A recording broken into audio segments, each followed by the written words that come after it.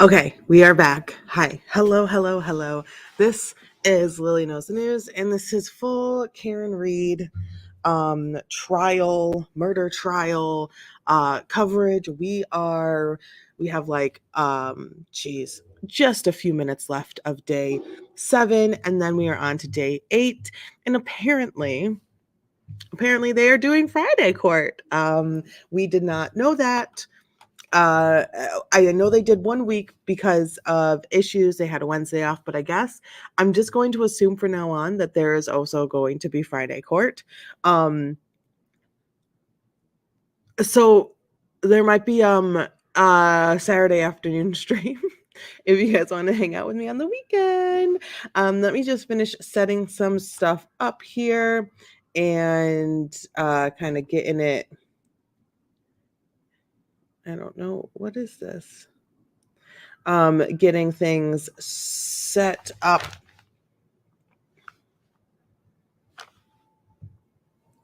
here. Let me just pull. Ronnie, hello, hello. How are you? Hello, hello. I'm just, I don't even have food. Like I'm so I'm so hungry. I'm so I'm not stressed. I'm just this is a lot. And I am not a lawyer. And so if anyone has questions about that, I'm not a lawyer. This is the first time I'm doing something like this. And I'm having a good time. I'm having fun, but it's also stressful. Not ooh, I'm stressed out, but it's adding, day, time, day, all that stuff. So let's just jump in to finish day 7, and then we will boot, scoot, and boogie. Let me get this on 1.25 speed, and then we will boot, scoot, and boogie through. Playback speed. Oops, no. This and that and this and that. All right. Let's get into it, folks. Yay. More court. This is so very interesting to me. Probably at the end of today, I will do a little bit of chit-chatting about my thoughts and opinions. I'll keep this listening. Okay.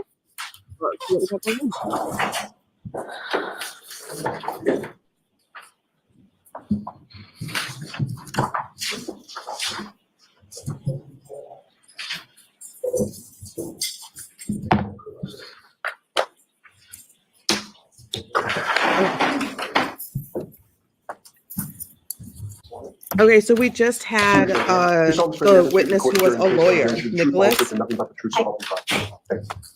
And this is the last witness of the day. And then we're on to date. Okay, whenever you're ready, Mr. Lally. Good afternoon. Good afternoon. Could you please state your name and spell your last name, Mr. Juror? It's Karina Kolokithas, Kolokithas. Okay. And where is it that you live, ma'am? Nicholas's wife. And how long have you lived in Canton? We lived in Canton for about 13 years. 21 years. And when you say we, who, if anyone, do you live in Canton? I live with my husband and my 2 daughters. And what's your husband's name? His name is Nicholas. And how many daughters do you have? I have 2. And about how old? 18 and 16. And do you work, ma'am? I do work. And what do you do for work? I'm a pharmacist. If her testimony is similar to her husband's, He's it's an just attorney. going to kind of verify that turn your attention to January 28th Karen and January 29th. and we're vibing. I do. And She you trusts recall Karen the with her date of kids. work? It was a Friday and a Saturday. She was And trustworthy. specific to the Friday, did you work that day? I did work that day. And after you left work, where did you go? I went to the Canton Junction. And why did you go? We got a text saying some parents from the varsity team were going to be meeting up there. So I thought it would be a good idea to go and stop by and grab something to eat before the game. And when you say varsity team, which sport? It's basketball. Was that your older daughter or younger daughter that was on that team? My older daughter played on that team. And so at some point there was a game for the varsity girls basketball team. That's correct. And where was that game that night? At Canton High. And do you recall who they played? They played Foxborough. And do you recall when the game was? You mean time? Yes. 6:30. And so you mentioned that you went to the Canton Junction for about an hour. So about what time did you get to the Canton Junction? I believe I got there around 6. I'm not sure. And following the Canton Junction, where did you go? Went to Canton High to watch my daughter play. And within sort of the stands at a Canton High girls varsity basketball game, were there certain people that you would typically sort of sit with when you watched the game? We would just sit with whoever we knew. Usually it was the parents of the girls that played on the varsity team. And who were some of those parents? Some of them were the McCabe's, the Fitzgeralds, people like that. And the McCabe's, what are their names? Jennifer and Matt McCabe. And how long had you and your family known the McCabe's? I think we've known them for about 9 years or so. And did they have a daughter on the team as well? They did. And so you arrived to the game. As far as your husband was concerned, did you observe him there? He was there already. And where did you go to sit? I went in I don't exactly remember where I went to sit in the vicinity of my husband and those parents. And following that game, where did you go from there? So after the game, we went, usually at the end of the game, you go down, talk to the players, congratulate them. And then I told everybody I was going home.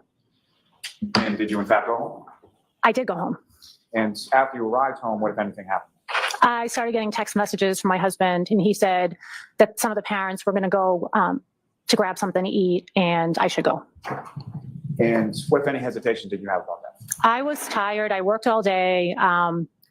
Pretty much I was done. So I had already almost started changing out of my clothes, and I said I wasn't going to go. And eventually, did you decide to go? My kids told me to go. They did. They actually, they said to me, you never go out. You don't do anything. Dad's by himself. You should go and just keep him company while he eats dinner. So that's what I did. And so based on that, you Oh, her decided kids to were go. like, go have fun. Reluctantly. Please. Sorry, reluctantly I went, yes. Go have some and where is fun, it? Lordy. So that's when I went to CF. I'm sorry, I went to the waterfall. Sorry, little nervous. And is the waterfall, Oh, is that somewhere you would? She's so sweet. She's I've not been a to lawyer. Waterfall She is before. a pharmacist. And where is that located in the town camp? It's on Washington Street in Canton. And so obviously your husband was already there. You took separate cars. Is that correct? That is correct. And about what time is it that you got to the waterfall? I believe I got to the waterfall around 9:30 at night. And where did you park your car in relation to the waterfall? So I actually found parking right on Washington Street, and I was across the street from the waterfall. And when you arrived and when you came in, who, if anyone, did you recognize sort of when you first came into the waterfall? So I walked into the waterfall, and there, pretty much, I didn't know anybody except for Matt McCabe, Jennifer McCabe, and my husband.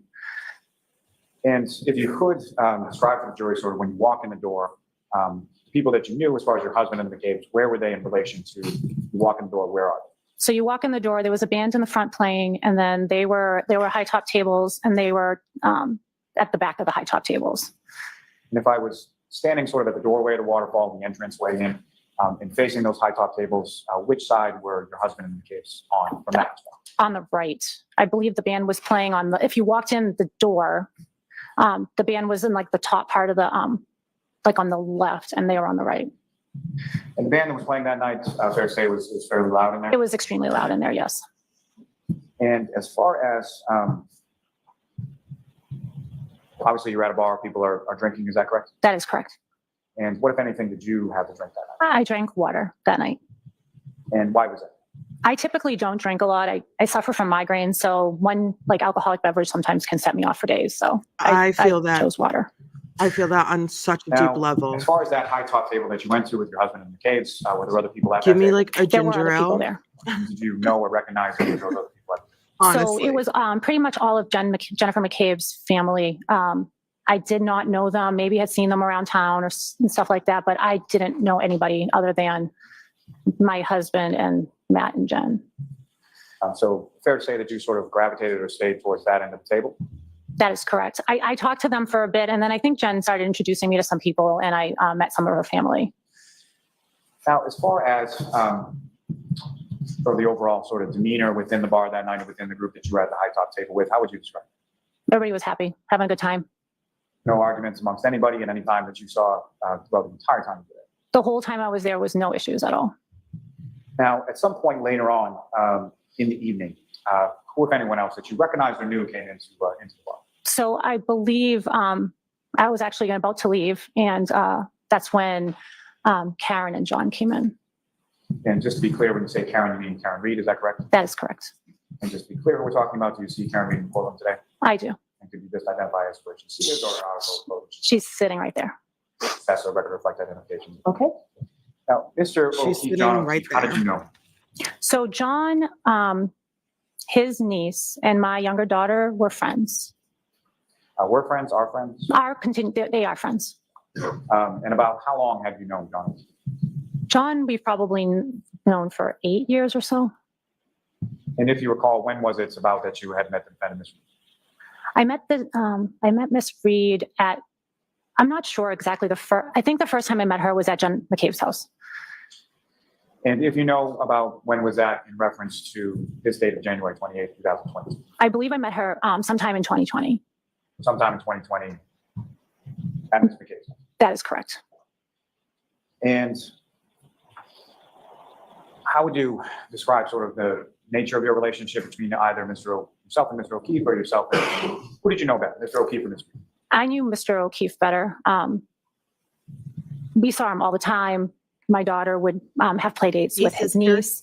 My husband coached basketball that his niece played on his team. So he was a great guy. We saw him all the time.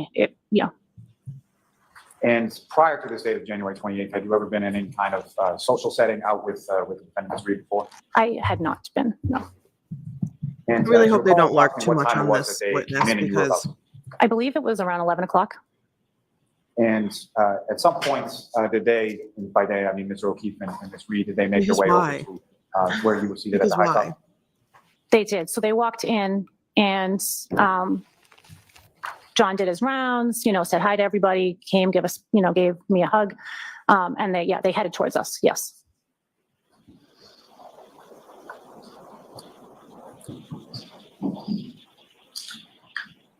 And when they came over to you, what, if anything, happened? John was really happy. He started talking about Kaylee and how she had just gotten into Bishop Fan. And he was just very excited. You could tell he was super excited about that.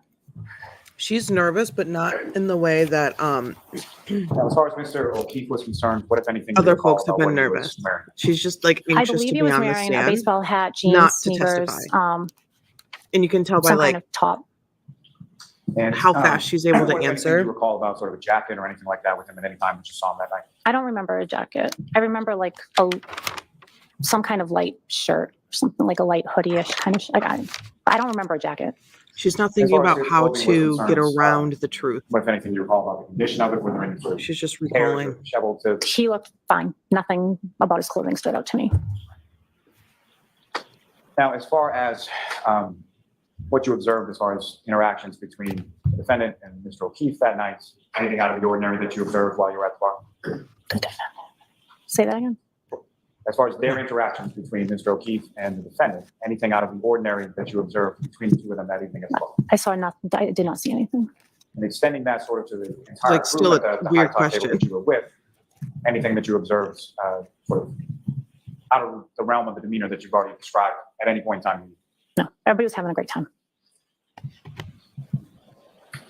Everyone's having a great time. Now, with regard to sort of where you were positioned at the high top table in regard to Mr. O'Keefe, was he closer to your end or where was he located? I'm not sure. I don't know where he ended up going. I know that Karen stayed with me. And then I'm not sure where John went, but I know he was talking to the guys probably. So Mr. O'Keefe was moving around a bit, talking to different people, Yes, and Ms. Reed was down towards where you were, is that correct? that is correct.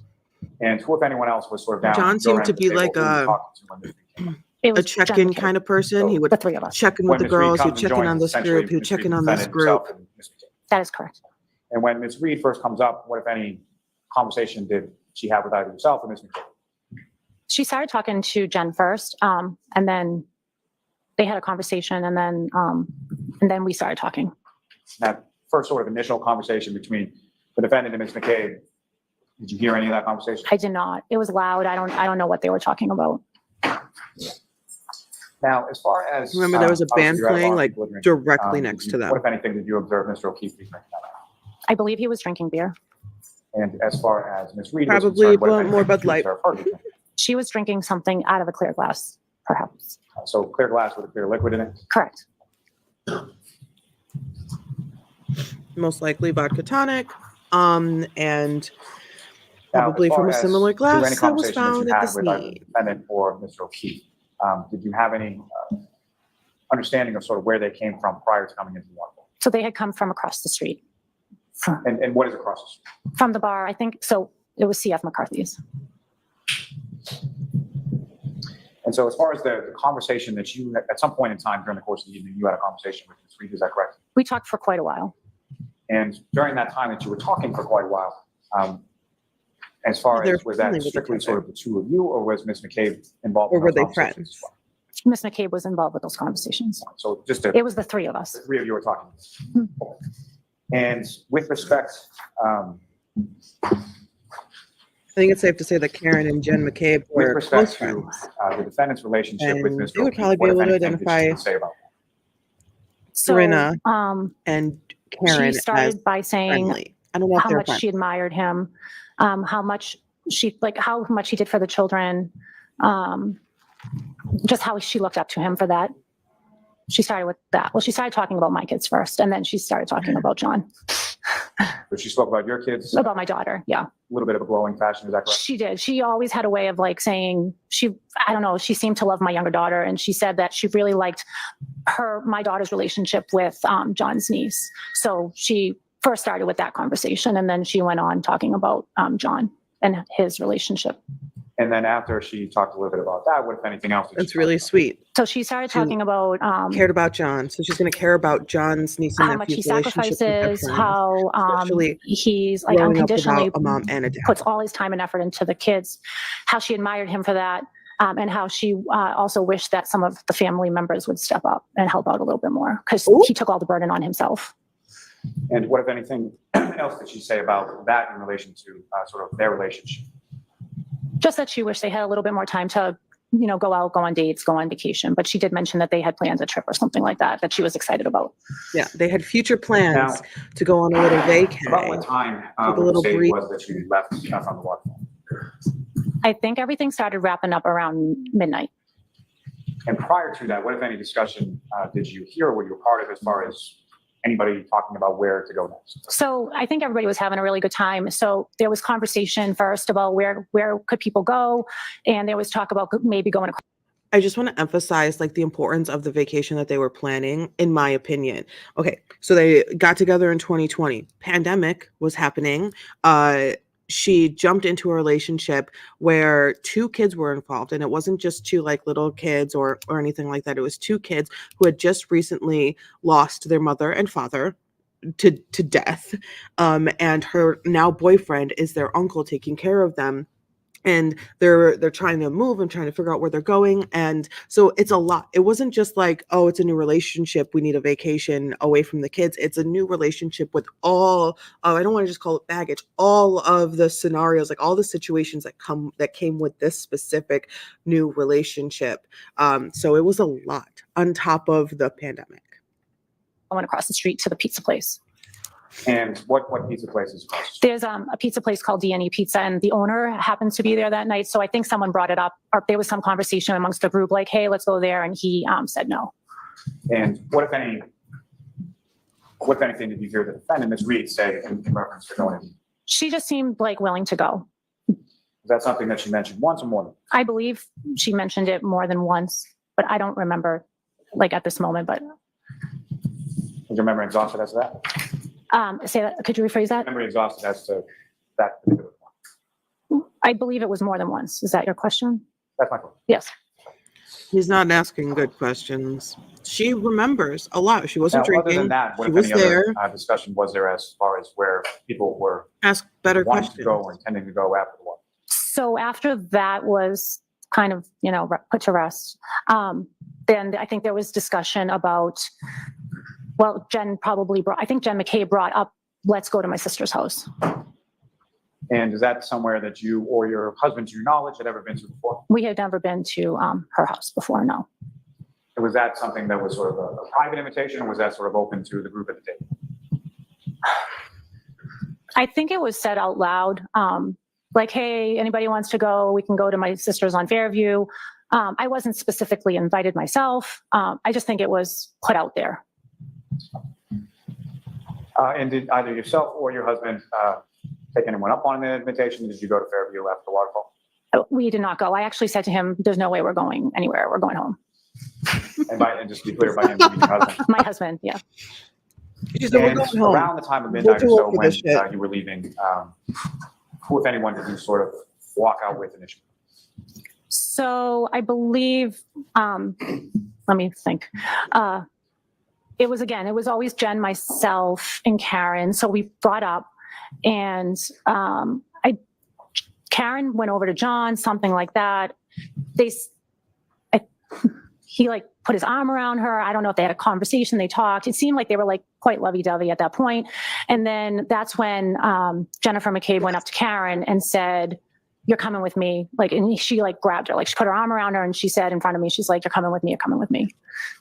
And just to be clear, like sort of how she said that, was that in sort of a forceful way or You know, like joking around, like, "Hey, you come with me. We're gonna, and Karen said, "Where are we going?" And Jen said, it doesn't matter. It'll be a surprise. Like it was like something like that. And then the three of you sort of walk towards the door. That's to the parking lot weird. together? Yes. And A little where was your husband at this point? He was behind. He was with Matt McCabe. They were helping the band like clean up and get their stuff together. And it was the three of us in the front, meaning the women. And at the initial time when you're walking out, you and Mr. McCabe and the defendant, where's Mr. O'Keefe? I'm not a little bit behind us. I'm not sure. Not directly with your group, but Not with us. No. It is okay to not be sure, now at some point you get outside No. of the waterfall, is that correct? That's correct. especially if you really And don't know. at some point when you're outside of the waterfall, you see Mr. O'Keefe at that point. I did. All of a sudden, it was weird. I see Karen with John, and I was like, "Oh, that's weird." I thought she was going with Jen, and that's just what made me notice it. It was that the whole like Jen wanting Karen to go with her, and then all of a sudden I see Karen with John. I just thought it, I was just like, "Oh," so it made me notice it. And so you proceed to your car, I'm presuming on Washington Street, correct? That is correct. And if you recall, which direction was your car facing, like down towards the waterfall or away from the waterfall? It was away from the waterfall. And who, if anyone else, did you observe walking in the direction of Washington Street at the same time as yourself? That's when I saw Karen and John walking. And they were walking in that direction as well? Correct. Did you see them approach or get near to some sort of vehicle? It looked like they were walking towards a black SUV of some sort. And have you seen either the defendant or Mr. O'Keefe in relation to a dark or a black SUV prior to that day? I believe I had, yes. And whose car did you believe it was? I thought it was Karen's car. And which side of that vehicle did you observe She Karen could drive a walking? large. She was black walking to Lexus SUV. the driver's side. But again, I was more concerned about crossing Washington Street, and there was a little bit of snow at that point. So I didn't see, like I saw them walking in that direction, like her going to the driver's side and John going to the other side, but I didn't see anything after that. I didn't see them actually. And were they on the Again, same could've side of the switched. street as you? They could've swapped. They were facing the opposite direction. So you were facing away from the waterfall, they were facing towards the waterfall, is that right? They were just like, we were in different directions. So I was like, it's hard to explain, but they were facing, like I was facing up and they were facing. And different Well, sides if of the the street, is that correct? That is restaurant is here and the And cars then like are you got in over your car here, when you left, is no that one correct? was facing the water, And around It that could time be when very you much left, I think you alluded to it, but when you got to your car, what was the weather like at that point? It had just started snowing. You could see the street still.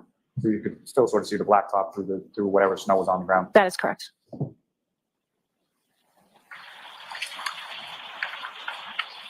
With the court's permission, I'd just like to publish what's been marked as Exhibit 53, just a couple of portions of that on the screen for this witness. Okay. What piece of evidence do we have for her? Ms. We Gilman, if already I saw could, I'd ask first for the second video from the bar you know, footage. Was this?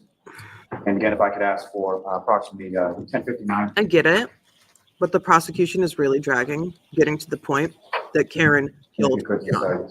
Really So dragging. Ms. Kolkivas, do you recognize what's up on screen? Yes. And what do you recognize it to be? That's the waterfall. And is this a video that you've seen on a prior occasion? Yes. Now, before you, ma'am, there should be a laser pointer. If there's any need for either myself or another attorney, all I would ask you to do is just sort of press that button on it and direct it at the screen. Okay. So from this video, first of all, as far as people in the video, do you recognize anybody in the video? It's really hard to see, but it's my. It's really Do hard you want me to to see. point? If you recognize anyone, I would ask you to. Everyone's behind the So- timestamp. Oh, sorry. That I believe is my husband with that. Maybe. She wanted I'm to say with that ugly shirt not that you sure. wear. If you don't know, or if you can't tell, or you don't know the people, I'm not sure. okay. It's hard to tell. Now, this is, It's just from up on this video, you recognize sort of the table that you were at or around on the evening of January Yes, 28th. the high top. Yeah. And if you could, just direct the jury's attention to, generally speaking, which side of the table that you spent your time talking to Ms. McCabe in the defense. So, like, if we're pointing to here, I'd be on that side, like the left side of the table, if you want to call it the left side. And the area where the band was, if you could. The band is here, like, and that's what I meant. The left, yeah, on the front. And if you know the front door area, sort of where is that located? So it's like right there. And Ms. Gilman, if you could just run this video from 10:59 to 11 p.m.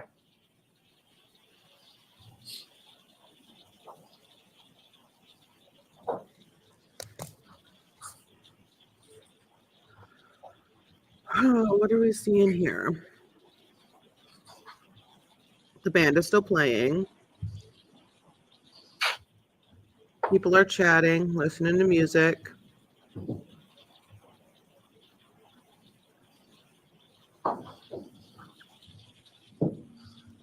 Oh, it looks like the band is done.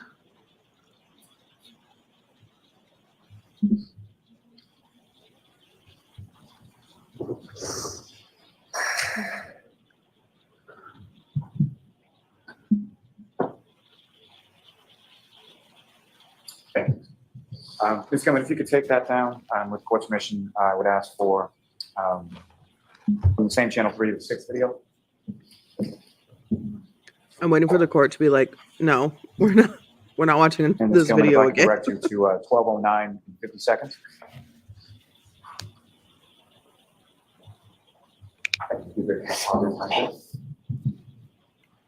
Again, this is cool. You recognize what's up on the screen as just later on in the evening at the waterfall, is that correct? That is correct. Yes. And is this towards the end of the evening? Yes, it is. And fair to say that the lights have been turned up, so it's a little easier. So now I can recognize a few more people. And so from what you can see up on the screen now, if you could, using that laser pointer, just direct the jury's attention to anybody that you recognize. Oh, okay. So that's me right there. And then my husband is right there, Nicholas. And I don't know if that's Matt, Jen. And I can't tell because of the barcode up there. With the date and time But stamp. yeah, I can't see who that is. And Ms. Gilman, if you could play it from this. Oh, I see John too. Sorry. Please go ahead. And I see John. John's right there. Thank you. Ms. Gilman, if you could play it from this point till 12:11 and 4 seconds.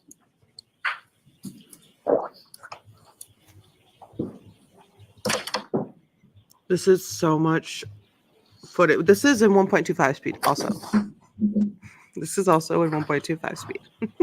Oh, I see that.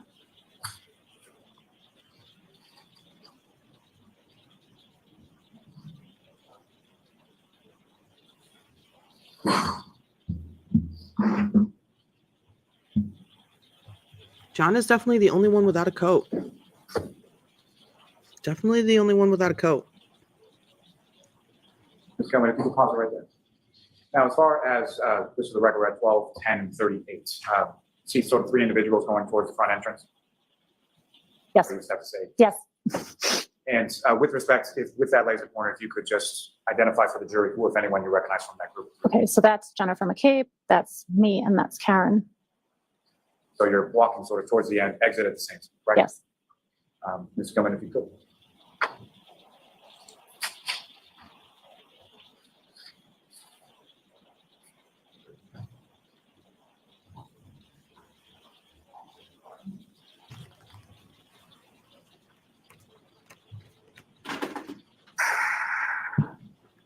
You can pause that. Now there's another individual sort of making their way to the doorway. Do you recognize that person? Yes, that's John. That's It does look like what he has John. on is like a sweater, Correct. but it's definitely not a coat. Ms. Gilman, if you could just play the last. And it was cold. It was like in the teens. But also, Now, Ms. Gilman, if I could ask drinking. you from. You don't feel it the exhibits, same way. From channel 1. And the third video down on channel 1. If I could ask you to fast forward to about 12:11.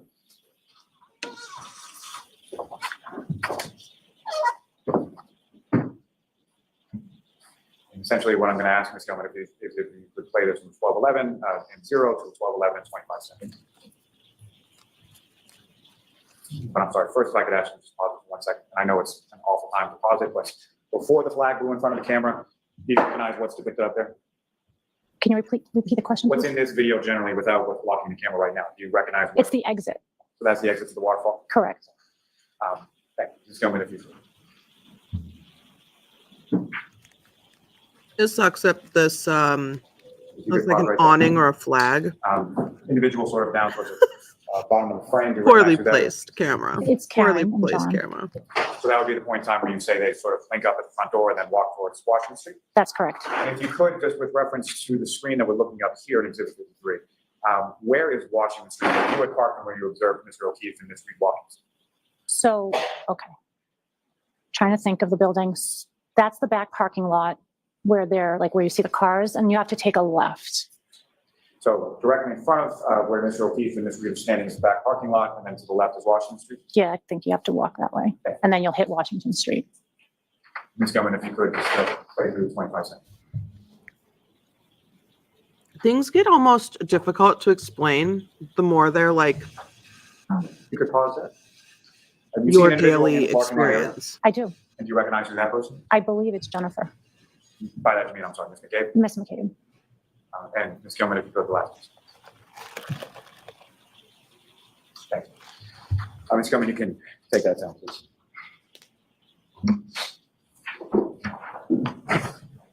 I have one moment, John. Yes.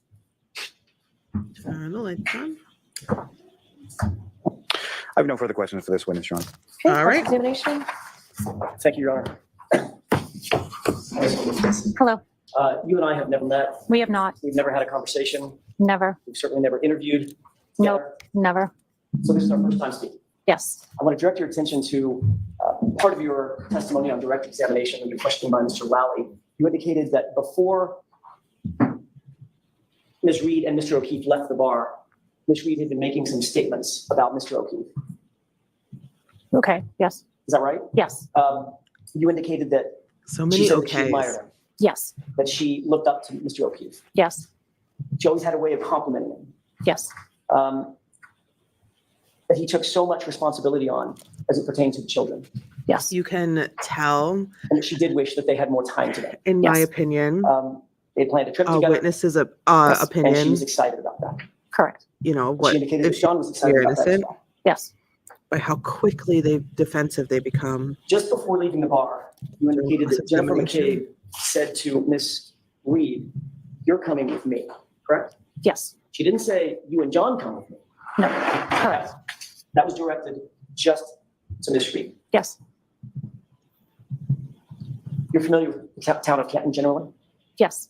You know that the distance between How the short waterfall she bar is with them. and 34 Fairview would be maybe 5, 6, 7 minutes drive. Probably. So just after these Having- statements were made, Issue things. they went So, to 34 Fairview. 5 minutes just a fair later, warning. 7 minutes later, they'd be sitting in front of 34 Fairview, correct?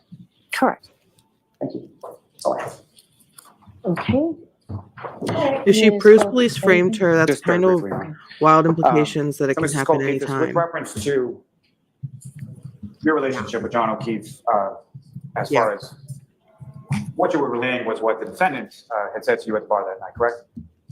Correct. And, fair to say you didn't have any conversation with Mr. O'Keefe in reference to relationship or trips or anything like that? Not that night.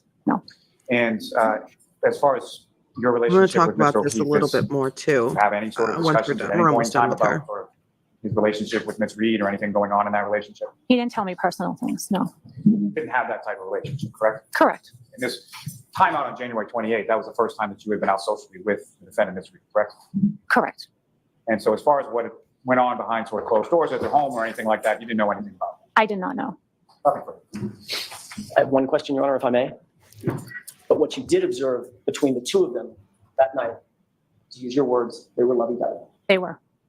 Lovey-dovey. All right, Nicole, keep this. You are all Thank you. Thank you, Your Honor. Oh, she said, "Thank you, Your Honor." So it's quarter of. I see counsel for just a minute. Judge, feel free to stand. All right, so she's gonna communicate with counsel for just a second, and they're gonna end court. I'll leave it up just for a hair, just in case she pops in and says anything. So, Mike said if she proves police framed her, that's kind of wild implications that it can happen any time. Yes, absolutely. So, okay, see that very distinctive part in her hair? I wonder if that might possibly be like a scar there. Because of that, I feel like she's gonna be guilty. Very difficult to prove. Yeah, and And okay, it makes so sense this to let you go a little early, and we'll start fresh. Okay, so please do not discuss this case with anyone. Don't do any independent research or one second. investigation into the case. We're gonna If hop you right happen into to the next see, day, hear, or read but I anything want to chat the about this case, for a second. Please disregard it and let us know. So see you tomorrow morning. Jurors, closing your notebooks and leaving them on the chairs. Gather your belongings. Follow me. All right. All right, so I'm just gonna pop over here. Okay, so this and also this internet is being really weird in here. But yes, so if she is proved to be innocent, oh my gosh, the internet is like really not having it today. If she's proved to be innocent, this can cause a massive problem for the investigatory company of a lot of crimes in the area. So Canton Police, State Police, and it can also bring in some of the fire department. The EMTs fall under the fire department and the problems that they created. So there was just the very beginning of the reasoning that they even like could feel that there was a problem with the investigation of this case was because of how tight-knit the community is and how tight-knit the Alberts is and how tight-knit the lead investigator, which we haven't even heard from yet.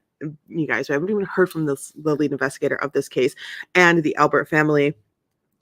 It happened on an Albert's front lawn. So the closeness is already a problem.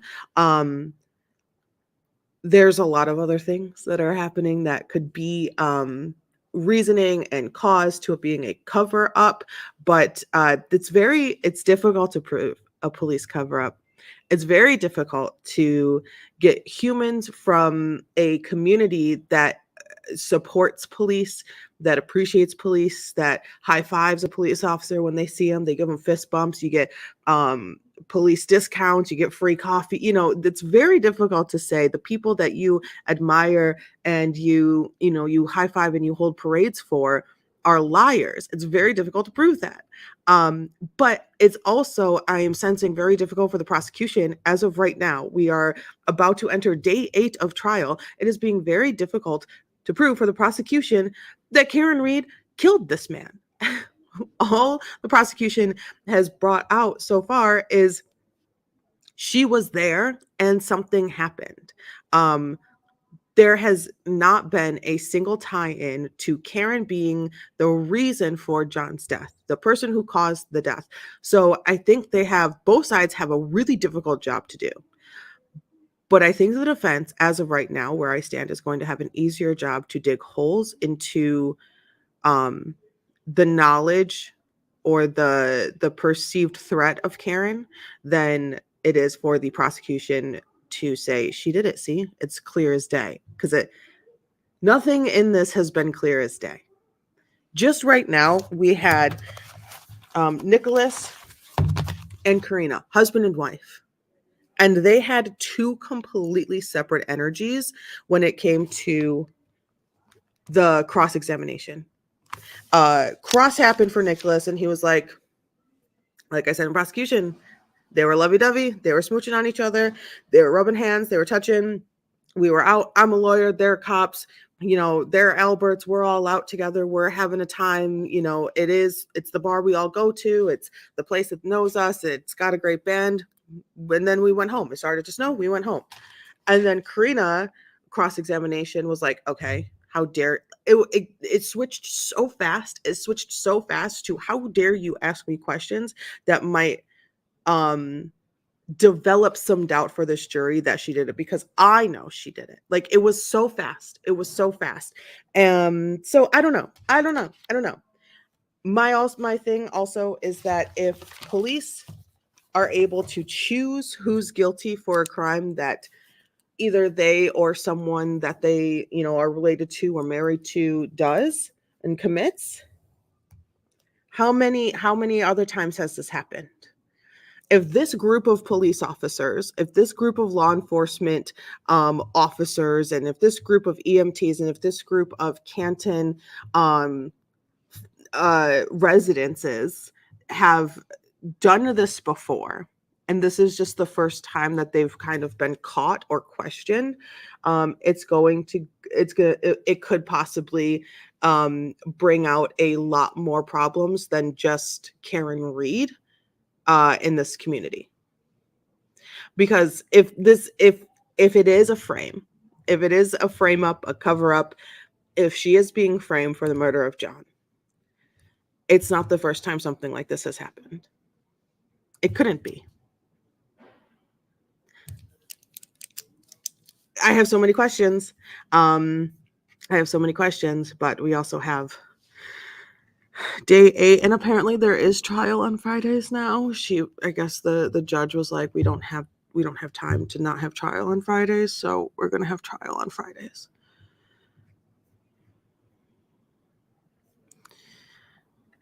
I feel she's gonna be guilty. Very difficult. It is gonna be so difficult. It's gonna be very difficult. Okay.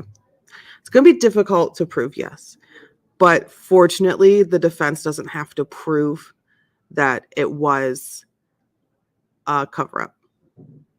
They just have to build enough doubt, develop enough doubt that there's doubt that Karen was the one who committed the crime. They don't have to prove that someone else did it, luckily. Plus, they also haven't even put their case on yet. So let me get this, and we'll get this. Oh my goodness, there's so much court. Why is the internet being so gross right now?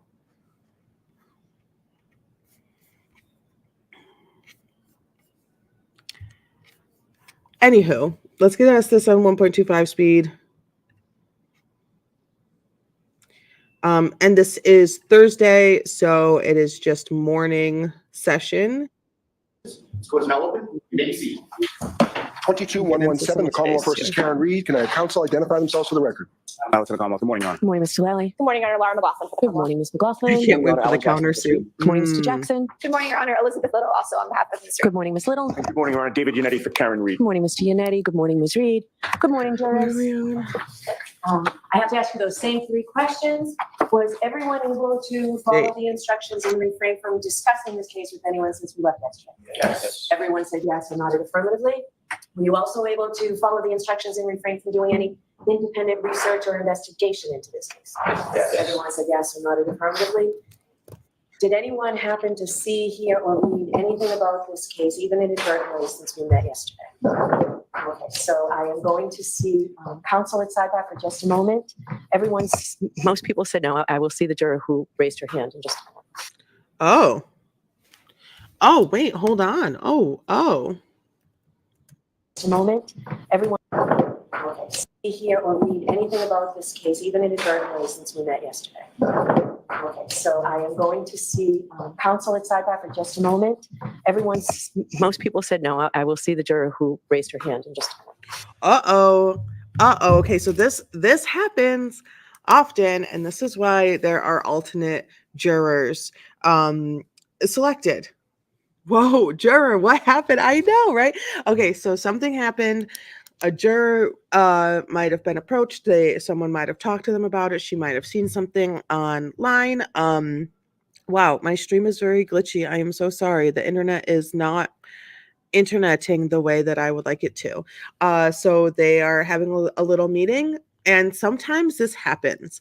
That's why we have alternates. People get sick, people get into car accidents, people have family emergencies, people inadvertently get questioned, people get figured out that they're on the jury, people want to get a little break from court and go get some coffee with friends, and then it's the topic of discussion, and they have to report that I went to coffee, my friends started talking about it. I immediately walked away. But they clearly figured out that I was on the jury. Now, like, so you have to inform the court if something like that happens. And if something like that happens, it's not your fault. You're not in trouble. You didn't do a bad job as a juror. You didn't, not do enough. Yeah. If you told the court that it happened either the next day or email on the way home, something like that, tell the court, because if it's found out during deliberation or after deliberation that you had a conversation or multiple conversations or were trying to be slick, then it's a problem. And then, we get put up into mistrial, retrial. It's not good. So you have to tell the court when something like that happens. Let's just. Are fine, and we are set to begin. So, Mr. Lally, your next witness, please. Yes, Your Honor, the Commonwealth will call Mr. Christopher. So what most likely happened was that she might have sent an email. She might have talked to the court. She might have talked to the judge. She might have talked to like the court reporter or something like that and said, hey, this happened. They went over exactly what was said or, what she heard. And then they decide as the court, the prosecution, the defense, as teams, if she's still okay to be sat on the jury, if she's an alternate, if she's going to be removed from the jury. As of right now, it looks like she is fine. Christopher Albert to the stand.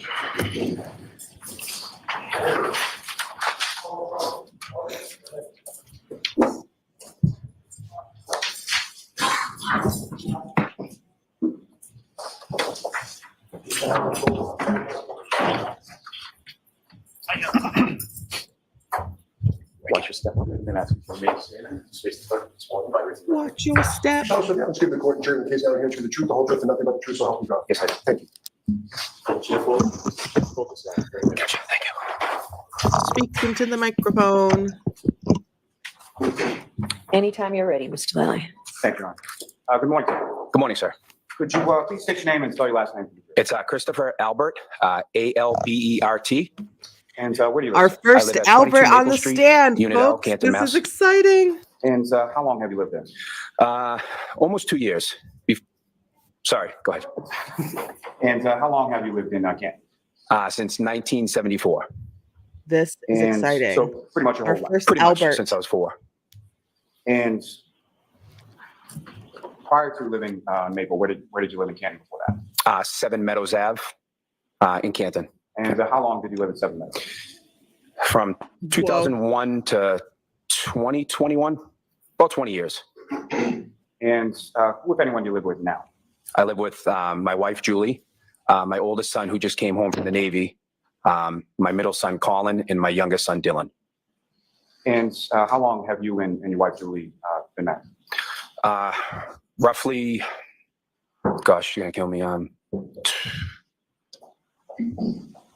21 years, around 21 years. You mentioned All right. you and your wife, Julie, you have 2 sons? Yeah. And how old are they? My oldest is 25, my middle is 20, and my youngest is 16. Now, do you work, sir? Yes, I do. What do you do? I'm self-employed. I own a small pizza shop. What's the name of the pizza? It's called D&E Pizza. And how long have you? D&E 25 years this March. Pizza.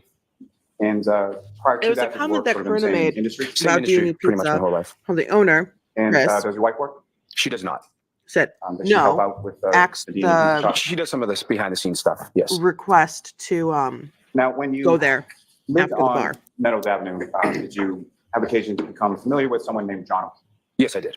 And how is it that you knew John? So he bought the 1 Meadows Ave, the top house. I don't know exactly, maybe like 2017. So he became my neighbor, and I guess just from me driving by his house and coming home, I saw him, would wave to him and stuff, and that's how I initially became to know who John was. And you mentioned you bought the house at sort of the top of the street. Is that correct? Yeah, it's if you're coming off Pleasant, you take a right down Meadows. It's the first on the right. And then on Meadows Ave, about how many houses are on Meadows? Well, between us or all, on the whole street, you mean? First down the whole street, and then Yeah, so roughly on that whole street, I would say there's like close to 30 houses from top to bottom on both sides.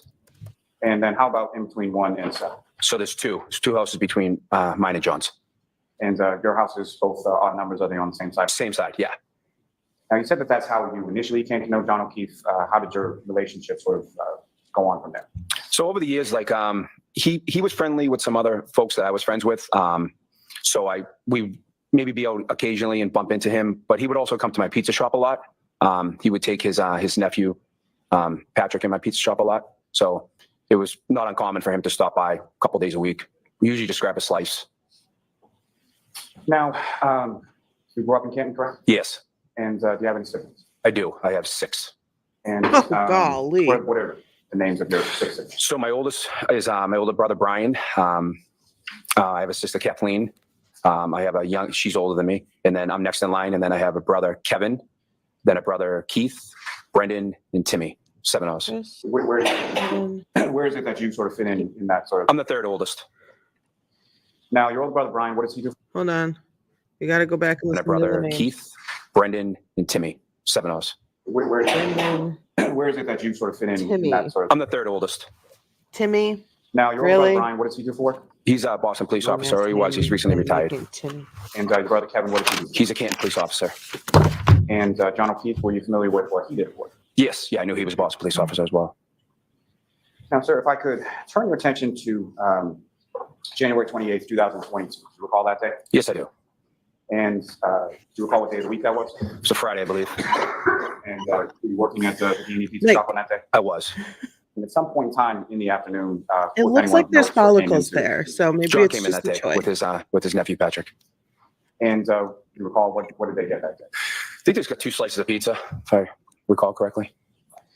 And what, if any, conversation He's the pizza did you man. have, with Mr. O'Keefe as far as plans for later in the evening? So he asked me if I had any plans that night, and I said, unfortunately, it's Friday, and I'm working pretty much till close. And I said, but it's my nephew's birthday, and I know a bunch of people were heading out, and I was planning on meeting up with them later when I got out of work.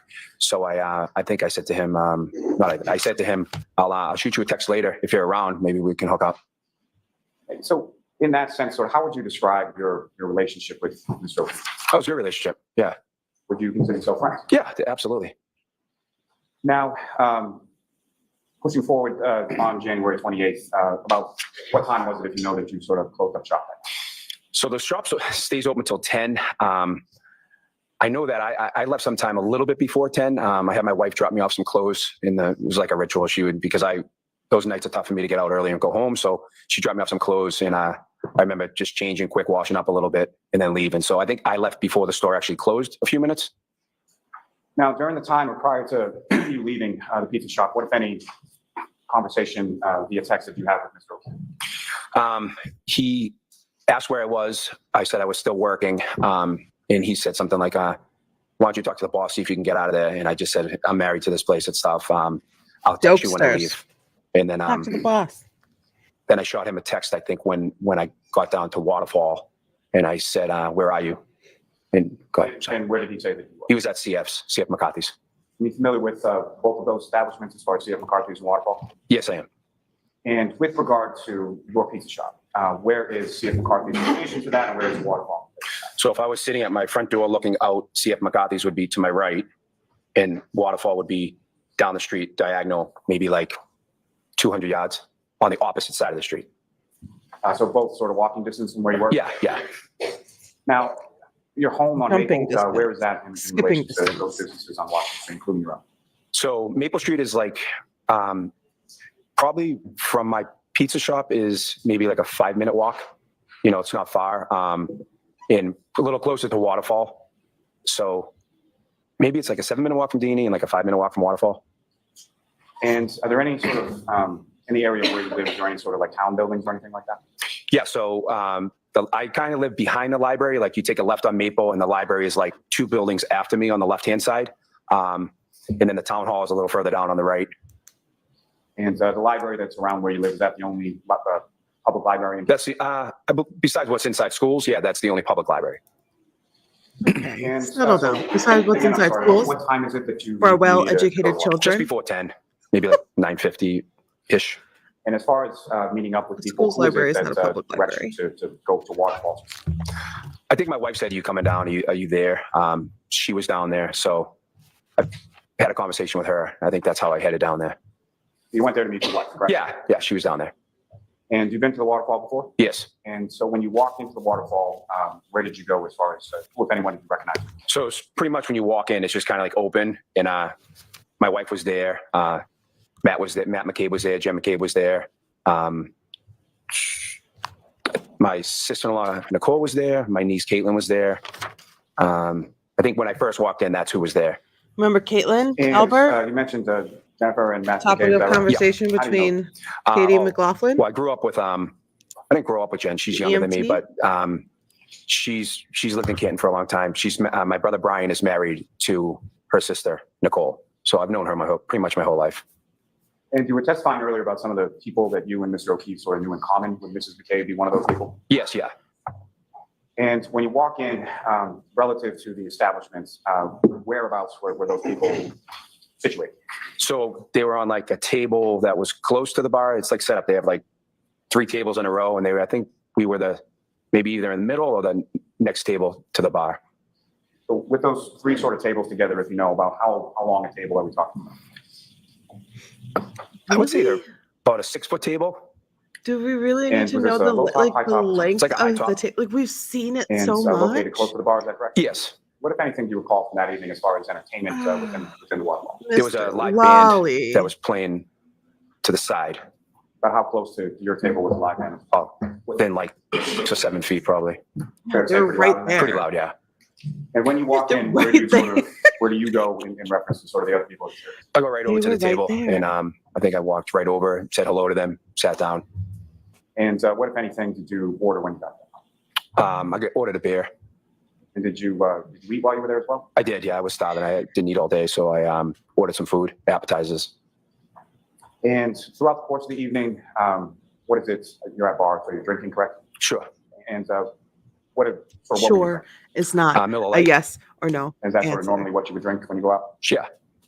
Now, you mentioned Told that ya. initially when you get Drinking there, light it's beers. yourself, your brother Brian, Bud Light, his wife, Miller Lite. McCabe's, and your niece Caitlin, is that correct?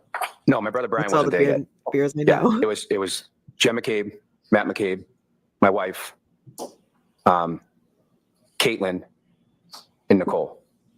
Thank you for correcting. Yeah, no problem. Sorry. So at some point shortly after that, or at some points, who, if anyone else, arrives and sort of joins your table, your group? So my brother Brian and a gentleman named Brian Higgins, they came and joined us. Brian and And Brian. Is Brian Higgins, is that someone that you had met previously? Yeah, a few times. And how did you know him? I don't know how I initially met him, but just probably kind of seeing him show up? around. I knew that he worked as an ATF agent. I knew that he Oh shit. he worked inside the Canton Police Department, so I think I knew him from that, just being around. Fair to say Just you knew him being sort of through around. Your brothers, either Brian or Kevin, or both? Yeah, that's the only way I met him. And how long Okay. after you arrived was it that they arrived? Just bumped into I an would ATF agent. Probably within like 35 minutes, roughly. And what, if anything, did you know about sort of where they had been prior to it, or what they've been doing earlier? So they were in New York at a police officer's funeral. They went there for the ceremony, and the snowstorm was coming, so they decided that they were going to drive back early to beat the storm. You mentioned But then as went far out as drinking. going out on that particular as the evening. storm was that in happening? reference to? So my nephew, Brian, it was his birthday.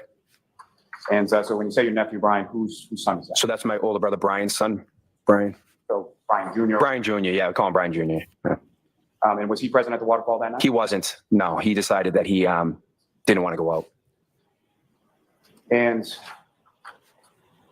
when your older brother Brian and Mr. Higgins come in, where is it that they go sort of in relation to the group? So they walk in and they come directly over to the table.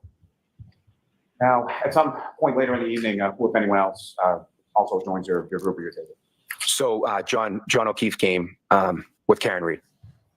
And how did you know Karen Reed at that time? I met her a couple times. She also had been in the pizza shop a couple times, and driving by the street when I would come home, she would be outside One Meadows. And just to be clear, when we're speaking about Ms. Reed, you see her in the courtroom today? Yes, I do. You just identify as to where she's seated? Or She's sitting right over there between the two attorneys.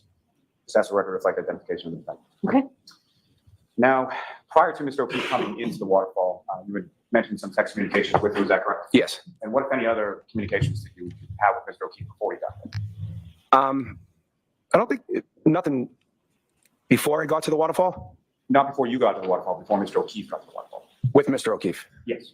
Just that where was he or where were we going? Why? We Where was he have going it. to be? What, if any, communications do you recall in regard to who was there, who was going to be? With Mr. O'Keefe? Yes. Yeah, so I think at some point he said, who's there? And I said, my brother Brian. I said, Brian. He said, your brother Brian? I said, yeah, Brian and Brian Higgins are there. And he said, where's your brother Kevin? And I said, I have no clue. LOL or something. And when Okay. Mr. O'Keefe and What was the Ms. tone Reed of come that into the bar, text? where is it that they go upon coming? They walked directly in, came towards our table, just a striked up conversation. I think John came over to my wife and said hello to her first, maybe. And then just kind of got with the group, started talking.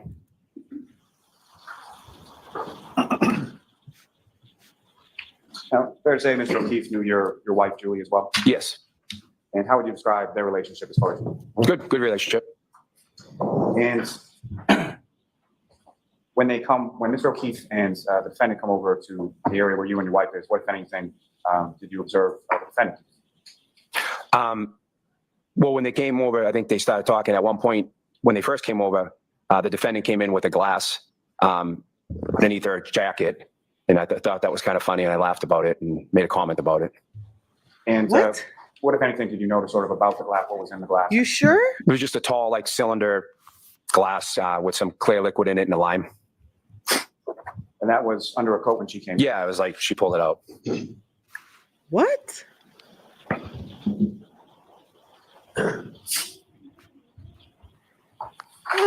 Man, oh man, the coaching If is you know so about what clear time right was it here. that Mr. O'Keefe and Ms. Reed came in? Of course, it was so weird. So I got there With this Glock. close to 10, I would say 10:45-ish, I don't know. to the best of my recollection. And following sort of the blows and all that kind of stuff, as far as after they first came in, where did they go from there? I think I don't know. the defendant sat This is down, and I crazy. think, well, John went to the bar and got a beer. And you know, is that sort of what John would typically drink? Yeah, Yeah, but Bud like, Light, I think. And you mentioned that the defendant sat down. Where does she sit down in relation to you and your wife? I think right next to, not I think, next to my wife. Now, with regard to just how would you describe sort of the general sort of tone or demeanor within the group at the waterfall that night? It was fine. Everyone was just having a good time. So no but arguments, like, I want to know anything the like No, tone not and at all. demeanor of the text that? And messages. specifically Where's between Mr. O'Keefe and the defendant, what, if anything, did you observe between them? I didn't notice anything abnormal. Now, if you recall, what was Mr. O'Keefe wearing on that evening? Blue jeans, baseball hat, and kind of like a pullover light sweatshirt type of grayish garment. I don't know what you would call it. It wasn't like a hoodie, and it wasn't. It's like a long Sweatshirt. sleeve shirt. A Is that what sweatshirt. he was wearing when he walked in? Yes. At any point in time, did you see him with like a jacket or anything like that? No. Why are Now, we harping on as this far jacket? as your observations of Mr. O'Keefe, what, if anything, did you observe about that clothing as far as any tears or any dishevelment of it at all? No, I didn't notice anything. It looked fine to me. Were As there far as claims? Mr. O'Keefe's person himself, what, if anything, did you observe as far as any injuries or anything like that? Didn't see anything. Were there claims Look normal. early on that he was wearing a Now, after jacket that Mr. I O'Keefe missed went to somehow? the Because they bar, never do said you he know was where he wearing a went from jacket. The there? defense never said he was Just came wearing a back over the coat. table, started chatting Right? people up. And when you say the table, was that sort of your area or was there a different area? No, the same table, the same high top. Some people sitting, some people standing. And as far as sort of this length that you described, about 6 feet or so of that table, if you recall, sort of where were people situated around the table? I mean, I was sitting at one point because I was eating, so I was sitting in one seat. My wife was sitting in another seat. Matt and Jen was sitting in another seat. I recall John standing a lot. I don't think he sat at all. I think Karen was sitting at one point. Yeah, John was Probably a like roamer. situated He near- roamed maybe from across from group my to wife or group, next to my wife. checking in on Now, everybody, as far talking to as everybody. Mr. O'Keefe was concerned, do you recall anything specific that you discussed or talked about while you were there that night? No, nothing in particular.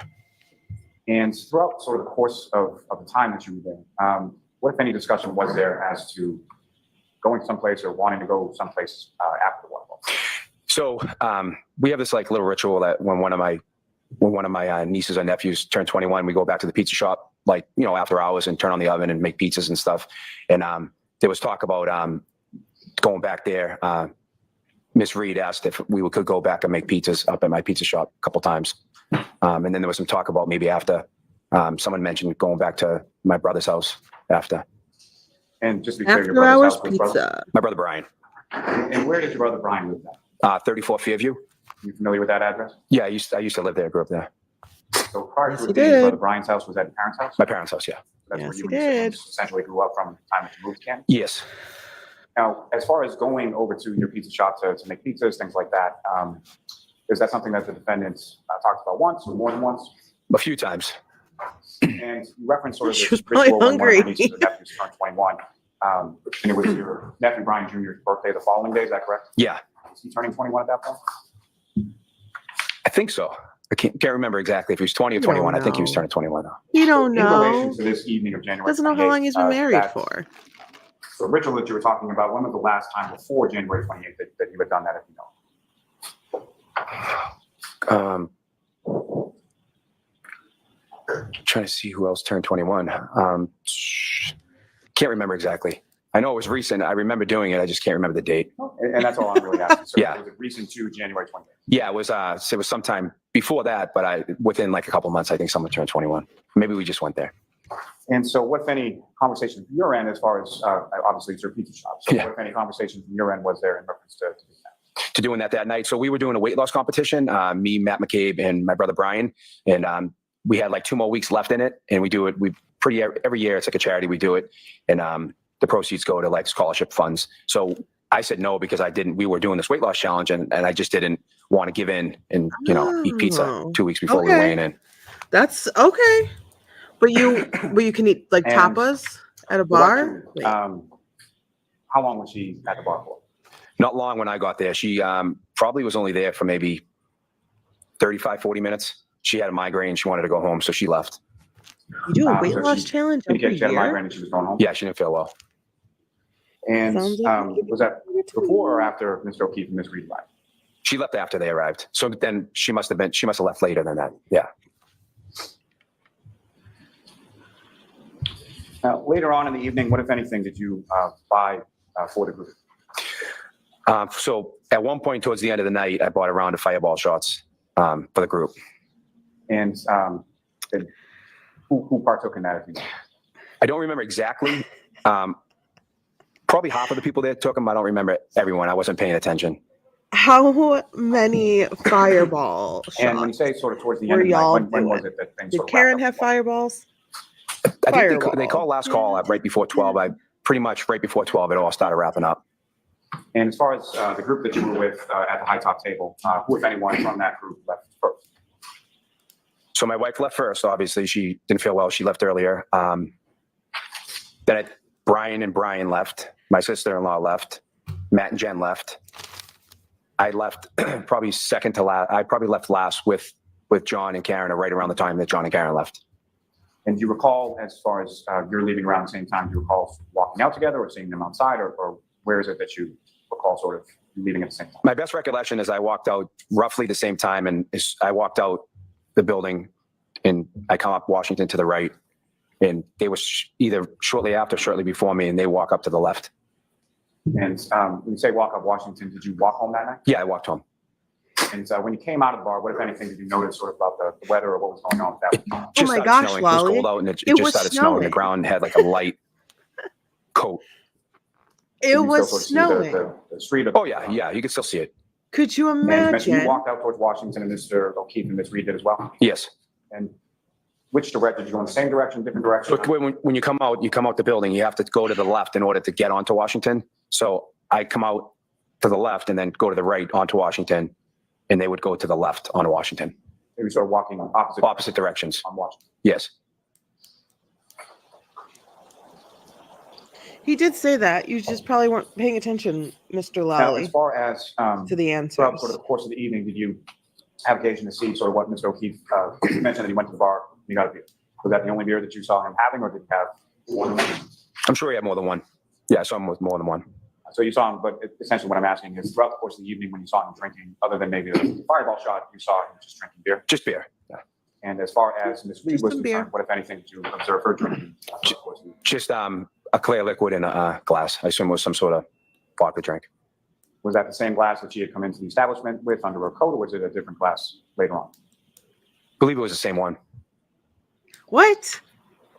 Wait, so they're just, You leave from the she's waterfall just and you walk sipping on home, is that one right? drink? Correct. Fair to say you didn't go to 34 Fairview that I night? did not. And Was she, about were what they time- refilling what her cup? What? Sometime between, I'd say 5 past and 10 past 12, somewhere in that window. Sponsored by Fireball. And was your wife home Please, at that I point? would She be was. open to that. And as far as your children were concerned, how many of your 3 sons were living with you at that time? At that time, too. My 16-year-old, well, he wasn't 16 years old at the time, but my 16-year-old and my 20-year-old. And I am, so this isn't 16 to 20 helping now, me. is that- 16 and 20 now, so that'd be like 14 and 18 then, I guess. and so your oldest son, He was in the San Diego in the Navy. and if you know, or did you check or anything as far as your kids when you got home, were they there, if you know? No, I ran right upstairs. I was freezing. I went right into my room. Essentially, you went to bed, is that correct? Correct. Why were you so cold? Well, Mr. Lally, it was because it was No, with the, 14 degrees outside. It was permissions, I would blizzard-like ask that, conditions. And I publish for the walked jury just a mile small home. portion from what's been marked as Exhibit 53, the waterfall surveillance. The fireballs did not warm me up. Oh, boy. I don't know if this is Gentlemen, if I could helping. have from Channel 3, He the second said- video now. She was drinking from the same Could we just pause there for a moment? in with her, which I would assume would be from the Mr. first bar, Alves, looking at the McCaffrey's. screen, do you recognize generally what's picked up on the screen? Yeah, so those are the tables that I was speaking of that are like, there's like 2 or 3 in a row. Yep. I'm sorry, may I approach on? Yes. I don't have any. I apologize. Thank you very much. So what I'm handing to you is a laser pointer, basically just click that button and point it up. I'll take my face off so we can Mr. Alves, see the using that laser blurriness pointer that I over pointed here. to you, if you could direct the jury's attention to about where the high top is and then about where you were seated at that height. They're all up here. So here's the high top. And I can't really see myself, to be honest with you, this far away. Yeah, because But somewhere, stamp somewhere, I and think I ate on this side here, the lowest quality And as far ever. as the bar is concerned, where would that be? back here. Wait. Oh, so this is from walking into the waterfall. Okay, so the bar is after, so that's the high top next to the bar. The bar's back there. And as far as the band that you were talking about that was playing, if you could direct the jury's attention where that was. On this side over here. It's kind of fuzzy, but that's it. He's having And a hard Ms. Gilman, time if I could because ask the you to, band is like fast forward to here, not here. I don't know. He can't see nothing. No one can see this. I would ask if you could play that from 1054 to about 1056. Also, the video, the screen that they're seeing is on the other side of the room. They're not looking at it like directly in front of them. They have to turn like 45 degrees, 90 degrees to go I'm sorry, if you could see, just pause briefly, Ms. Gilman. to even like get their eye line on it. Now, Mr. Albert, looking up at the screen, as far as the door that you came out and the door that you eventually exited from the waterfall, do you see sort of that general area where that is in the video? No, because I think it's offline here. I think it would be over here. It would be off sort of towards the left, is that? Yeah, like down this way. Ms. Gilman, if you could. press it. He said off this way, pointed his laser pointer off screen for the stream as well. As far as two individuals sort of walking in, do you recognize who those individuals are? I do. That's John O'Keefe and Miss Reed. And again, Ms. Gilman, if you could just run it through 1056.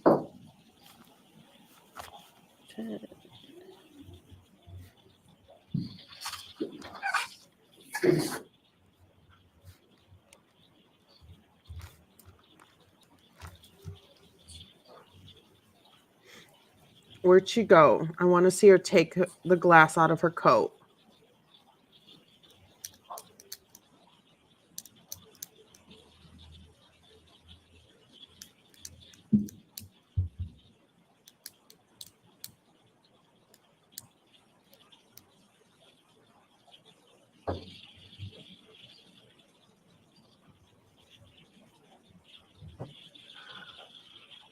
The band is just playing away.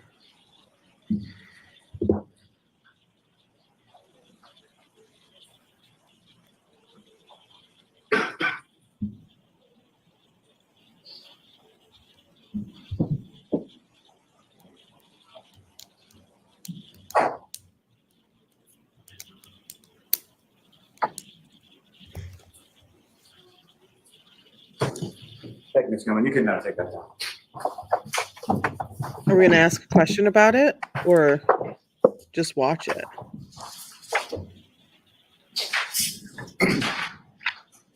Now, Mr. Alvin, as far as your son, Colin, do you know sort of where he was that night? Yes, so he was at my brother Brian's house for my nephew's birthday. And he came home sometime after you, is that correct? Correct. And essentially you came in, went to bed, so you know what time your son came home that night? I know that. Do you know, just answer yes or no whether you know? Yes, And how do you know that? because he opened the bedroom door and said, "Good night, guys. I love you. I'm home." And about how long after you got home was it that your son came home? I'd say within 10 minutes. And as far as sort of coming into your room, is that something that was required of your kids when they came home? He would always do that. Yeah, that was something just to let us know that they were home. Now, turning your attention to the next day on the 29th, about obviously at some point you woke up, do you recall about what time that was?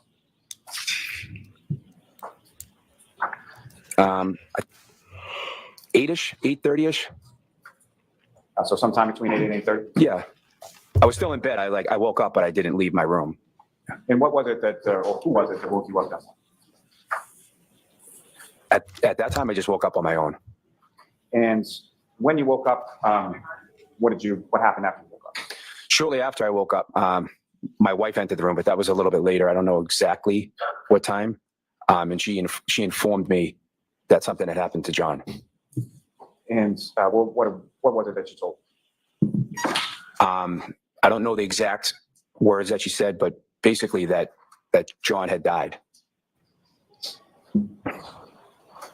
And what, if anything, did she indicate to you as to where John had died? That he was found somewhere on the front lawn of 34 Fairview. And receiving that information, where did you go, or where did you enroll? I was in shock. I was like, "What are you talking about? Like, what do you mean?" And then I jumped up, and she's like, we have to go over. Let's go over to your brother's house." And about what time was it, if you know, that you thought it was your brother's house? Sometime approximately like after 9 o'clock. I don't remember exactly what time we went over there, maybe 9 or 9:30. And when you arrived at your brother's house, who, if anyone, was there? To the best of my recollection, excuse me. From what I remember, I was there. My wife was there. My brother Brian, Nicole, Brian Higgins was there. Same. I feel I it. believe Matt McCabe was there and Jen McCabe was there. When you came into the home, sort of where were they in relation? Just sitting at the kitchen table. And if you know, about how long did you stay at your brother's house when you came over? Maybe an hour. And where did you go from there? Afterwards, just home. Y'all's friend Now, just died on the as front far lawn, as, and you only Subsequent kicked to it for an some hour? points, within the days that followed, did you have occasion to speak with some troopers or members of the state police? Yes, I did. And how many troopers from the state police did you talk to and spoke to? 2 And where was that? at my condo. Thanks. I have no further questions. Okay. What? Cross-examination? Thank you, Your Honor. What? Wait, hold on. You were just getting to the good stuff. Ask him questions that is going to attempt to prove that Karen did it. Ask him some questions. That was it. I know that he wasn't there at the house when it happened, but like, don't give us that. Oh well, your son wasn't there. Brian's nephew wasn't home, but he came right home, right? He came right home. You don't give us that. Don't plant seeds in our head and then not give me more. I want more. Oh my gosh, we have been talking to this guy for like, I don't know, it's been like an hour in the thing, but we're on 1.25. We've been talking to this guy for like an hour and you're not, that's it? That was it? Oh, I'm disappointed. Cross-examination. Good morning, sir. Morning, sir. Mr. Albert, you and I have never met, correct? I don't believe so. You've testified that you essentially lived in Canton your whole life, correct? Correct. Moved there when you were 4 years old? Correct. And the house to which you and your family moved was 34 Fairview, correct? Yes. You lived there for how long? 33 years? And you currently own D&E Pizza in Canton? Correct. I believe you testified that you've owned it for approximately 25 years. Correct. Clearly, you have a lot of ties to the city of Canton. Would you agree? Sure. You live there? It's a yes or no question. You work there? Yes. Your family there? Yes. You raised your kids there? Yes. Yep. And you also are a town selectman in the city of Canton. Or Recently elected. the town of Canton, I should say. It's a town, correct. And not only that, but your brother, Kevin Albert, is a police officer in Canton? He is. Your brother, Brian Albert, with whom you grew up, is currently retired, but had been a Boston police officer who lived in Canton, correct? Correct. You would agree with me that Brian Albert only moved from Canton after John O'Keefe was found dead on his front lawn, correct? Can you rephrase that? I'll phrase it the exact same way and ask for a yes or no if you can do that. You would agree with me that your brother Brian Albert only moved from Canton after John O'Keefe was found dead on his front lawn. Objection. Can you answer that? Did Brian move after Yeah, I just don't John understand died? the phrase, but he moved shortly after that, yes. Your brother Tim Albert lives with your parents in Canton, correct? Correct. And Tim Albert and your parents live directly across the street from the Canton Police Department, correct? Correct. Do you know whom they bought that house from? Objection. The objection sustained. But you still live in Canton Correct. with your wife Julie Albert Correct. and your son Colin Albert, correct? Along with my other two sons, yes.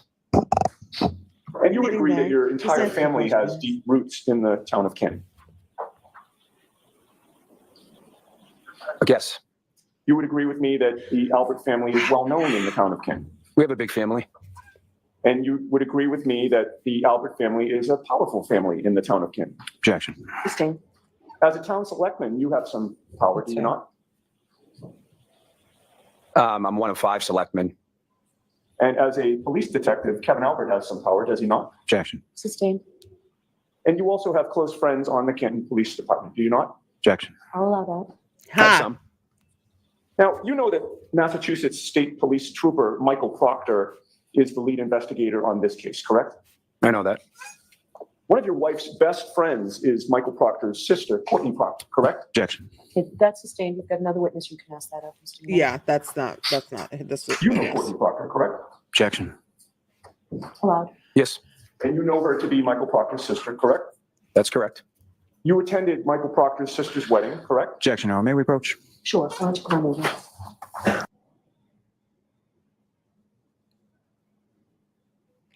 Things are getting spicy. Okay, this is the first Albert. They are not going to let him slip through their fingers. They are going to get as much connection, deep rooted nepotism. All of the community is run by the Albert's energy as possible. They are going to milk every Albert. That's gross. That was a terrible terminology, but they are going to milk every single Albert as much as they can.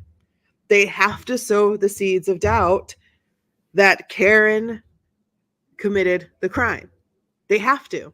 And the best way is with the Alberts. They're going to piece by piece connect each and every one of them to each and every police officer, EMT, doctor, nurse, Boston police officer, this funeral. Like, they're going to connect everybody as much as possible. They're going to connect everybody as much as possible, and they're going to separate Karen from all of those connections. And they're going to say, and they're going to be able to say, quite possibly, hey, very easily understood to the jury, do you see this big group jumble little world that's happening in Canton? Well, this is all happening, and Karen's over here. She's out on her own. So if this is all happening over here, right, and they do something bad, how easy is it going to be for all of them to say, she did it? And how hard is it for her going to be to say, it wasn't me? Because everyone's got each other's backs. Everyone's patting each other on the back. Everyone's supporting each other. Everyone was at the bar together. Everyone was doing this, but but we're seeing that there were a few people not at the bar. We're seeing that there was a concern about Kevin from John. Where's Kevin? What was the tone of that text message? I don't know. Hopefully we find out. Now is the time to find out in cross-examination. This is a really important witness.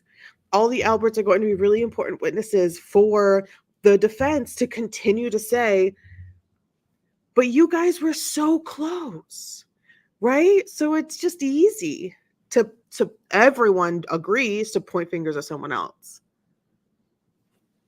This is a big witness. They have to do it right though, because the judge could very easily say, you're done. Well, I mean, she can't say that, but the prosecution is going to keep objecting. And if they don't object, the question has to be answered.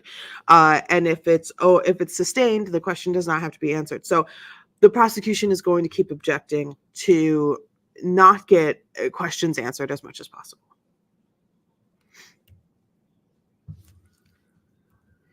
Ooh, big conversation. Michael Proctor. Okay.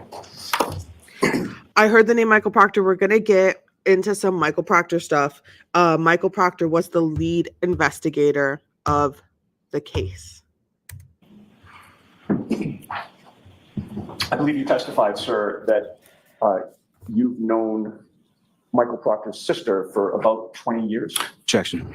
I don't think he said that, but we'll let that stand and then move on, please.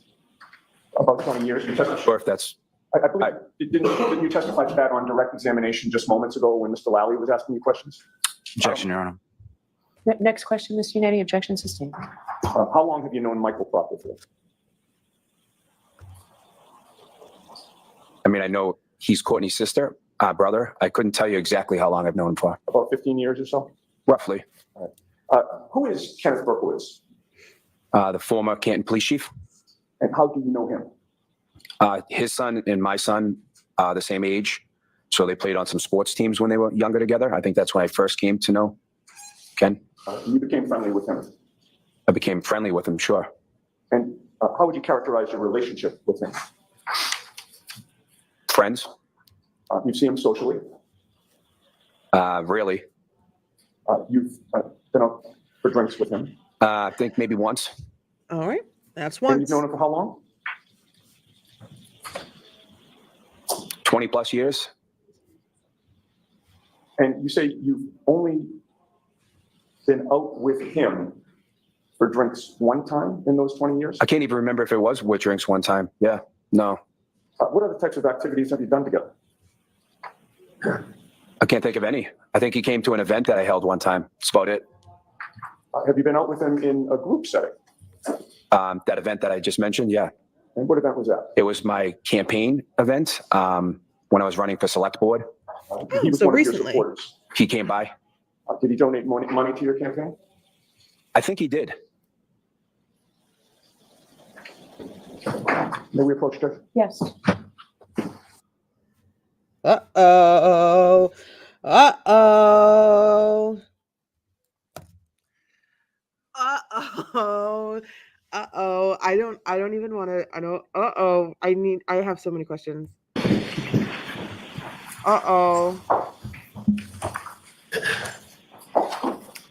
Sir, I'm going to display a photograph with the court's permission on the screen, and I'd ask you to take a look at it, and if you can let the jury You got a know. hard copy of it?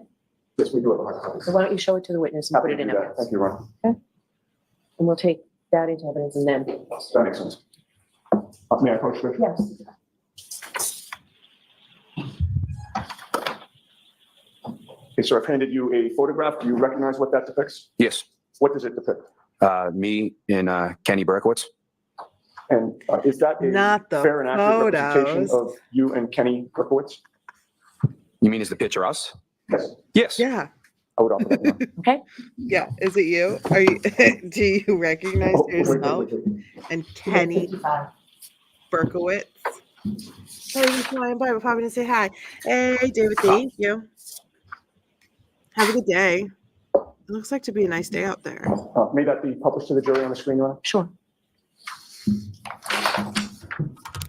So, Mr. Albert, that's obviously you on the right and Kenny Berkowitz on the left. Correct. Have you seen that Kenny. photo before? I believe I've seen it. Do you recall when? I believe that's my fundraiser for when I was running for the select board, that event that I spoke of earlier. Okay. And when would it have been that you saw that photograph? Yep. I'm When'd not you see sure. this? I don't know if it was on my Right. Facebook page when I was running for select board. It looks familiar. Has Mr. Lally shown you that photograph? No, Has he informed you that the defense would be introducing that photograph during this trial? nope. Oh, You take the photo down, Mr. Bates. And the lights will go. You would agree with me that one of your functions as a selectman is to oversee public safety in the town? Yes, And you would agree that the police department is a key component of public safety in the town of Canton? yes, So part of your duties as a town selectman is to oversee the Canton Police Department, correct? Objection, Your Honor. I'll let him have it. Is that one of your Yeah. duties, sir? I believe so. I'm new at that. I'm recently elected, so I'm just going through it. But yeah, I believe so. you should know the job And that you're. you became a town selectman shortly after Kenny Berkowitz retired, correct? I'm not sure when Kenny retired. But you would agree with me that Kenny Berkowitz has both personal and professional relationships with you and members of your family, correct? Yeah. Can you rephrase that? Why? You would agree with me that the former Canton Police Chief, Kenny Berkowitz, has both personal and professional relationships with you and members of your family. Objection, Your Honor. It's the same question. Yeah. Go ahead and answer that question. I'm not sure. I agree with that question. Well, your brother Kevin Albert worked under Chief Berkowitz, correct? Correct. Would you consider that to be a professional relationship? With them too, yes. And your brother Brian Albert attended Chief Berkowitz's retirement party, did he not? I have no idea. But your brother Brian is also a friend of Kenny Berkowitz, is he not? He may be. Not sure. That's And as fair. far as your It's someone else. ties to the Canton Police, you would agree with me that Lieutenant Michael Blank is Answer a member on of the behalf Canton of Police somebody Department, correct? He is. And you've been friends with him for years, correct? I've known him for a long time. You've been childhood friends with him since the age of 12, correct? Somewhere around there. Maybe earlier. And you're tight with him. I don't know if I call it tight. You tight with him? He's not an enemy of yours, is he? Oh, He's God, no. not an He's a enemy. friend of yours, correct? Sure. And does sure mean yes? Yes. Okay, good to have Now, that on your older record. brother, Brian, you've already testified, was a Boston police officer for years, correct? Correct. And he achieved some notoriety on a television show, did he not? Objection. He was in the fugitive unit? Correct. And you know that your brother Brian was also a trained boxer, correct? Objection. Sustained.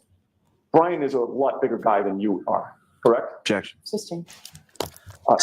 Your brother Brian Albert Having is a tough someone time. who is close to his family, correct? Yes. And when I say his family, I'm talking about not just his, wife and children, but also his extended family, correct? Yes. You were part of his family, obviously, correct? Yes. And your son Colin is part of his family, correct? Yes. The Albert family is close, correct? Yes. You all essentially grew up in Canton, correct? Correct. And you hung out with each other growing up, correct? We were siblings, so Of course. yes. Yeah. And you still hang out with each other quite often, correct? Like all of us, In various combinations. we have different relationships with my siblings. Sure. Various but you see combinations. some more than others, but you hang out with your family, do you not? Yeah, mostly during holidays, And you go out for I drinks mean, together, correct? occasionally, Also, And you you're know, protective of each other, it's a correct? blizzard. Let's go get some drinks because like most families. it was a And blizzard. if so we all got someone some had a drinks. dispute with a member of the Albert family, Brian wouldn't be happy about that, correct? Objection. You know that Brian would stick up for your kids, correct? Objection. Sustained. Your son Colin is particularly close to your brother Brian, is he not? Objection. I'll let him have that. Do you know? Yes. In fact, your son Colin was a football player through high school, was he not? Yes. What was his number? In high school, Yes. 34, I believe. And was that for 34 Fairview? Was that for 34 I don't Fairview? think so. Now, you testified you moved to Was Maple that for- Street in it was just Canton a not long coinkydink? before January 28th of You just 2022, you correct? just do a good job making And it before that, you interesting. lived at 7 Meadows Ave in Canton? Correct. And that was when John O'Keefe was your neighbor, correct? Correct. I believe you testified he was a couple of houses away from you? Yes. And he was your neighbor for a series of years, was he not? Yes. While he was living in the neighborhood, you knew that he was working as a Boston police officer, correct? Correct. And you were familiar with him, correct? What do you mean? What do you mean familiar? You knew who he was, you became familiar with Yeah, he him. was my neighbor. I knew who he was. And you knew that he was not married, correct? Yes. And at a certain point, you knew that he was dating Karen Reed. Yeah, at some point. Now, you would agree with me that your family has a police background, sir, correct? Yeah. I wouldn't agree with that statement. Two of your What do you brothers mean? are or were police officers, correct? Out of 7 of us, yes. Okay, And you that's knew fair. Friends Okay, of your that's brothers fair. who were also police officers or in law enforcement, correct? Correct. Yeah, but And friends are you not would already family. testified that you know some members of the Canton Police Department, correct? Correct. And you socialized It's a with small police town. officers, did you not? Have I? Sure. You've been to It bars seems to with be a police very small officers, correct? department as well. Correct. And you've drank with police officers, right? Sure. And you were friendly with police officers, correct? Yes. And with regard to, I'd like to ask you some questions about people specifically connected to this case. We've established that Lieutenant Lank has been a friend of yours for years, correct? Yes. We've established that you know former police chief Kenneth Berkowitz in such a way that you feel comfortable calling him before this jury Kenny Berkowitz, correct? I know Kenny. Yep. And he's actually donated to your campaign when you were running for town selectman, correct? Correct. And you also knew Michael Proctor prior to January 29th of 2022, correct? Correct. You've attended social events together with him, have you not? Objection. I'll let that one question. Couple. So at some point, Michael Proctor came to question you, did he not? Along with another trooper. Correct. And at the point in time when Michael Proctor came to question you, you knew who he was, correct? Yes. You knew him by face, correct? Correct. And you knew him by name, correct? Correct. There was no need for Michael Proctor to formally introduce himself to you, was there? Objection. What did he say when he first walked in the door in terms of introductions? Objection. Sustained. May we be seen aside by the Sure. He's like, I need to be able to ask him some questions. But it's all no, we're just gonna skedaddle. I just wanna keep it going. Long meeting. to the precise.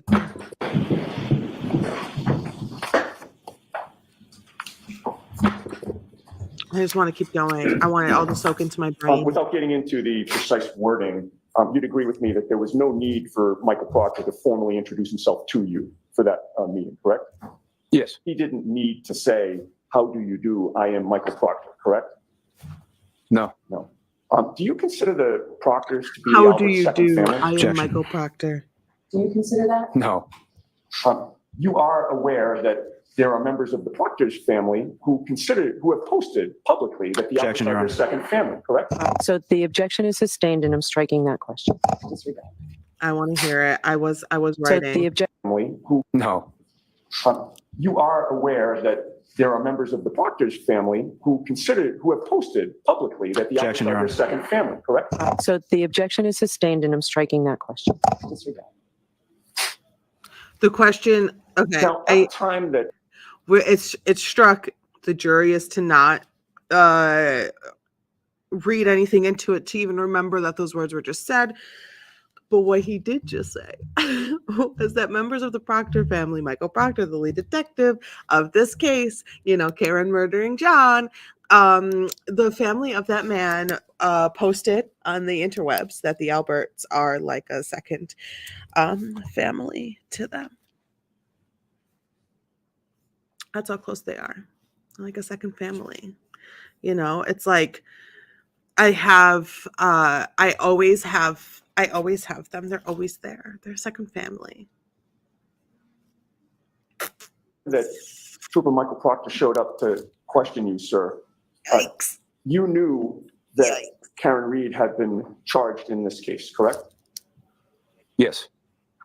Yeah. And you knew that John O'Keefe had been found dead on your brother's lawn, correct? Correct.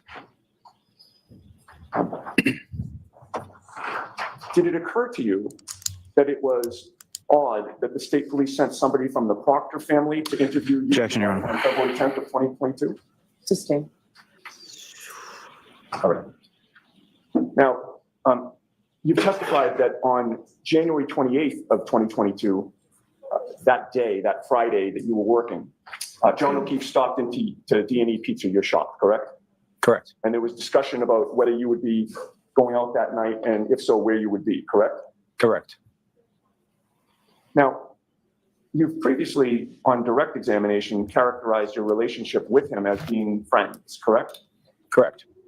Talk It's about fair the to text say, message. however, I want to that know about the prior text to message. Where's January Kevin? 28th of Where's Kevin? 2022, you had never exchanged personal information with John O'Keefe, correct? You mean, I'm sorry, you mean like phone numbers or what? A cell number prior to that day. No, I didn't. What? And at that point in time, he had lived in your neighborhood for 4 to 5 years, correct? Hold on. With John O'Keefe, correct? You had never exchanged personal information with John O'Keefe, correct? You mean, I'm sorry, you mean like phone numbers or what? A cell number prior to that day. No, I didn't. Hold on. You didn't have John's phone number until the day that he died? Like the night that he, like the night before, and then he died that same night. That's when, what do you mean? There's a lot of coincidences, and at some point you have to stop believing that it's a coincidence, right? So this is great because it's kind of testing the jury to see like how many coincidences does it take for it to not be a coincidence. And at that point in time, he had lived in your neighborhood for 4 to 5 years, correct? Correct. So I believe you've testified that that night after working, you went out around 10 minutes to 10 p.m.? Roughly. Before going out, did you have anything alcoholic to drink? I think I may have had a beer at my pizza shop. I don't remember exactly.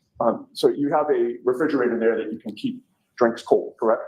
Among other things. And you do have beers in that fridge for Sometimes. personal use? Sometimes. All right, let him Do you know finish how his many beers that you question. would have had before going out? No. And would you have drank that beer as you were cleaning up at the end of the night? Probably. Did you have anything to eat at the pizza Long shop? day making No. pizza. He was on a When did you diet. last eat before you went out at 9:50 or so? When did I last eat? Yes. Mhm. It's a long time ago. I'm not sure. He was on a diet. And you knew that your wife Julie was starting the night at CF McCarthy's, correct? Yes. And you couldn't meet her there because you were still working, right? Correct. Was But at some Julie? point you heard that Julie and others were headed to the waterfall, correct? Yes. Where was And Julie? that was where you planned to go after you closed up D&E Pizza. Correct. With regard to the time that you left, 9:50 or so is your best estimate of when you're closing the doors and walking over to the waterfall? Yes. And the waterfall is a short walk to D&E Pizza, Yes. maybe about 3 minutes? About that. And your plan was to walk there that night, correct? Correct. You had not taken a car to D&E Pizza anyway, right? I don't believe so. So what time did you get to the waterfall? Shortly before 10. I don't know exactly. All right. And I believe you've testified that John O'Keefe and Karen Reed were not there when you arrived, right? Correct. And the food that you ordered, do you remember what appetizers you would have gotten? Probably like potato skins and some sort of chicken tenders. I would guess. It's 2 years ago, so I don't remember exactly. And did you order a drink along with the appetizers? Chicken I believe so. tendies. All right. And that would have been the Miller Lite that you talked about? Correct. And not long after you got there, Brian Albert and Brian Higgins showed up, correct? Correct. And you had met Brian Higgins prior to that night. You can't have pizza Yes. because you're on a diet or anything at your pizza shop. In fact, you had testified that And you're you starving. had seen him around quite a So bit. you go to a bar and correct? get tapas. A few times. And you knew him, I believe your testimony was, from him working inside the Canton Police Station, correct? I knew that he worked there. Did you testify on direct examination, quote, I knew him from working inside Canton PD? Yes. And you've been inside Whoa. Canton Police, correct? So sassy. Maybe twice in my life. You knew that Brian Albert, your brother, and Brian Higgins were friends, correct? I knew they knew each other. So are you saying that they were acquaintances? No, no, I guess they're friends. You guess they're friends? Yeah, they're friends. Was there something Alright, confusing take it about my easy. question the first time I asked it? Objection, Your Honor. In any Sassy. case, would you Sassy. agree that shortly before Sassy. Brian Albert and Brian Higgins arrived at the waterfall, or shortly after they did, there was a couple whom, I believe you called them a Greek couple because their last name is difficult to pronounce for everybody. But do you remember them being there? Yes, All right. If I mention the name Kolakithis, does that ring a bell? Or do you- that's them, yeah. That's them. Okay. And the whole group was either standing or sitting around a high top table. Correct. And at 9:45 p.m., you texted John O'Keefe while you were at the waterfall, correct? Was Correct. there something confusing about my first Would you question? agree with me that the language of your text was, Sassy quote, defense attorney. get over here or I'll fuck up your lawn, end quote? That was one of the texts.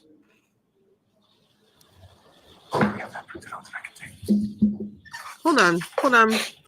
Would you agree with me that the language of your text was, quote, get over here or I'll fuck up your lawn, end quote? That was one of the texts.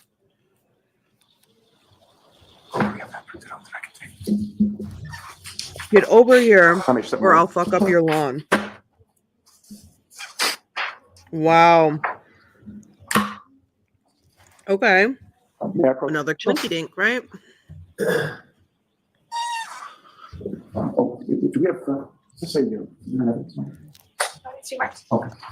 Coincidences happen. I'm sorry, I don't think I asked For for quote. Good, that's fine. Thank you.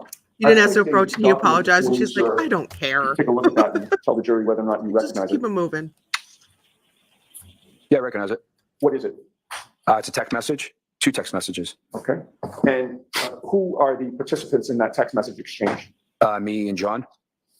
And what is it that you said and at what time? Text messages, text messages, So text the first messages. one, Okay. One over here. She's like, what is text message? You went through the text messages. Prosecution. You made that woman cry to get through these text messages. Look at that face. Look at that face. She don't like this man. She's a little frustrated. And you can see she's a little tense. She don't like this man. That's on the stand. She is standing on the ground that she is innocent and that she is framed and that this is one of the men that has helped and perpetuated her as a cop killer in the media. So, I mean, let's scoot and boogie through this. We have a lot to get through. Electronic.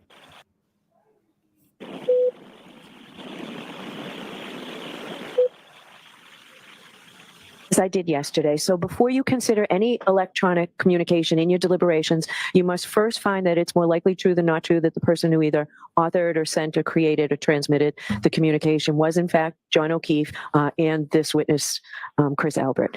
If you do not find that it's more likely true than not that John O'Keefe sent one or that this witness was the person who sent the message or transmitted it, then you may not consider it in deciding this case. So you have clarification a bit, Mr. Yannetti, at this point? I do, yes. And just for the record and for the juror's edification, this is part of Exhibit 48, which is already in evidence.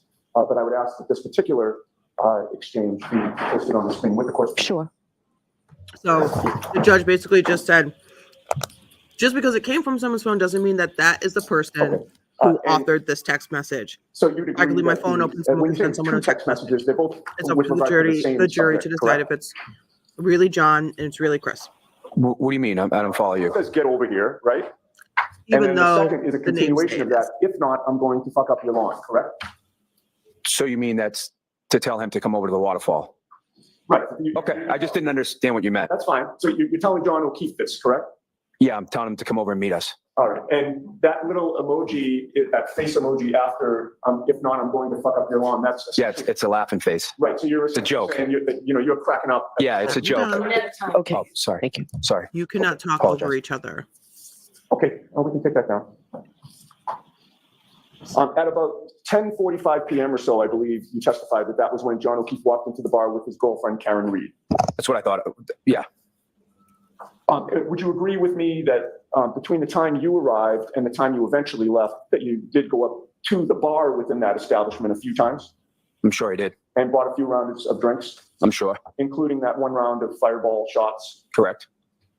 What was the state of your sobriety when John and Karen arrived? Probably fine. Fine. You didn't feel like intoxicated No. or unable to, perceive Let what's him going on. finish You were the still in question. control of your faculties. Yes. And is it true that after John and Karen arrived, that your wife Julie didn't want to stay any longer, or too much longer?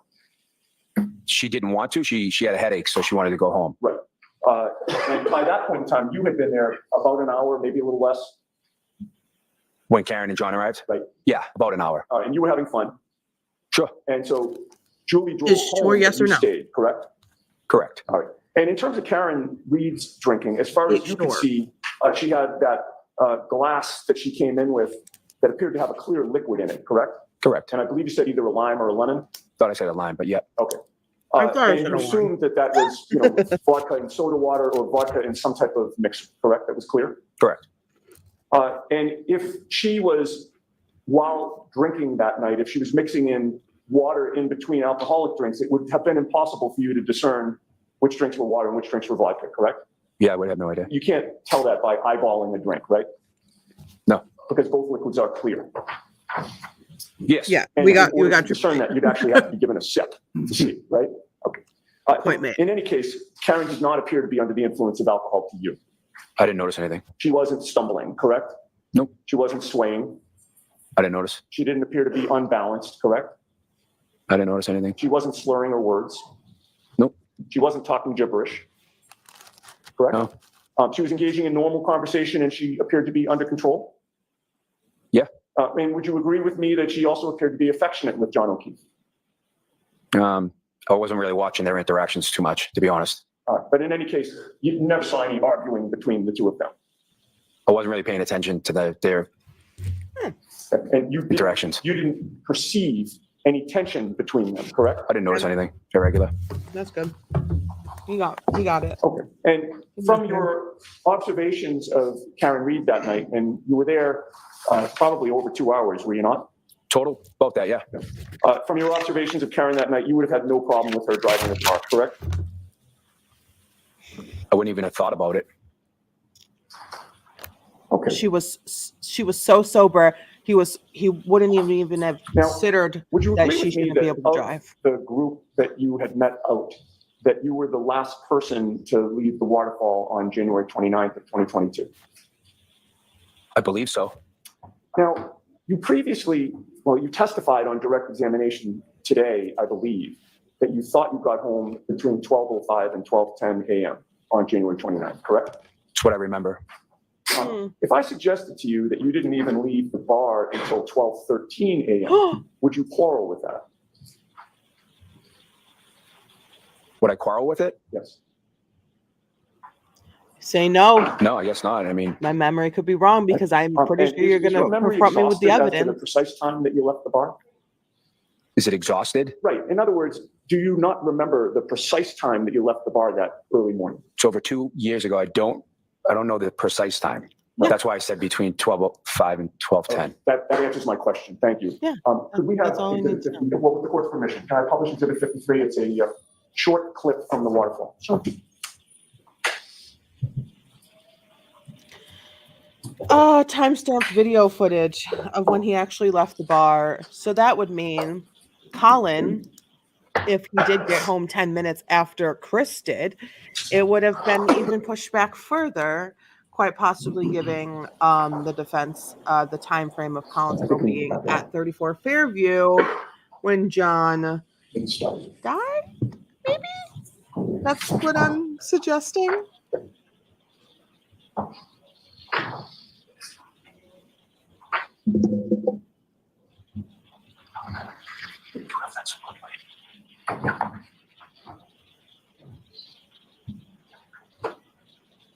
Ew, is that Chris hugging the bartender? I don't like that. Don't touch people. Especially, oh, I guess it's 2022. If we could pause it for a second, please. Ms. Rowley, you would agree with me, this was clearly the end of the night? Sure. The lights are all on at this point. Yes. The bar appears to have largely emptied out. Yes. Okay, continue, please. Who is that? Like, I want to know who that is. Who's up there? Pause Is that you? it. There we go. My co-counsel is much better at this than I. Do you know who that person is who's leaving the bar at this point at 12:13 and 43 a.m.? Oh, Christina, it might be better without that spotlight. Okay. See it now? That's fine. Yeah. I believe it's me. Continue, please.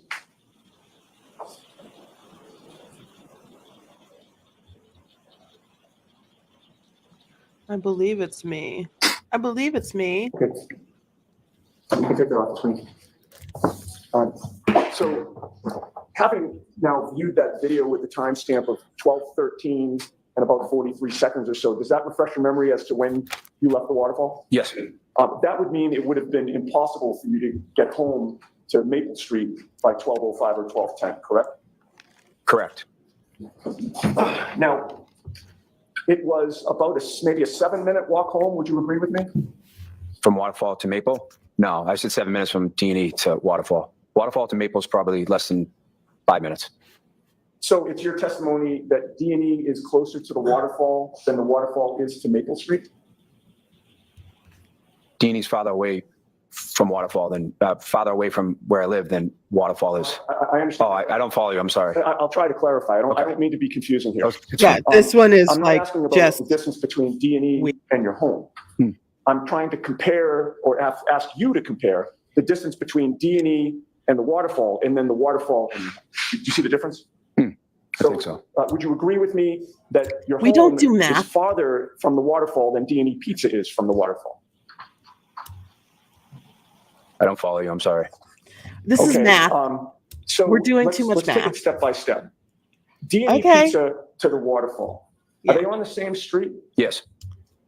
How many establishments, if you know, are between D&E Pizza and the waterfall? Just a few.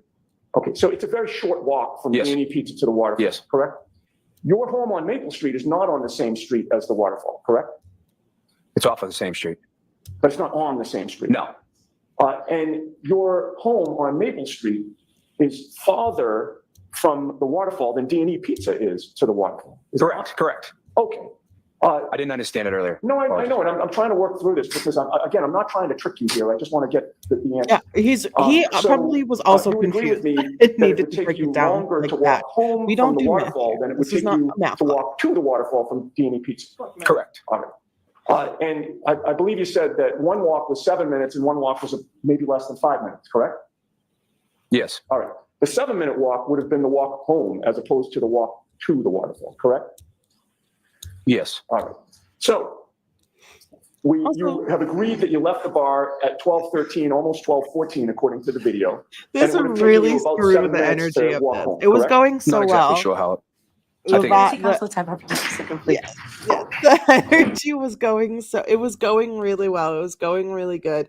And then this all set it off. Someone walked by and like smiled real big. Oh, the bailiff smiled real big. He was talking to the jury. Probably just making sure everyone's okay. Give him a smile. All right, we're just gonna Boosku and boogie through. We probably should take a little bit of a break soon. And by we, I mean me. Thank you. Karen is very It's expressive been with her pointed out to me eyes. that I think we're not making the connection here, and I think it might be my fault. With regard to The judge is the like, timing of yes. how long it took you to go home, You're the one asking. I believe your best estimate is about 5 minutes? Is that your testimony? And when I say home, I'm not talking about from D&E Pizza. I'm talking about that early morning when you're at the waterfall. I understand, yeah. I'd say around 5 minutes, I think, from the waterfall to Maple Street. Fair enough. So now, if you're leaving the bar like close to, 12:14, as indicated on the video, you're getting home somewhere The judge is around probably like, stop 12:19, making us do 12:20, math. correct? We don't do math. Roughly, yeah. And what were you wearing We that don't night? calculate here. Um, Cut it blue out. jeans, sneakers, I think, and a sweatshirt, Okay. And What it shirt? had started to snow by that point. a little bit. So the ground was a little bit either slushy or wet. Not slushy, but could have been wet. Could have been Somewhat wet. wet. And the snow had not yet started to accumulate, or had it? It didn't start. No. All right. So you're walking home, but it was cold, correct? Correct. And would you agree that in the best case scenario, you might have had a little bit more clothing on for that cold walk home? I think I had a sweatshirt on. Right, but you could have used something else, right? Oh, probably. In light of the weather? Probably. All right, because you testified that by the time you got home, you were pretty cold, right? Correct. You hadn't, Yeah, he if got home. it He had was been about a freezing. He had to 5-minute run in walk, bed. that was enough time for you to walk in almost shivering, correct? Sure. And given that there was precipitation, that What the is snow he had sure? started, the sweatshirt would absorb the moisture as opposed to repel it, correct? Sure. And so you were wet as well when you walked in, right? Sure. Yeah. And by that point in time, you were Stop saying tired, sure. correct? I don't remember if I was tired, but Okay, I don't remember if I was tired at that point. okay. You had worked all day Correct. till late in the day, actually into the evening, The correct? diet, probably a little. Taking pizzas in and out of the hot ate oven, something. Correct. as well as other food that you serve as well, correct? Yep. And you're now, and by the way, you had a couple of drinks or a few drinks, whatever it was, at the waterfall, correct? Correct. And Fireball. you decided not to go to your brother Brian Albert's house, correct? Correct. That was in part because you weren't up for the continued partying at that point, correct? Yeah, I just wanted to go home. And so when you got home, would you agree with me that your first priority would have been getting out of the wet clothes that you were in? Correct. And where would you have done that within your In home? my bedroom. And is this a townhouse? Or is it a freestanding residence? It's a condominium. Condominium? How many floors? Condo. There's 3 floors. And your bedroom's on the top floor? Correct. In your condo? And the entrance is ground level? Correct. When you first entered the home in those wet clothes, where was your wife, Julie? Damn. Upstairs in the bedroom. And was she already washed up and ready for bed? She was lying in bed. And where did you go when you walked in the ground level? I went up to the bedroom, All right, took off my clothes, jumped in bed. all right. And do you have a master bath with regard to your bedroom? There's a bathroom, yeah. All right. That would have been where you brushed your teeth Yeah. and washed up? But I did. That's where I would do those things, but I didn't do them. You those didn't do things. either of those? No. Okay. Did you grab a drink of water before you went to bed? Nope. All right. So you essentially He's came like, home, I and was- think we agreed it was around 12:20 I was done or with the so, day. give or take a minute. Roughly. And you made a beeline for your bedroom. Correct. Did you fall asleep shortly thereafter? Soon after, Within 5 minutes or so? 10 minutes? I started to doze off. I don't know exactly how soon after I fell asleep. All right. Sometime within 5 or 10 minutes, would you say? I would say more like within 15 minutes. 15 minutes, okay. So with regard to getting home, and we'll call it 12:19, because I think that's more consistent with what you said, and understanding that it's just an estimate. If you're walking in the door at 12:19, it takes you maybe a minute to get upstairs. About a minute. You kicked off your sneakers downstairs, I imagine. Maybe. I don't remember. That was a long time ago. Okay, and then you walked up 2 flights of stairs, right? Probably ran up the stairs because I was cold. Okay, all right. So you're getting up there around 12:20 or so, correct? Roughly, yeah. And you believe that you dozed off about 15 minutes later, which would have made it about 12:35? Somewhere around there. Now, when you came home, you would agree with me that your son, Colin Albert, was not home, correct? Not when I first got home. And in fact, I think your testimony was that 10 minutes after you got home, he opened the bedroom door? think that's what I said, yeah. Do you want to stick with that? I'm just trying to recollect what I, thinking it over. So obviously it was a little bit longer. Because you actually woke up when he opened the bedroom door, correct? I don't think so. Did you not just testify before this jury just, I don't know, maybe an hour ago, that you fell asleep and that your son Colin opened the bedroom door and woke you up to say goodnight? Yeah, I guess that's what I said. Okay. And when you testified to that on direct examination, that was when Mr. Lally was asking you questions, correct?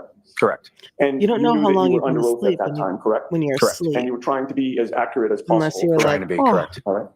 So in terms This of is the the timing time. of this, assuming that he opened the bedroom door after you already fell asleep, if you're getting home upstairs to your bedroom around 12:20 and it takes you 15 minutes to go to bed, and that's around 12:35, then sometime after you're asleep, after 12:35, that's when Colin opens the bedroom door, correct? I don't remember exactly. Well, it's difficult for you to remember how long you'd been asleep for when Colin opened the bedroom door, correct? Correct. Right. You don't know if it was 5 minutes, 10 minutes, or longer, correct? I don't know exactly. Right. But No, it was sometime you were after you fell asleep. To the best of my recollection. Yeah. Now, Unless you had like in regards to your son, metadata Colin, of like he, obviously lived in Colin the same like neighborhood coming as John into the O'Keefe, door from because like that's where a the family security lives, correct? thing or Correct. something. And back in 2022, Colin Albert was 17 years old. Correct. Part of the year. And you knew that, That's how like age works. most teenagers, Colin drank alcohol with his buddies, correct? Correct. Can you explain It is for the what it jury is. who or what Being is 17, drinking. Nevercracker? You shouldn't. Don't do it. What is Nevercracker? Yes, Like the character? that's what I'm asking. It's a character in a cartoon called Monster House.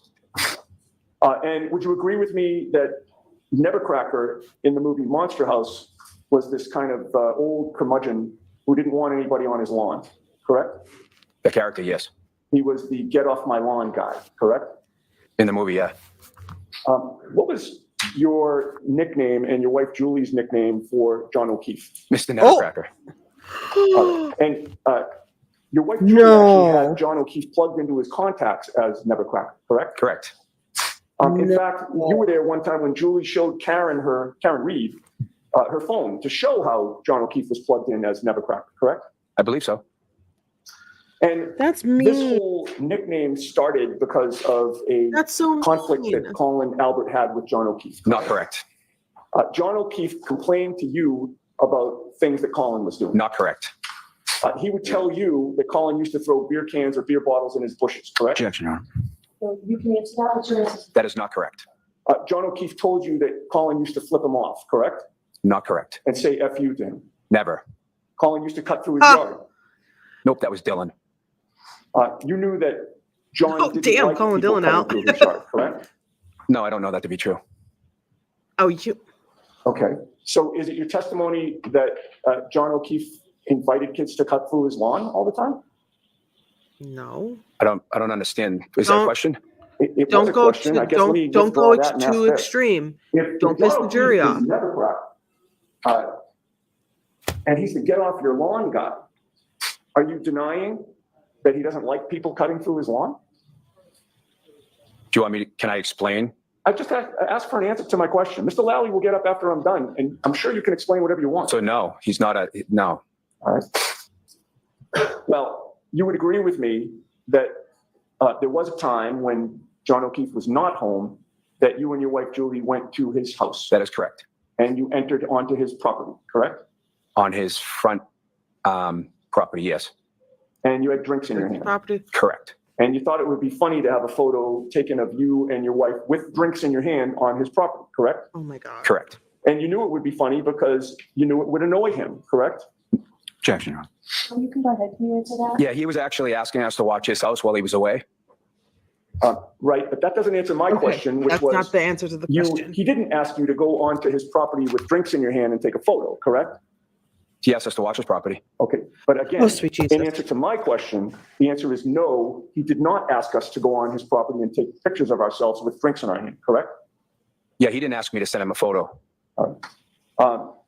And Just answer the question. you would agree with me that Nevercracker wouldn't like a photo of somebody on his lawn with drinks in their hands, correct?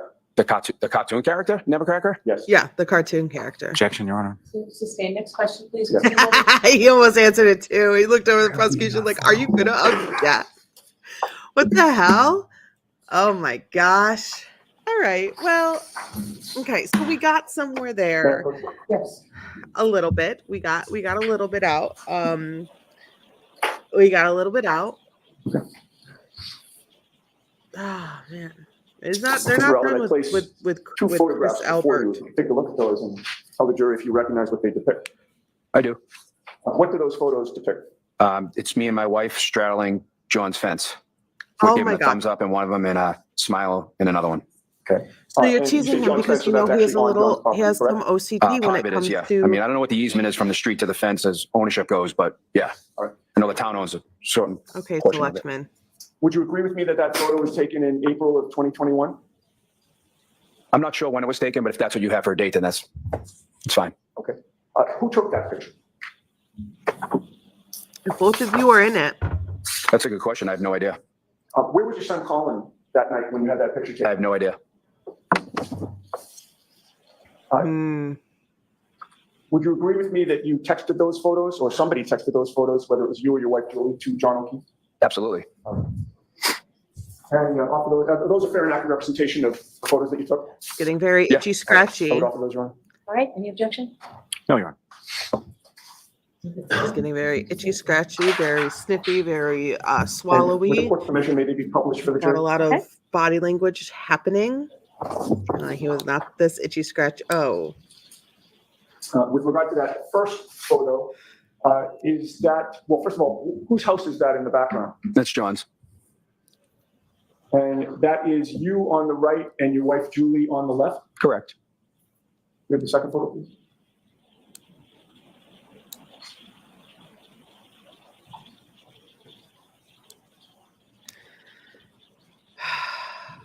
Okay. oh, I'm That is so sorry. also John's house in the background there? Correct. And again, that's you on the right and Julie on the left, correct? Correct. Okay, we can take that photo now. Wow. Okay.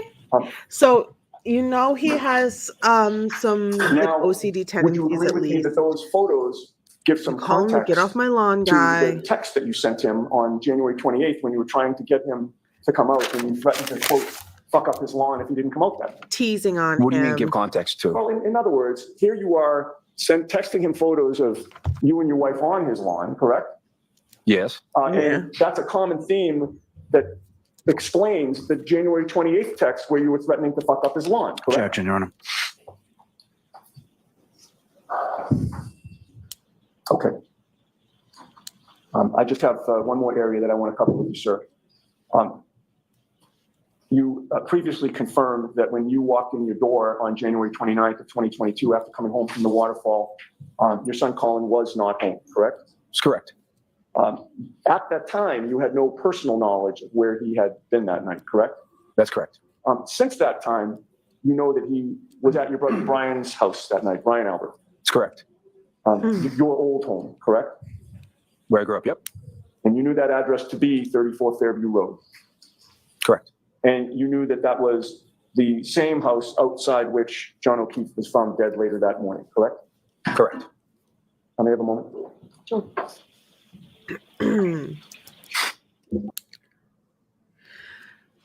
Is the defense doing a good job right now? Is the defense making you doubt Karen being guilty of murdering John? Is the defense sowing the Just seeds of one doubt? question, sir.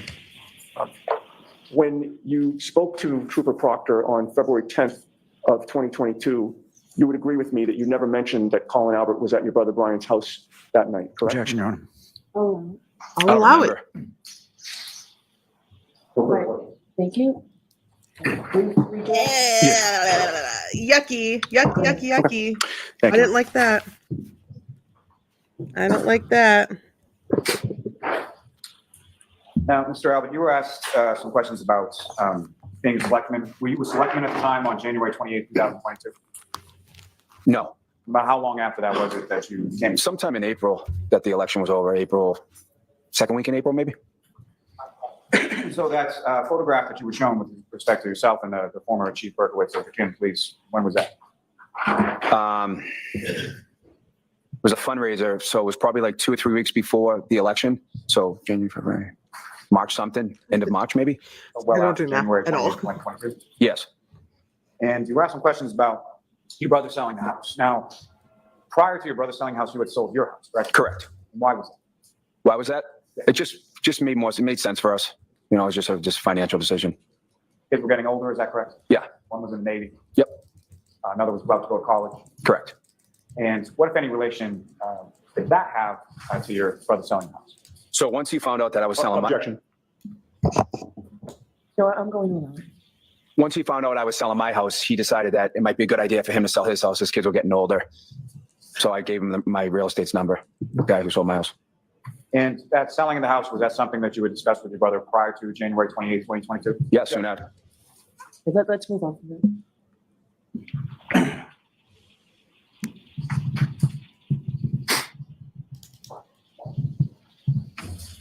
Defense Now, is with like, regards, you object, I object. That's the rules. If you believe Regarding a your son question Colin, when he is came home that night, you worthy indicated, of an that objection, it was you about 10 object. minutes after. Now, was that 10 minutes after you arrived home or 10 minutes after you got into bed? 10 minutes after I jumped into bed. Now, with reference to your son Colin, he came home, you saw him that night, correct? When he came home? Yeah, he just leaned his head in the door. And when he leaned his head in the door, did you, similar to what I had asked you about Mr. O'Keefe, did you observe any sort of injuries or anything like that to his face? No. Saw your son the next day as well? Yes. Were the Did you observe lights any on? injuries to him at any point in None. time? And you mentioned that you went over to your brother Brian Albert's house and both he and Mr. Higgins were there, correct? Correct. As far as your interactions with both Brian Albert and Brian Higgins that following day, what, if any, injuries did you observe on them? That None. Now, with regard to the Nevercracker, what was sort of the origination of that? It's a joke. It's so my son Dylan, who is my littlest one, he was cutting across John's lawn one day, coming home from the school, walking. This was before John had a fence that went this way, like on Pleasant Street. So it would just cut off like a couple of minutes.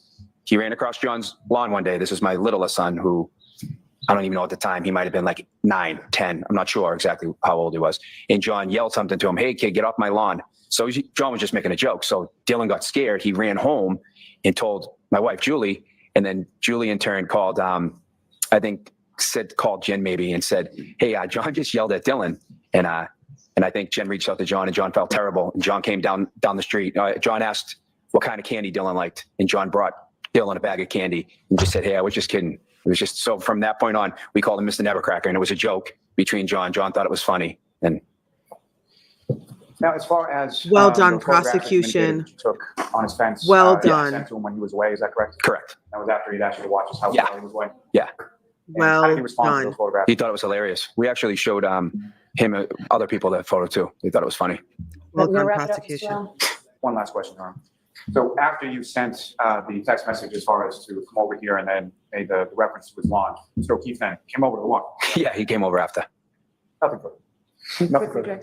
All right, you are all set, Mr. Albert. And Thank you. jurors, we're going to take a recess. It's not going to be, you have to sit there like the jurors. It's not going to be too long. We're going to end. If the witness would just stay where you Yeah, are. please Thank you. take it. So sorry. that's okay. So- Jurors, if you'd fold your notebooks, please do on your chairs. Follow me. All right, here we go. So Paul, about a You are 2-minute break, muted. because I want to get more testimony. All right. Okay. So she said, like, I want to get more testimony and like, can we hurry this freaking along? That final moment with Chris Albert was fantastic. That was absolutely fantastic for the prosecution. Allowing Chris to tell the story of how he got the nickname Nevercracker, the age of the kid, 9 or 10. He's just a little baby. What candy does he like? That just furthered along the good-hearted, good-natured soul that John actually had. He was not actually like obsessive or like the actual get off my lawn type of guy. It was a silly joke, and the kid thought it was real, and he wanted to make sure the kid knew that it wasn't. But he still put a fence up. But he still put a fence up. But I thought that was a fantastic moment to end on. And I think that kind of, I don't want to say erased, but put a little shadow on some of the defense's work there with Chris Albert. Do you think that there are still a lot of questions when it comes to when he got home and when Colin got home, and were there lights on? Did you see anything on him? But I don't know. I don't know if Colin will be called to the stand. I don't know if age will play a factor. I'm not sure, but I do know I'm going to go take like a 20-minute break. We have a lot more to go. I'm going to leave the stream up. I'm going to put it on this so people know that I'm going to be back. I'll put a message in the chat. I'm going to take like a 20. I've just been snacking on some Cheez-Its, and I need like something else to kind of like get me through the day. So we're going to take a 20. Let me put this. We will be back in, it's 12:51, 101, 111. We'll say 112 on a 20-minute break. All right, so the stream will be up, everything will be muted, but we'll be back in a little bit. It's a lot, but stuff's happening.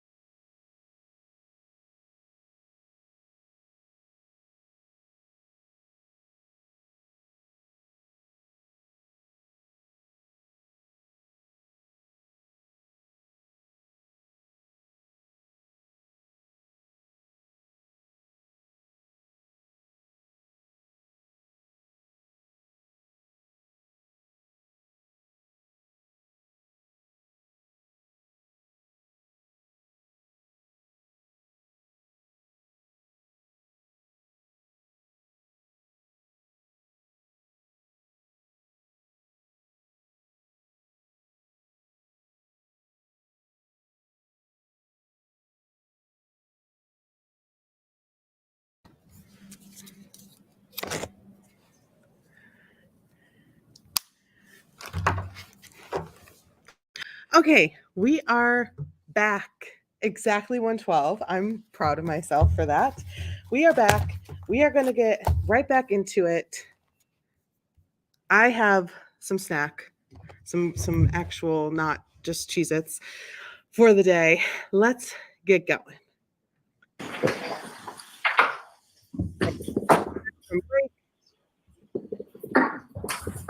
Here we go.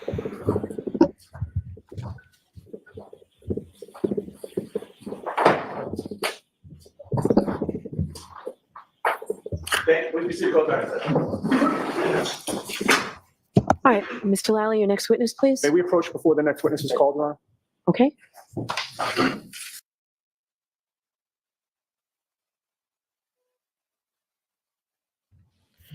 All right. I wonder what they're going to be chit-chatting about. We may never know. Mr. Lally, who's your next witness? Call with call Miss Julie Albert to the stand. Okay. This is Chris Albert's wife coming to the stand.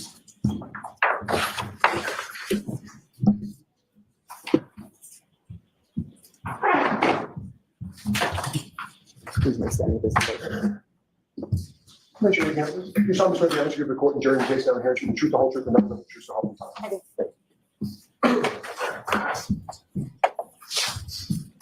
All right, whenever you're ready, Mr. Lally. Here Thank you. we go. Good morning. I'm going to nibble. Could you please state your name and spell your last name for the jury? Julie back Albert, on. Albert. And where do you live now? I live at 22 Maple Street in Canton. And how long have you lived in Michigan? A little over 2 years, And how Listen long to before have you that. lived in Canada? Accent. my whole life, 48 years. And where did you live just prior to living on Maple? I lived at 7 Meadows Avenue in Canton. And how long a period of time did you live at 7 Meadows Ave? 15 plus 20 years, about 20 years. That accent is And, incredible. Do you have kids? Yes, I have 3 boys. And are you married? Yes, I am. What's your husband's name? Christopher Albert. And your 3 boys, how old are they? My oldest, Christopher, is 25. My second son, Colin, is 20. And my youngest son, Dylan, is 16. And do each of them, where do they live? Do they live with you? They all live with me, yes. And your husband doesn't work? Yes, What does he do? he owns a restaurant in Canton, What's the name of the restaurant? D&E Pizza, And where is that located? 618 Washington Street.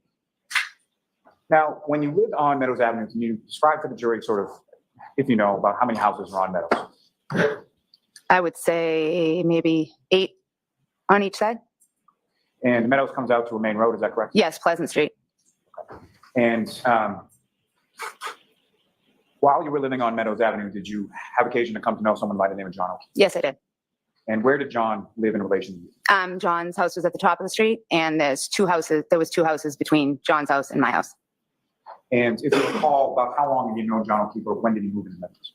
I think he moved in 2017-ish, maybe.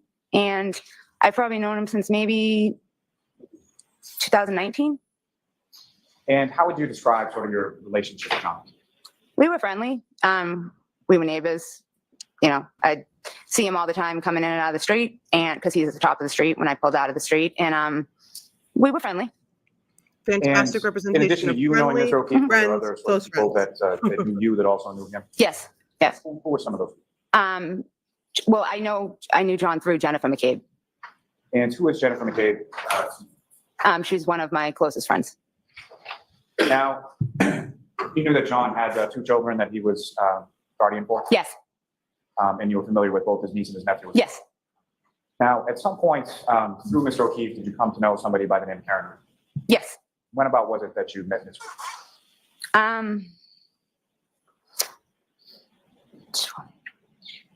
Maybe in 2021, pulling in and out of the street if they were outside, if, a couple times out socially, probably in 2021, I would say. And if you could, just so we're clear, do you see Ms. Reed in the courtroom? Yes, between her lawyers right over there. That's a record reflect identification Okay. by the witness. Now, on some social occasions that you were talking about, when you would see them out, would you have occasion to socially interact with Mr. O'Keefe and Ms. Reed? Yes. Is that something that you and your husband did together, or was it more of a group setting type? No, a group setting. And with reference to, did you have occasions where you would socially hang out or interact with Mr. O'Keefe in which Ms. Reed wasn't there? I can only honestly remember one time, and that was, I don't even know if they were together at the time. And had you ever socially interacted or spent time with Ms. Reed separate and apart from Mr. O'Keefe? No. Now, if I could turn your attention to January 28th, 2022. Do you recall that day? Yes. Do you recall what day of the week it was? Friday. And what, if anything, did you have plans for that particular evening? The next day was my nephew's birthday. So we were a bunch of us were going to go out that night, the night before to a bar in Canton. By the night before, you mean the night before his birthday? Yes. And that nephew, what was that nephew's name? Brian Jr. And if you know about how old was he turning or let me start with this. How old is he now? He's Junior. 24. So just turned 24 a few months ago. January. Yep. And so he would have been turning, what, 22 at that point? Yes. When we say we had plans to sort of go out. So it wasn't after hours Myself, pizza birthday? his mother, Nicole, my niece, Caitlin, and a couple of Brian's friends. Now, and you mean Brian Jr.'s friends? Yes. And so Brian Albert Jr. has a mother named Nicole Albert, is that correct? Yes. And how is she related to you? She's my sister-in-law. Our husbands are brothers. So your husband Christopher has a brother? Brian. Brian. Okay. That would be sort of Brian Sr. for lack Yep. of a better term. Yep. The family tree of it all Your can husband get Christopher, very how many confusing siblings is to he? keep track of. 6. And Brian is the oldest? The oldest, yes. And so there were plans to go out that evening, the day before Brian Albert Jr.'s birthday, correct? Yes. And what were the plans? What did they sort of consist of? We were just going to go to Waterfall. And his waterfalls? It's a bar in Canton on Washington Street. And from your husband's pizza shop at E&E to the waterfall, about how far away are the two from each other? Very close. I mean, 200 steps maybe. You can, very, very close. Same side of the street or? No, opposite sides. Now, Okay, When it but came let him to- finish the question. that day, Let him finish. where the did you go? Did question. you go to Then the waterfall answer. first or somewhere else? Or if you know? I went to my sister-in-law Nicole's house to pick her up.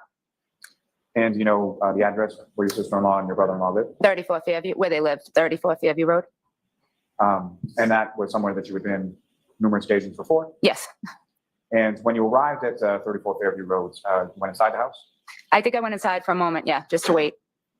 And do you know who, if anyone, did you see in there that you knew or recognized or didn't? I know my niece Caitlin was in there, my nephew Brian. I don't recall. I don't recall who else was in there. Your sister-in-law, Nicole, was she there? Yeah, she was ready to leave. And when you left, I mean, sort of you in the plural, so you drove, is that correct? I drove. Yep. And who, if anyone, went along with you in your car? Nicole, my sister-in-law, and Caitlin, my niece. And Brian did not end up coming with us.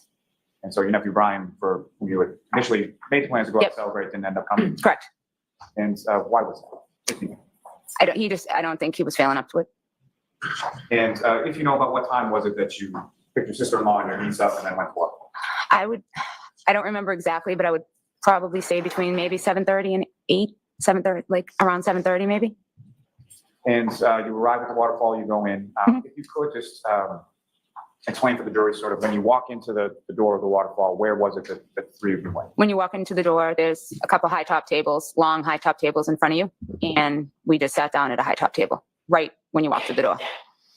Now, from your experience either that evening or prior evenings on Tell me about the certain size nights, of does that the waterfall table. have any kind of sort of entertainment? Yeah, they always have, every week's different. They have bands. And from your recollection, was there a band there that night? Yes, there was. And do you recall where you were seated in relation to the band?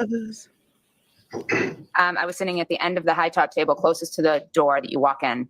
And the band was to the right of me against a wall and kind of like an alcove, like a little against a wall. And when you went there, was the band already sort of set up and playing, or did that happen later? I think they set up while we were there. I think. And so initially, when you go there, do you go there and just have She was drinks or early. eat something, or what? We ate.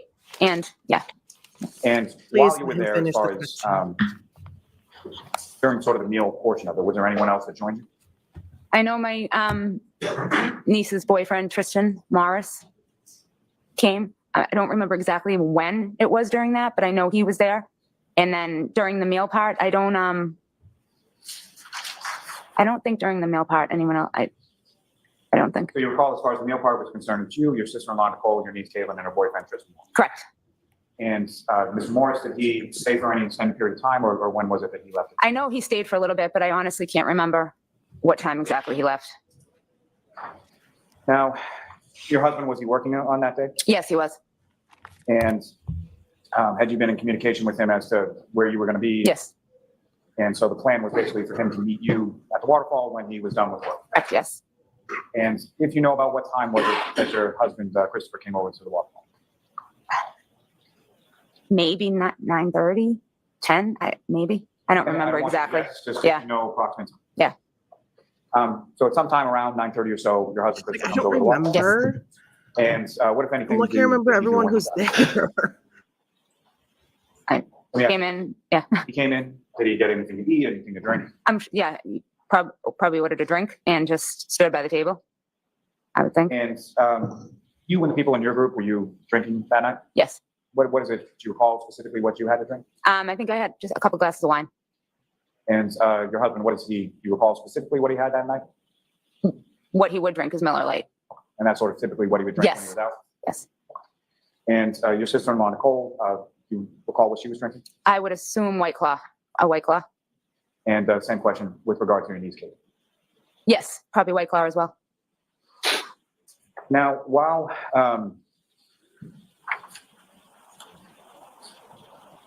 you were there, who, if any, so after your husband came in, Mhm. who, if anyone else, sort of came in and joined the group that you were with? My brother-in-law, Brian Albert, and his friend, Brian Higgins. And obviously, you know your brother-in-law, Brian Albert, right? Mhm. And Yes. you know, Yes. thank you. You just have to answer obviously. So, did you know Mr. Higgins as well? Yes. And how did you know Mr. Higgins? I just know him from being friends with my brother-in-law. So you knew him just sort of through your brother-in-law, Brian, is that correct? Yeah. Yes. And do you know when they arrived in relation to when your husband, Christopher, arrived? I don't recall. At some point after, correct? Yes. Then after they arrived, who, if anyone else, do you recall sort of? She is arriving answering and so joining you? fast. Jennifer McCabe and Matt McCabe. And there was a couple, I don't even know their name, Colakitis. They arrived. I don't know their first names. And John and Karen arrived shortly after that. And just so we can clear up people, as far as Jennifer McCabe, you've already mentioned her, and Matthew, is that her husband? Yes. And the other couple that you were talking about, or sort of guessing their names, have you ever met them before? No. Nope. Not anybody that you're particularly friends with or anything like that? No. I know them, who they are, from seeing them maybe at a sporting event or something, but I've never been introduced to them. And when you say sort of sporting events in relation to what? If they were at like a basketball game and I was at a game, like I've just seen them around. I'm assuming probably sporting events, probably a basketball game. And I'm sure it's pretty well understood with this. I just want to clarify. So when you say sporting events, these are kids' sporting events? Kids sporting events, yes. And I so think which it's kids' I sporting think it's event very do you clear actually see this that couple Nicholas was not part Your of kids or the No, Jennifer McCabe's kids. main group. So you would go to sporting How events he with Jennifer was- McCabe's kids and see this couple? Yes. Always on the outskirt. And if you know about how long after Pretty much stayed in one spot. Brian Albert and Mr. Higgins in the arrived, videos that we watched. did He was kind of the McCabe's and this other couple arrived? a I don't loner, remember But exactly. after He wasn't- Mr. Albert and Mr. Higgins, correct? Correct. engulfed Now that you in all of mentioned those relationships. Mr. O'Keefe and Ms. Reed came in at some point as well. So you have to Yes. make sure you say yes or no, okay? And the other thing you say, I assume or I guess, don't answer. If you don't know, you don't. And Yes. if you know, about what time was it that Mr. O'Keefe and Ms. Reed came? Before 11 o'clock? Sounds good.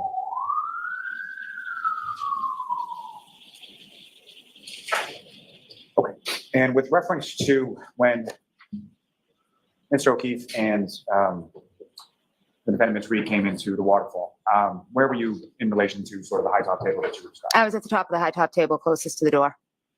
And when they came in, where did Mr. O'Keefe and the defendant go? John walked in and said hello and kept on walking, I think, to the bar. And Karen came in and stopped at the table to talk for a minute. And during the time that she stopped at the table to talk for a minute, what, if anything, did she do? She opened her jacket and had a glass and pulled the glass out and started drinking the drink. And as far as the drink in the glass. I need more information what did you about this observe as far as glass. color or anything? Clear. And the glass that she had, could you see, so the clear liquid inside it, how much of the glass was full of that? I don't recall. And she placed it on the table, is that correct? Yes. And what was your reaction to that? I think I laughed and said, made a comment like, you're crazy or something, just because she walked in with the glass.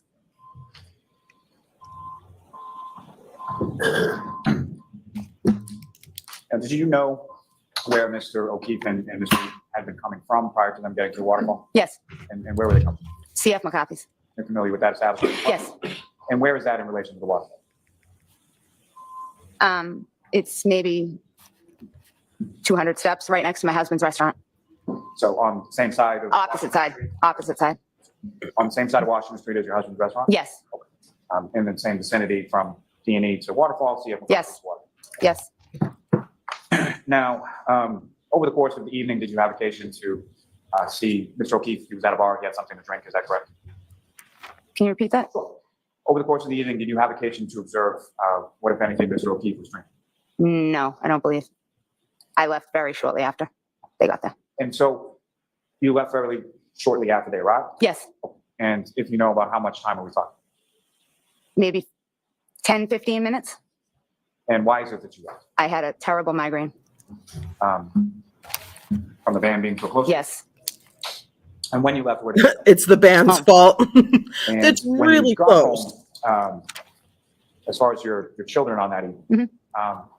who was home, who was out? If you know? My youngest son was home, and my oldest son didn't live at home. He lived in California at the time. And my middle son was not home. And so your oldest son, Christopher, he was in the Navy at that point? He was in the Navy and he was stationed in San Diego, yes. And so your middle son, Colin, he was out. Did you know where he was? Yes, he was at, I believe, his friend Michael Leonetti's house. And at some point, did you learn that Colin had gone from that person's house to somewhere else? Yes, Is this him communicating with you? yes, And that other place that he went to, you know where that was? yes. My brother and sister-in-laws, Nicole and Brian Albert's house on Fairview Road. And was that in relation to your nephew and his birthday? Yes, Now, while you were, if I could take it back to the waterfall just for a second. So while you were at the waterfall, obviously you see Mr. O'Keefe and Ms. Reed come in. Do you recall what Mr. O'Keefe was wearing? I know he had a hat on, he had jeans on, and he had something with a hood. And from your observations, did you ever see him with like a winter coat or jacket or anything like that? I did not.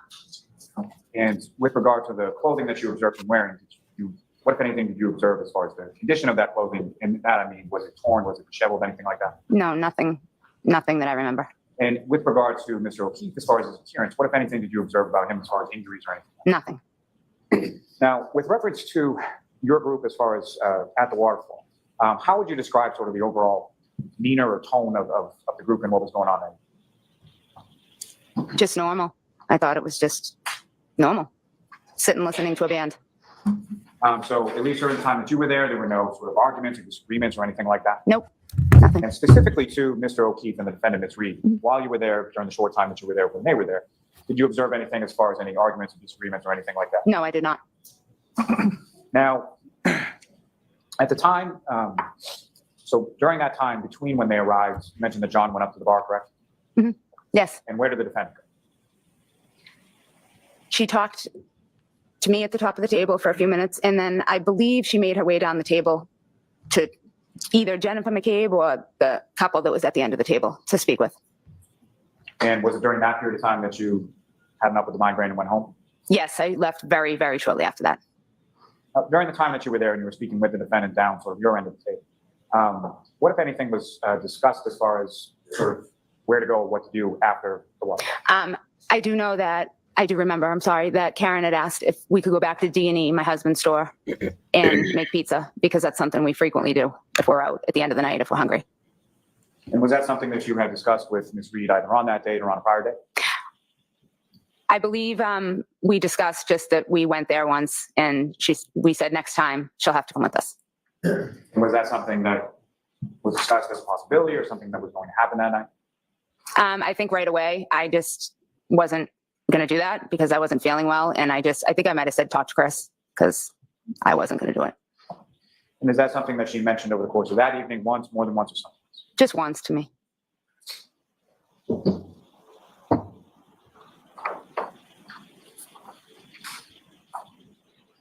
So when you get home, at some point, the rest of your family came home at some point in the evening, correct? Mhm. Yes, And who came home first? Your husband, Christopher, or your son, Colin? my husband. You know about what time that was? I want to say about after 12, maybe 12:10, around there. So sometime around 12:10? Sometime around 12:10, yes. And what, if anything, do you recall specifically about when your husband, Christopher, came? He came upstairs to my room. He was shivering because it was cold out. And he immediately went to the bathroom, got undressed, and got into bed. And your son, Colin, you've been in communication with Yes. him over the evening? Yes. And about how long was it after your husband came home that your son called? 10 to 15 minutes. And were you essentially waiting up for him? Oh, yes. Yep. Is that sort of common practice? Yes. I do not go to bed until my kids are home. And is there another common practice as far as when your kids come home, where do they go when they first come in? They immediately will always come in the door, maybe grab a water out of the fridge and come upstairs and give me a kiss goodnight and tell me that they're home. Now, did that happen on this occasion? Yes. And so Colin came into your room at some point? Yep. He came right upstairs. Yes. And when Colin came into your room and he came upstairs, did you have occasion to observe him as far as talk to him? Obviously? Yes. We talked for a minute. He asked me if I was feeling better. And yeah, we talked for a moment. And during that conversation that you had with Colin, similar to what I had asked you with regard to Mr. O'Keefe, what, if any, injuries or anything did you observe on your son, Colin? None. And fair to say, the next day, at some point, you talked to and had interaction with your son? Yes. What, if any, injuries or anything did you observe? None. None. So I know this is sort of hard, so wait till Mr. Lally finishes his question Okay. before answering, okay? Mhm. Thank you. Now, after your son Colin came home, and you eventually went to bed, is that right? Yes. And turning your attention to the next morning, the Saturday morning of the 29th, about what time was it that you woke up? I woke up about 8-ish. And with regard to your nephew, Brian Jr., whose birthday was now on the 29th, what, if any, sort of tradition do you have with respect to him, his birthday? Every year on his birthday, I go to Dunkin' Donuts. I get him 6 donuts and I bring them to the house and I leave them there with a card before he gets up. So when he wakes up, they're there. I've been doing it for years. And is that what your intention was on this morning as well? Yes. Is that what you did on that? Yes. Now, when you woke up, probably like most people, at some point did you look at your phone? Yes. And when you looked at the screen for your phone, what, if anything, did you see? I had a missed call from my friend Jen McCabe. And was there any Just sort one? of notation in regard to the missed call as to what time that missed call had come in? It was 5:55 maybe. So Don't. sometime earlier in the morning. Yeah. Early morning, yes. And beyond the missed call, Don't was there pass any other sort of stamp or notification on the phone as far as a voicemail, text message? Nope. I'm sorry. No, there was not. And not from Ms. McKay, correct? She's just like, Correct. And not from what anybody was else? done with. Correct. And at any point in time on that morning over the phone, did you speak with Ms. McKay? No, I did not. And did you call her? So you didn't call her back or anything like that? I did not. And so after you wake up, at some point you go to Dunkin' Donuts and get the 6 donuts? Yes. And where did you go with those? I drove to 34 Fairview. And when you arrived at 34 Fairview, where did you park in relation to the house? I pulled into the driveway. And when you came up to the house and you were driving to the house at this point, what was the weather like? It was coming down. The snow was coming down pretty good. And with reference to the house, what, if anything, did you notice out of the ordinary with regard to the house or the street or anything else? Jennifer McCabe's car was in the driveway. And as far as any other vehicles on the street or anything like that, what was going on at that time? I don't recall. I don't. Nothing you can recall? No. Oh, what time was this that you got there? 8:30, 9 o'clock, 8:30. Around that. And when you get there, you pull in the driveway, what did you do? I opened my car door. I got out to walk to the car in front of me to leave the donuts and card inside my nephew Brian's car. And Brian Albert came to the door. Brian Albert Sr. came to the door and he told me to come in, asked me to come in for a second. And I said that He I tell didn't you need to. or And he ask said, you? I said, I'm just leaving this gift for Brian Jr., and he said, no, just come in for a second. So I went into the house. And when you walk into 34 Fairview Road on that morning, Mhm. anyone else was Nicole Albert, Brian Albert, Brian Higgins, Jennifer McCabe, and Matt McCabe And where were they in relation to the house? in the kitchen. And what, if anything, did they tell you at that time? When I first walked in, nothing. Everyone was just sitting there, and I was looking around, and everyone was visibly upset. And I asked, what's going on? And another maybe 30 seconds went by, and Jen said, something's happened to John. And I said, John, she said, John O'Keefe. And I said, is he okay? Objection. No, I'm going to allow it. I said, is he okay? And she said, we don't know. And that was that. And after hearing that information, Mhm. how long were you at your brother and sister-in-law's house? I think? Probably Jen, about half hour, you should know that he's not 45 minutes, maybe. And where did you go from there? I went home to wake my husband up to let him know what had happened. And at some point after you go home and wake up your husband, where did you and your husband go? We went back to third. I woke up my husband, told him what had happened, and we went back to Fairview. And so the second time that you had gone back to Fairview, Mhm. how long a period of time were you there then? I would say probably half hour.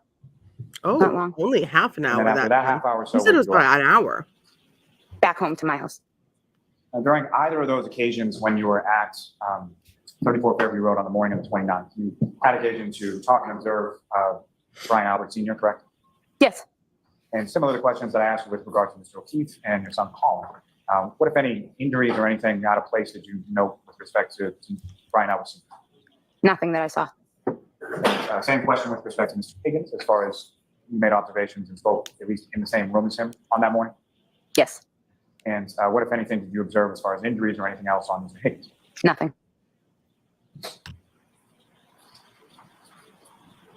When you woke up your husband that next morning, your other two sons, being Colin and Dylan, they were at home still? Yes, they were at home still asleep. And with regard to when you went to Fairview, came back with your husband, went back to Fairview, and then came back again, were they still asleep?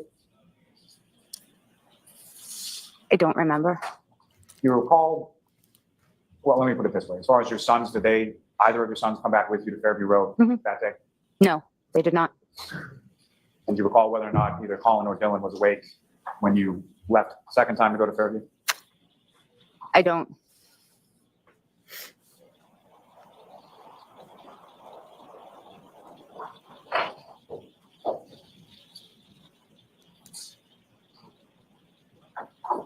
At some point, a few days after this, did you have occasion to meet with a couple troopers from the state police? Yes, I did. They came to my home. When you say they, how many of them? There were two. Two. You spoke to them that day in reference to what you had observed at the waterfall, everything you just. Yes, I did. May I have one moment, Your Honor? Yes.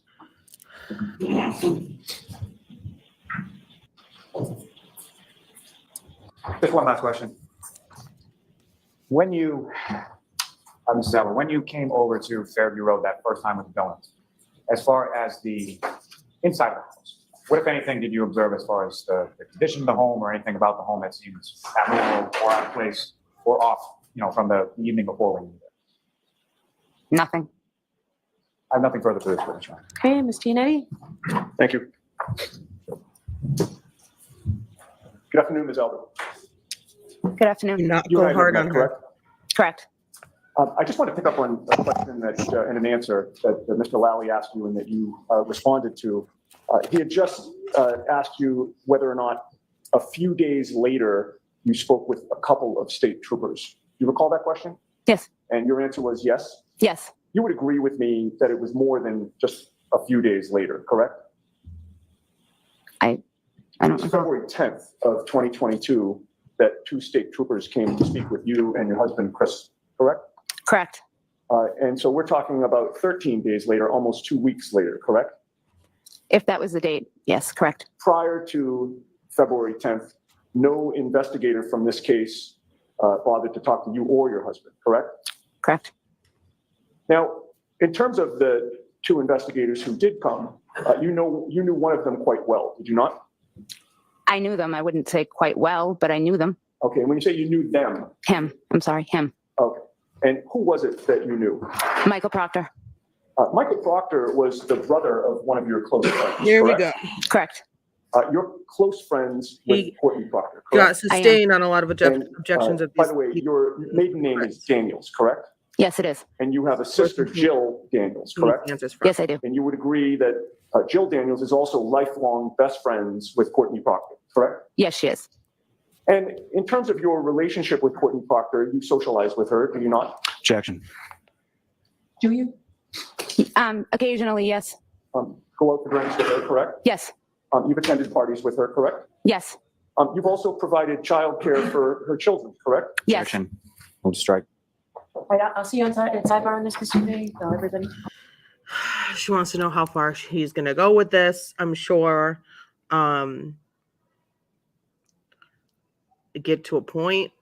This is deep. It's going far back. It's going like far beyond the list of witnesses. It's going far beyond the crime. It's going far beyond the relationship, I am assuming. So we'll see what the outcome is with this. But we are skedaddling. Oh, wow. They're up there a while. We are skedaddling. Oh, wow. We could have walked from the waterfall to Maple Ave.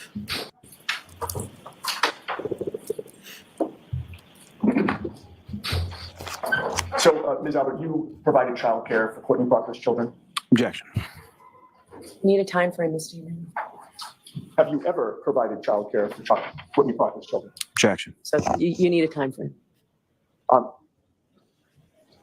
Before January of 2022, did you provide childcare for Courtney Proctor's children? Yes. When?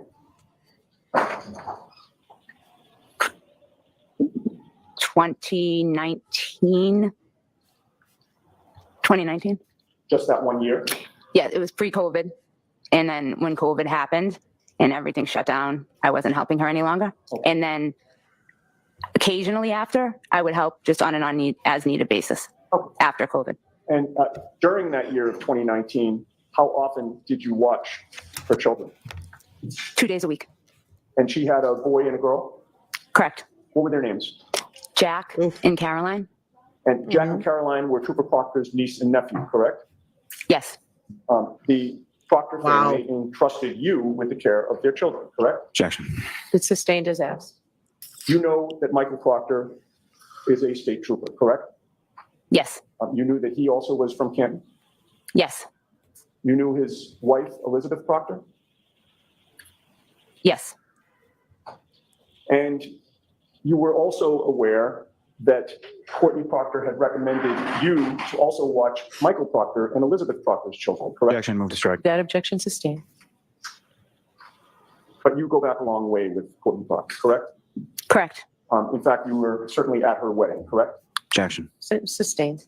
Your son was a ring bearer at that wedding. Objection. All right, so we'll sustain that through this witness. You've spent time at Michael Proctor's childhood home, have you not? Yes.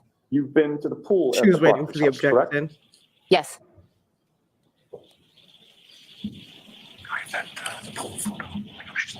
Pool photo. I heard him whisper pool photo. Uh-oh. May we approach? I heard him whisper pool photo. Oh boy.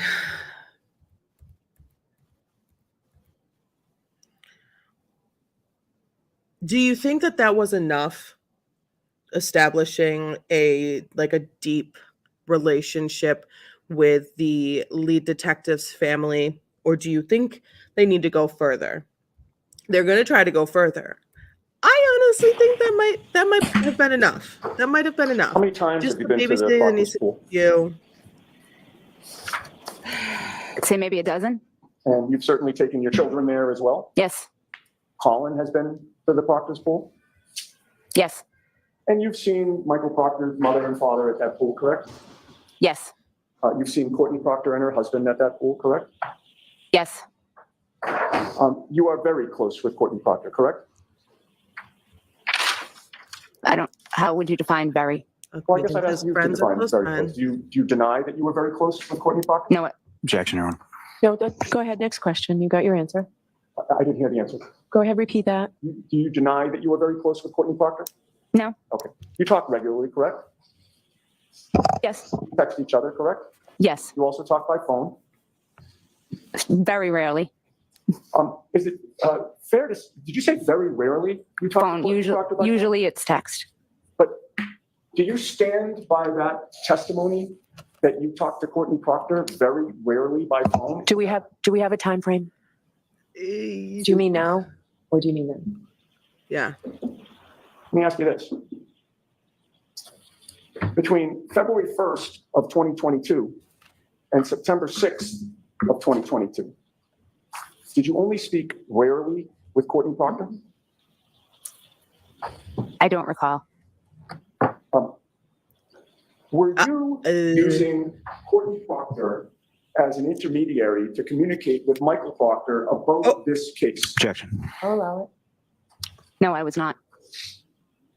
Are you aware that between February 1st of 2022 and September 6th of 2022, you and Courtney Proctor spoke by phone 67 times? Yo. Were you aware of that? No, I don't know the exact count. Do you deny that you spoke 67 times? 67 times? I don't deny it, but I don't recall the exact amount of times. Okay, so you don't deny that you spoke 67 times. You still want to maintain your testimony that you only talked very rarely with Courtney Proctor during that time period. I just don't remember the exact amount of times. Well, you know that my client, Karen Reed, was arrested in connection with this case on February 1st of 2022, do you not? I do. You spoke to Courtney Proctor that date for 12 minutes by phone, correct? I don't recall exactly. I don't remember Okay. exactly. Yeah, because there's so many phone calls. How could you keep them track? No way. May I approach? Sure. But before I approach, Mhm. your memory is exhausted as to whether you spoke to Courtney Proctor that day, and if so, how long the two of you spoke? Yes. Yeah.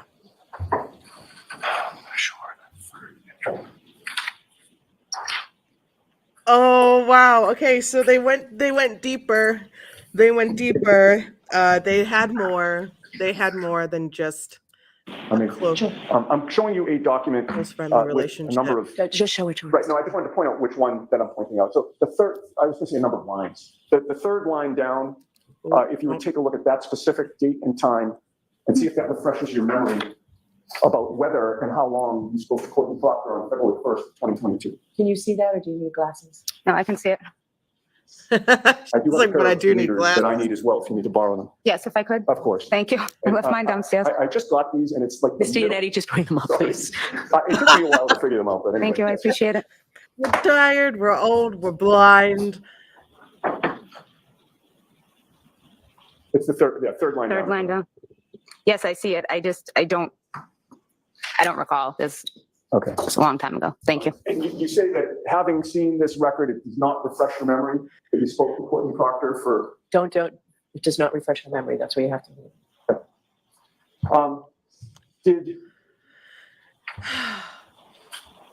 did Courtney Proctor tell you the day of my client's arrest on February 1st that she had been discussing the case with her brother that day? Objection. Sustained. Did you speak to Courtney Proctor that day in any This is- fashion? What day exactly? The day of my client's arrest on February 1st, 2022. That was on the sheet you just gave me? It was. Well, I did, obviously, if it was on that sheet. Oh, And when you talked to her, okay. did she tell you that she had discussed the case with her brother? Objection. Sustained. Were you notified that Karen was going to be arrested? Objection. Sustained. What did you discuss? I don't recall. The next day, February 2nd of 2022, was the day that my client was arraigned back in Stoughton District Court. Do you recall that? Yes, I do. You spoke to Courtney Proctor 3 times that day before my client's publicly televised arraignment at 9 a.m. Did you not? Again, I don't remember. After the making arraignment, 3 phone calls. you spoke to her again for 27 minutes, beginning at No. 10:58 a.m. Did you not? I don't recall. Oh, Okay. So your testimony you is, don't remember well, that you called strike him that. 3 times My that client's very arrest day. was pretty big news in Massachusetts, wasn't it? Objection. Sustained. You were aware that my client had been arrested, correct? Yes, I had seen it on the news. You were aware that she was being arraigned the very next day, were you not? Yes, This Saw it on the case news. involved your family, did it not? Yeah. how do you mean it? Well, you knew that John O'Keefe was found dead on your brother-in-law, Brian Albert's lawn, correct? Correct. She's like, So oh, right. Yeah. necessarily Your family That was part. involved in this case, correct? Somewhat, that yes. part. And you knew that ultimately you'd probably be talked to by investigators from this case, correct? I assume so, yes. Right. Didn't happen for 13 days, but ultimately they did come, correct? Yes. So It did this take a case long had to time. have been pretty big news within the Albert family, was it not? But yes, yes, You were discussing it with your husband, correct? yes, You were discussing it with your other relatives, correct? yes. You were discussing it with your friends, Hot correct? goss. I don't know about my friends, but Okay. Yeah. So is it your testimony that with all of this going on, you confined your discussions about this case just to your specific family members? not necessarily. No, I mean, clearly, you would have talked to Courtney Proctor about this, correct? Objection. So folks, why don't we end here, all right? You'll have to be back tomorrow for your glasses. And jurors, the. Bring your precautions, please glasses. Do not discuss this case with anyone. Don't do any. She said, bring your investigation into the case. If you happen to see, hear, or read anything about the case, please disregard it and let us know. And I'll see counsel at our jurors. So thank you very much. Jurors is closing your notebooks and leaving. All right. So that is the end of Thursday. The trials we cover remind me. Great. And so I'm going to just pop this off the screen and we're going to jump into today trial. Today trial that we are a few hours behind on, but that is okay. It is just 2:00. Let's see, 2, 3, 4, 5. I have like 3.5 hours. So we'll see how much, how much. Nope, I don't want that one. Live. This one. Day 9. We just finished day 8. It looks like they're on their break now. And let me just scoot to the beginning here. Let me share my screen and we're just going to jump into the next day, which is today.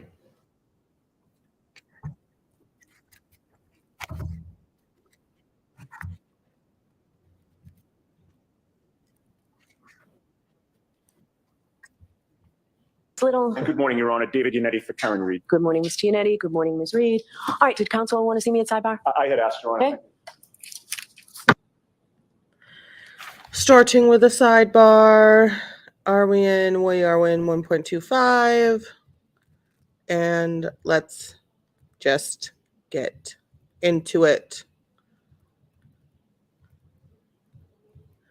I want to get a glimpse of the clock and see if they started on time. Ooh. Long chat. Oh my goodness.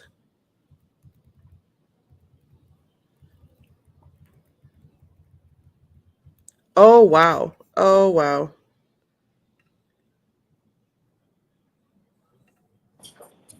right, here we go. Wow, that was a long sidebar. That was... Hear ye, hear ye, hear ye. All parties having anything to do Long before time. the Honorable First Justice Beverly Canoni, now sitting in the Dedham Superior Court within and for the County of Norfolk. Draw near, give your attendance, you shall be heard. God save the Commonwealth and this good court. Thank you. May be seated. Morning, Your Honor. Morning. All right. Good morning again, counsel. Good morning again, Ms. Reed. Good morning, jurors. Happy Friday. I appreciate you all being here, ready, willing, and able to start. We got an awfully lot done in about 5 or 7 minutes over here at sidebar, so we made you wait, but in the long run, it's to speed things up and to make things go more smoothly. So we appreciate your patience. Those same 3 questions, have you all been able to follow? I like the that she instructions? stands up, Refrain from gets discussing close it to since we're once we left yesterday. Everyone said yes. gives him a smile, apologizes for Follow wasting the instruction and time. refrain from doing any independent research or investigation into this case. This Everyone said yes, trial nodded is affirmatively. for the Did jury. anyone happen to see, hear, or read anything about this case since we left yesterday? No. One thing I did want to say to you folks is, if you can't hear a witness or a lawyer, or you can't see something, I don't know that unless you raise your hand. So if you raise your hand, the court officers don't have the power to say to the witness, please answer that again and speak louder, but I do. So if you raise your hand, court officer will come over and let me know, and we can make sure that happens. All right, so I remind counsel to keep their voices up, and you've been doing a great job of moving out of the way of the jurors toward the end there, so please continue to do so. All right, is Ms. Albert here?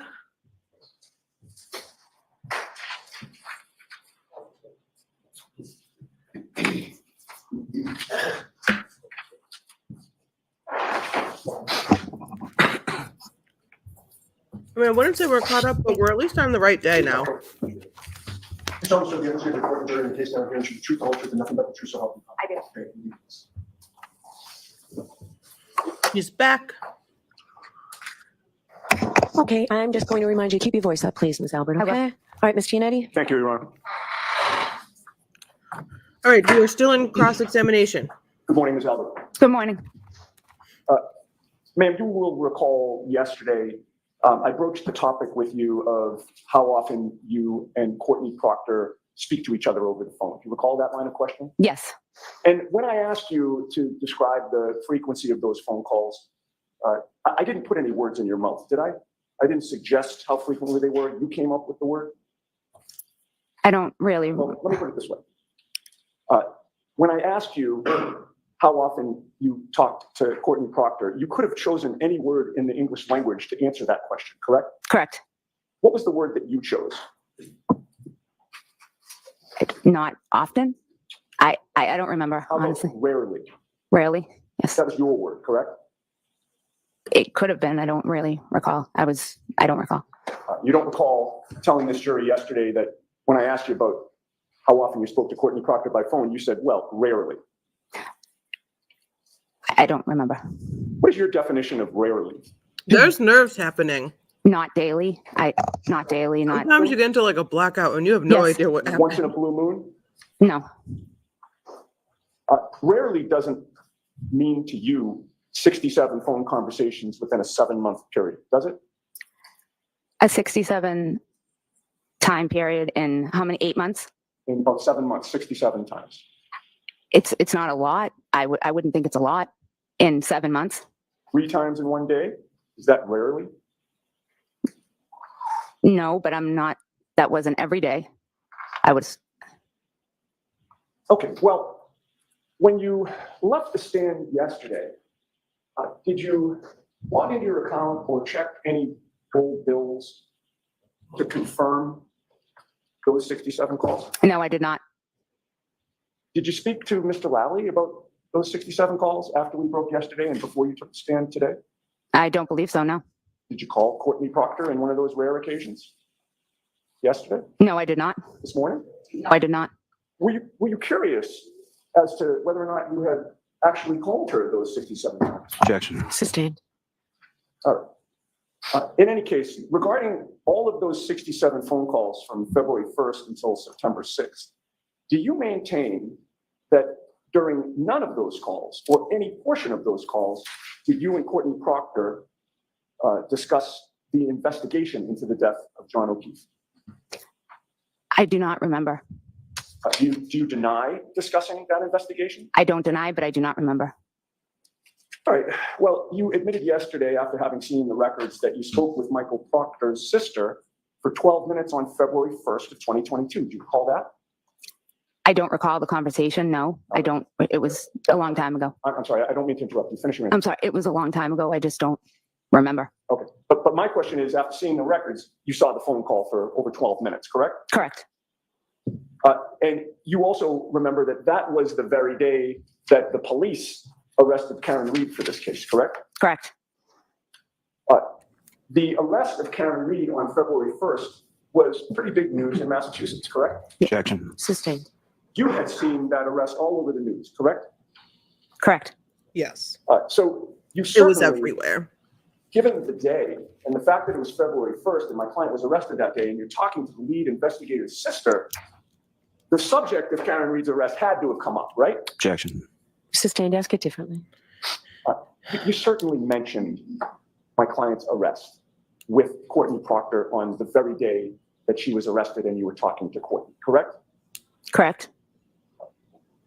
There it is. Now, when we broke for the day yesterday, I had also asked Talked you about about the 3 phone calls that you had with Michael Proctor's sister on the morning of February 2nd when my client was arraigned, correct?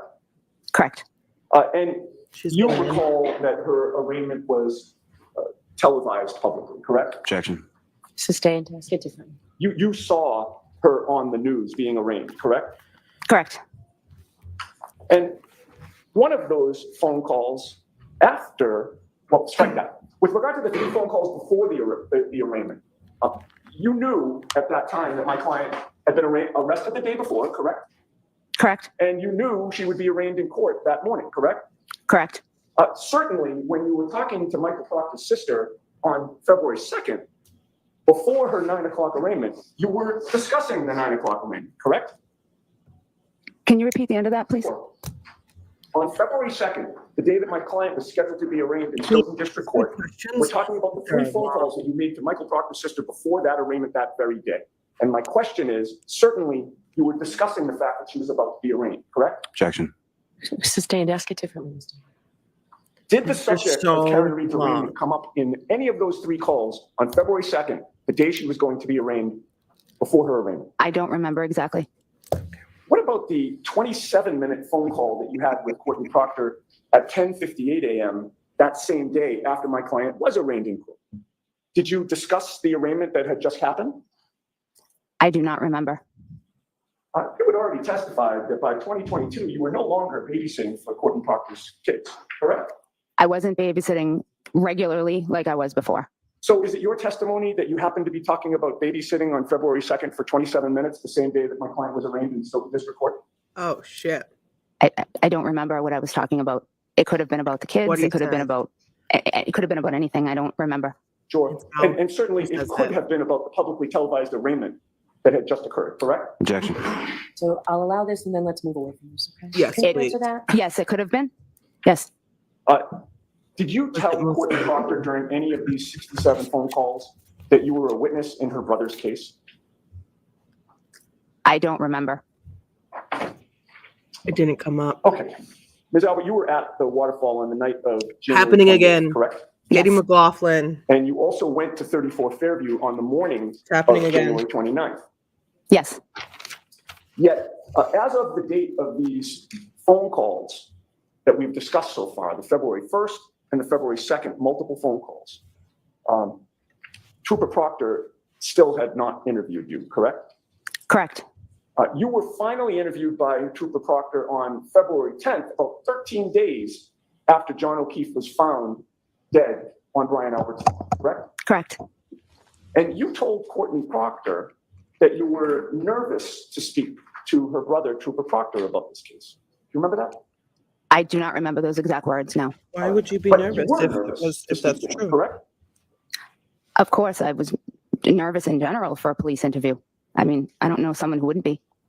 Were you worried that one of Trooper Proctor's colleagues might ask to speak to your son, Colin, about what had happened on the 28th and the 29th? Objection. Was I nervous they would ask my son? Yeah, were you nervous that one of the investigators in this case might approach your You son and know. ask him about his whereabouts? No. Since he was there All that right. night. In any case, you were interviewed at 5:30 p.m. on February 10th, correct? Why Correct. would you be nervous? Where did that interview take place? At my home in Canton. Who was present for that interview? Me, my husband, Trooper Proctor, and Trooper Bukaki. What? What was that name again? Michael Proctor agreed to interview you and your husband together, correct? Which Objection. is You and your husband were interviewed together, correct? Correct. Did either of these troopers, including Michael Proctor, suggest that maybe the two of you should be separately interviewed? I don't recall. What I don't remember. did take place within your home? In my family room? Were you sitting on couches? Yes. You're comfortable? Comfortable. Yes. You were not in a police interrogation room, correct? No, I was not. And it wasn't particularly lengthy, correct? What do you define lengthily?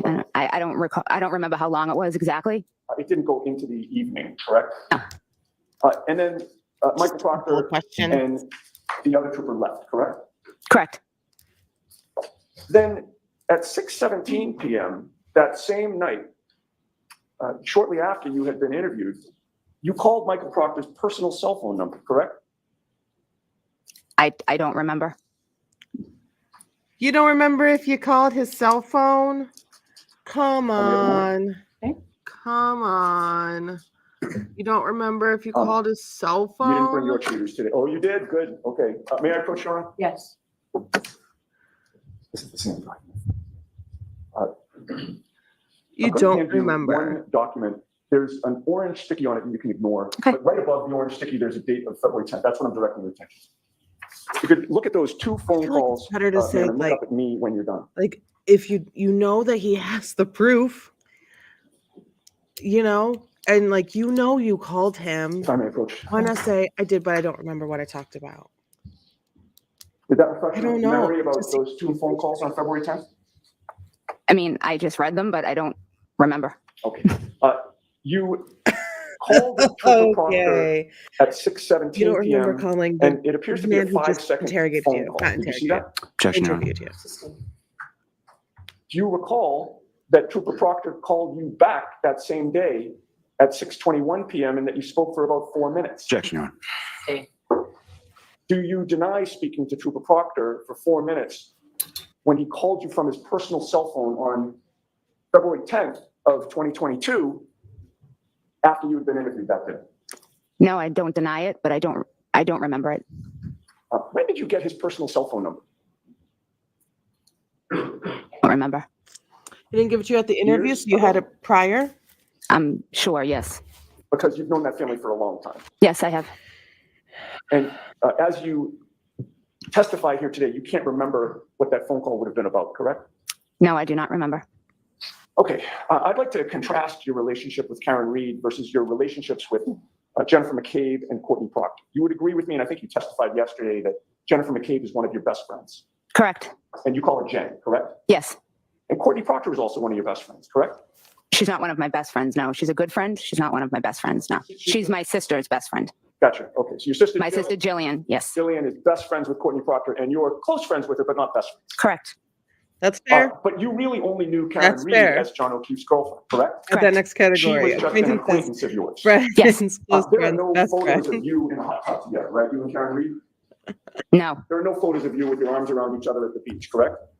no, You've never been to a baby Oh. shower with Karen Reed, correct? Objection, Your Honor. Sustained. This is all going back to the case. You didn't have any contact with Karen Reed while you were growing up, Energy. correct? No. Karen Reed was definitely not from Canton, correct? Objection, Your Honor. I'll allow this and then you can move on. Yeah. no, she was gotta- not. No, one more question. She was an outsider, correct, to Canton? She didn't live in Canton. But after she started dating John, you would see her driving in and out of the street, correct? Yes. You'd see her taking groceries in, correct? Yes. Because you were neighbors with John. Yes. And it was the fact that you'd see her around, taking groceries in and out of the house and being outside with the kids that led you to believe that she was not only connected to John, but also to his house on Meadows Ave, correct? Yes. And you would see her interacting with the kids outside, correct? Yes. She would be participating in family type activities with the kids outside. Yes. And you'd see her enough that you assumed that she was living there, correct? Yes. Active with the kids. And I believe you stated that you had known her or seen her for maybe about a year and a half or so. Is that a good estimate? Yes. And in all the time that you saw her in the neighborhood or had any contact with her and John, you never saw the two of them fight or argue, correct? No. You never heard them fight or argue, correct? No. And you had been out with them in a group setting a handful of times, correct? Just a couple of times. And during those times, they always appeared to get along, correct? Yes. And you knew of no problems in their relationship, correct? No. And you were particularly impressed with the time Karen spent with John's adopted children. Objection. Were you? Can you repeat that once more, please? You were impressed with the amount of time that Karen spent with John's children? I didn't know the exact really amount of time. That, I mean, she was there a lot. Yes, she was. So yes, I would assume that she spent a lot of time with them. Yes. Now, on Friday, January 28th, you had plans with your sister-in-law, Nicole, correct? Yes. You are close with Nicole. Yes, I am. You picked her up at her home in your car. Yes. You drove her to the waterfall, correct? Correct. And the two of you went for dinner there. Yes. Your husband, Chris, came later. Yes. Brian Higgins came later. Yes. And you knew Brian Higgins, correct? Yes. Mr. Mayor, I'm going to stop you for 1 Yes. second.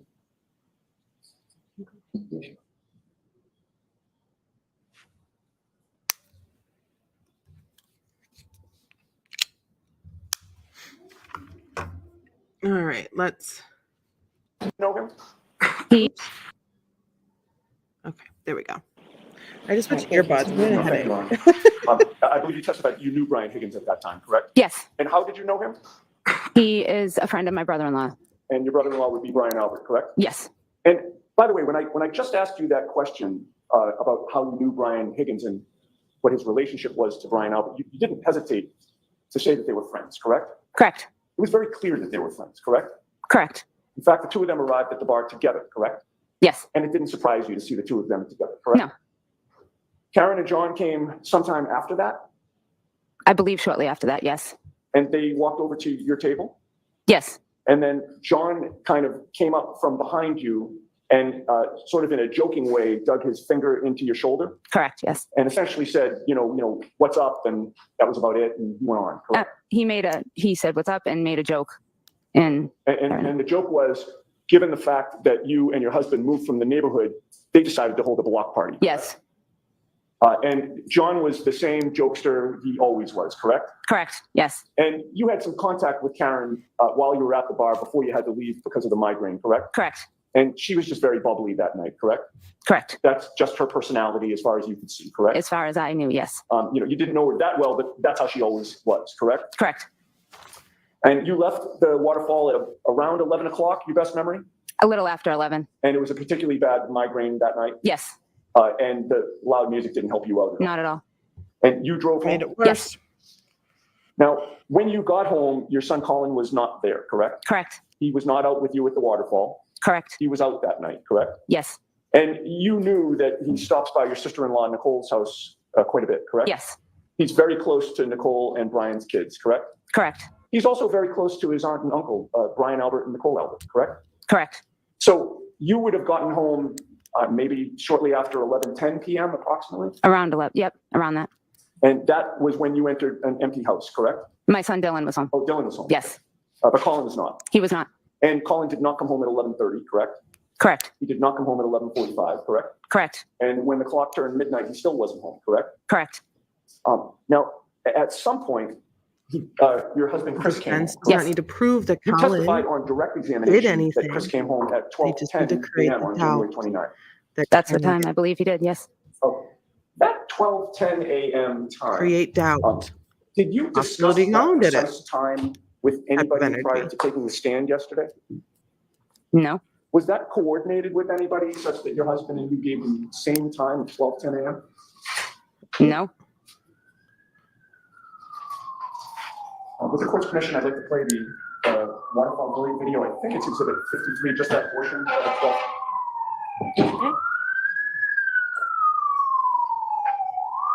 Whew. Those sirens going right into your eardrums is terrible.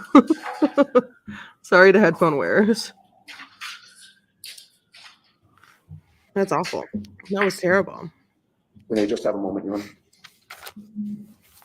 All right, so let's see what they're up to now. I'm going to allow my colleagues some time to find this, and I'll move on with my questioning in the meantime. We can have the lights on for this.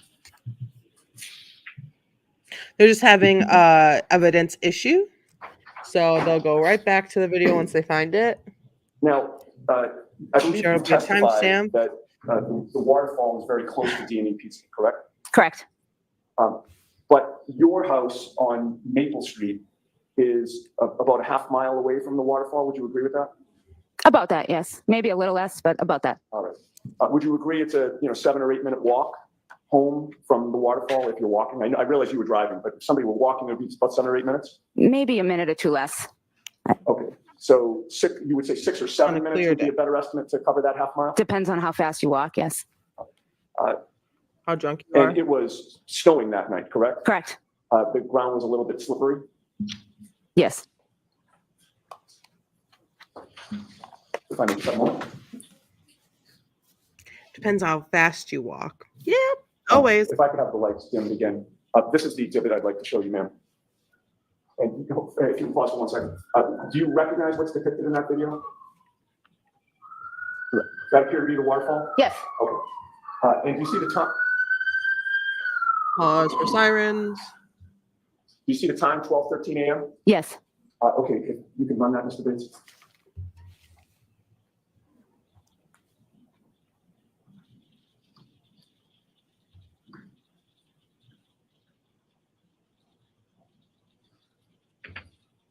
She's like, get off of me. The hug. Ugh. It's 2022, early 2022, and it's like, were we back to hugging people like that again after the pandemic? All right, can you pause it there? I wasn't. I am going to direct your, do you see where it says CH3? Yes, And you see the timestamp up the top, correct? yes. Between those two markers on the video, you're going to see somebody walking by. I'd ask you to pay attention for the next, 6 seconds or so. Right. Stop. Do you recognize that person? Yes, I believe it's my husband. You can run that. Stop. Okay. Would you agree with me that your husband left the waterfall at about 12:13 and 46 seconds? Well, yes, I mean, that's what it says on the screen. Okay. So it was closer to 2:14 than to 2:10. Would you agree with that? 12:14, you mean? You know what? You're right. 12:14 then 12:10. Yes, that's what I'm seeing. Thank you. So if he's leaving at around 12:14, and by your testimony, it would have taken him he was walking home. You knew that, correct? Yes, He didn't have a car that night. he did not. And if it took him Good. 6 or He 7 was minutes to get home. Fireball. And by the way, let me strike that question. You had said it takes 6 or 7 minutes. Did you factor in the fact that of the weather that night for your estimate about a 6 or 7 minute walk? Objection. Can you answer that question? Is that what you said?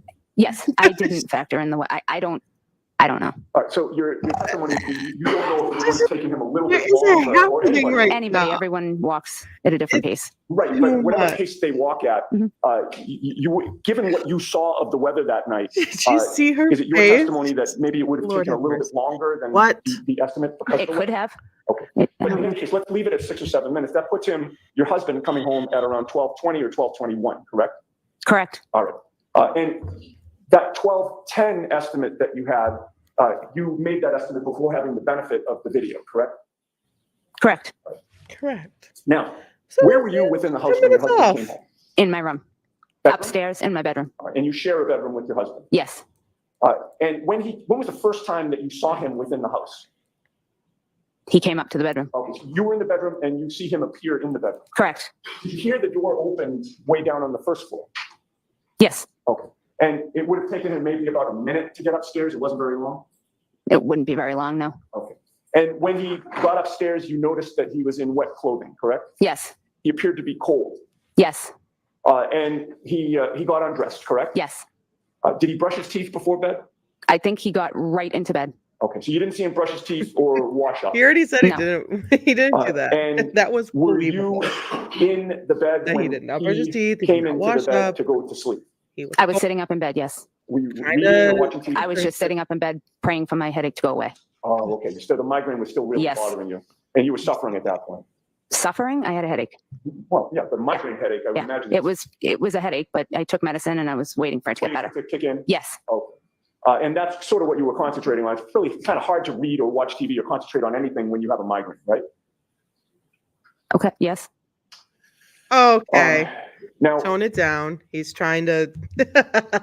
He's you trying to agree give with you me that, the that ability your to husband Chris was asleep when Colin came home, humanize, correct? rehumanize yourself. You know.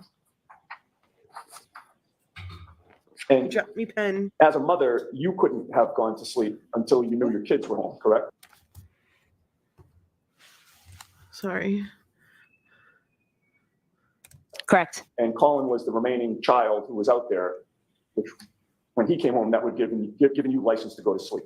Yes.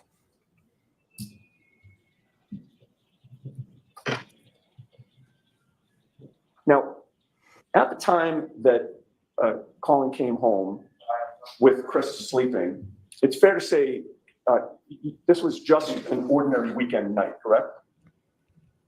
How do you? Well, in other words, you didn't know that anything tragic had occurred or was alleged to have occurred, correct? Correct. So it wasn't like you were paying attention to the clock at that point and recording your memories as best you could because you knew you'd be testifying later, correct? Correct. Which also explains the 1210 estimate, right? I mean, you're being asked about, times that things occurred, and it was just sort of an ordinary day, right? So it's difficult to pinpoint times, correct? Correct.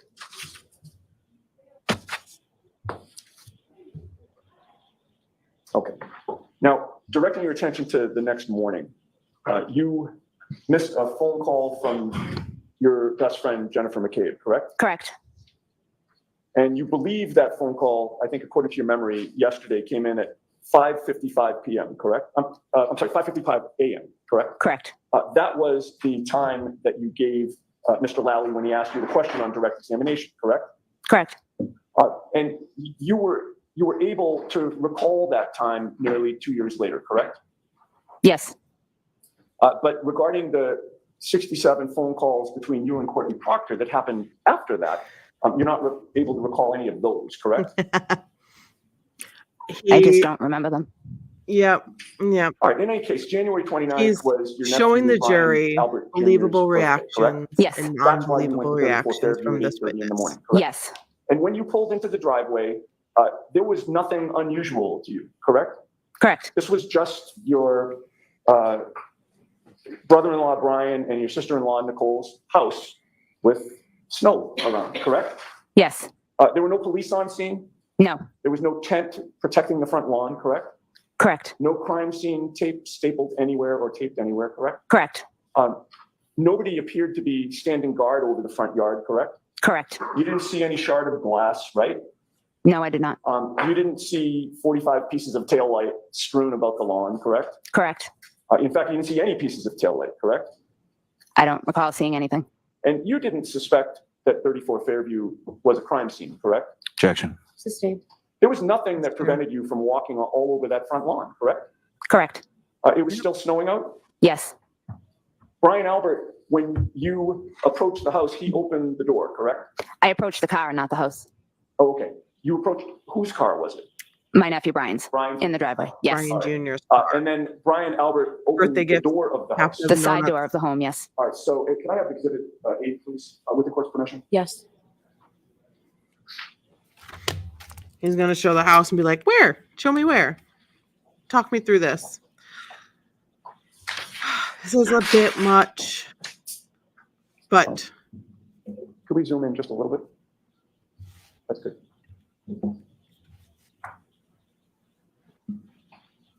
I'm we have so bad. so much testimony to get to. Oh, thank you. You're welcome. All right. We have so much That testimony to get that I'm to. highlighting now is the front door to the house, correct? Yes. And if we move along Exhibit 8 to the right, is that the side door? Yes.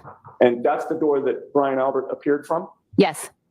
And you were able to see him from the outside of the house, correct? Yes. And you were over to this area? Yes. Do you recall, is it one of those two cars that's in Exhibit 8 that you approached with the Dunkin' Donuts?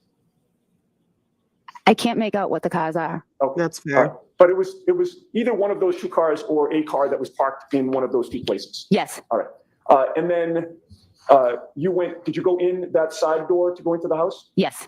Fair to say, that family has lived there for quite a while, correct? Yes. You knew that prior to Brian Albert and Nicole, I'm sorry. That's really bad form to block the jury. I'm so sorry. It's good I didn't trip. The door that is the front door, having been familiar with that house for a long time, The you've gone in judge that just front door before, was correct? like, Yes. move over. And you know that She when told me you about it go 'cause he was in the blocking front the door jury. of that house, You come into a little foyer area, correct? Correct. Because this And courtroom then is so freaking Almost within arm's small. distance to the left is the door to the basement, correct? Walking in the So front door, small. arm's distance to the left. Yes, in other words, you walk into the house. Yep. And then the door to the basement, going down to the basement is right there on the left, correct? That's incorrect. To the left is a library. All right. Where is the door to the basement? You walk in the front door, you step to the right, walk a few steps towards the kitchen, and the basement door is on the left before you enter the kitchen. All right, but the kitchen's off to the left, correct? No, when you walk in the front door, the library is on the left. There's another room on the left. Okay, So you walk in, you immediately see a staircase in front of you. Yeah. And to the left is the library. right. If you go to the right, I'm sorry, go ahead. if you go to the right, you can go into the part of the kitchen where the kitchen table is, or you can not go to the right, you can walk straight. And as you're walking, there's a door on the left, and that's where the basement door is. Okay, so I think we're getting to what I was getting at. If you walk straight ahead, there's a door to the left that goes down to the basement, correct? Correct. Yes. We can have the left. Whew. We would And when you know were the walking layout toward that of the side house a little door, better if You didn't it see any emergency or know. police vehicles outside, correct? No, I did not. You didn't see any first responders was other than Brian investigated. Albert, correct? Correct. There were no They lights went in flashing it. outside the house, correct? Took Correct. pictures. And inside, you saw Nicole Albert, Yes. Brian Albert, Yes. Jennifer McCabe, Yes. Matt McCabe, Yes. and Brian Higgins, correct? Yes. How long did you spend at the house that morning? I don't remember exactly, maybe a half hour, 45 minutes. I don't remember exactly. And the seven of you were discussing what had happened, correct? Yes. At some point, it was decided that Jennifer McCabe should contact Michael Lank of the Canton Police, correct? Objection. I'll let, if this witness knows independently. Can you repeat that once more, please? At some point, it was decided among the seven of you that Jennifer McCabe should contact Michael Lank of the Canton Police Department. I don't remember who exactly Jennifer decided. Yeah, I don't remember exactly the discussion. Okay. You knew Michael Lank, correct? Yes. And at 8:53 a.m., you sent to Jennifer McCabe Michael Lank's personal cell phone number, correct? Correct. And did you then see Jennifer McCabe delete that text message from you? Objection. Oh, oh, damn it. You were contacted by the Massachusetts State Police this year about your phone, correct? Correct. They left you a voicemail on March 21st of 2024? The state police Yes. about my telephone? Well, they left you a voicemail on March 21st of 2024. You had contact with the state police this year. Yes. And they left you a second voicemail on March 25 and then called you again on March 28. Yes. You told them that you were sick and you would speak to them on April 1st, correct? Correct. And then the state police called you on April 1st, but you did not pick up. Do you recall that? I do not. They called you again that same day and you didn't respond, correct? I don't recall. But you did learn that they had called your husband on April 1st looking for you, correct? Ah, I don't recall. All right. After speaking with your husband, you texted the Massachusetts State Police on April 1st, correct? I think around that. I don't know the exact date. All right. And you finally met with the Massachusetts State Police on April 3rd of 2024, correct? I would assume, I don't know the exact date, but yes. And during that meeting, the state police looked through your phone for contact that you would have had with Mike Proctor, correct? Correct. Did they seize your last phone? month. No, Oh, they did not. Remembered everything Did else. they tell you that they had a search warrant for your phone? No, they did not. Did they take it back saying that they had to give it to some experts to do an extraction? Objection. Sustained. They just looked through it after you handed it to them, correct? Correct. Then they gave it back. Yes. Now, with regard to your contact with Karen on January 28th, it was clear to you that Karen did not appear to be under the influence, correct? Correct. You didn't see her stumbling, correct? Correct. You didn't see her swaying. Correct. She was not unbalanced. No. She was not slurring her words. No. She was not talking gibberish. No. She was engaging in normal conversation, Yes. and she held the conversation perfectly fine. Yes. She appeared But to I be under still control, have correct? questions about Yes. that glass that affectionate with she Dawn was that night. carrying in her coat. Objection. Oh, I didn't come in contact with them like that. Well, the two of them certainly were not arguing. No, not that I saw. You didn't see any tension between them, correct? No. And I mean, given your family's connection to law enforcement, you would not knowingly let someone drive a car if they were under the influence, correct? Objection. sustained. That's fair. She's not like forcibly responsible. Everyone appeared to be having a good time that night. correct? Yes, And that included John and Karen, from what you could see, correct? for the 15 minutes I was there, yes. Now, after you left the waterfall, it's fair to say that you didn't know precisely where your son Colin was that night, correct? I knew where he was. Where was it? He was at his friend Michael Leonetti's. He left Michael Leonetti's to stop to say happy birthday to my nephew Brian at 34 Fairview Road. Okay. And you learned that from him, correct? Yes, So you had learned that Colin was at 34 Fairview on January 29th of 2022, correct? January 28th. The Friday. So is it your testimony that you know that Colin left on Friday night as opposed to after midnight on January 29th? I don't understand what you're asking. What just occurred is I asked you. Night whether you is knew that hard. Your son Colin was Does at the day his start at sister-in-law, midnight or when the sun Nicole's, rises? and your brother-in-law Brian Albert's house on January 29th, and you just corrected. I'm sorry, it was after midnight. Okay. So I got confused. I apologize. Not a problem. So the answer to my question is, No need to you learned that he apologize. was there on January 29th, It was a correct? Yes, funky after midnight. question. And you now know that that is the same house outside which John O'Keefe was found dead that morning, correct? Yes, I do.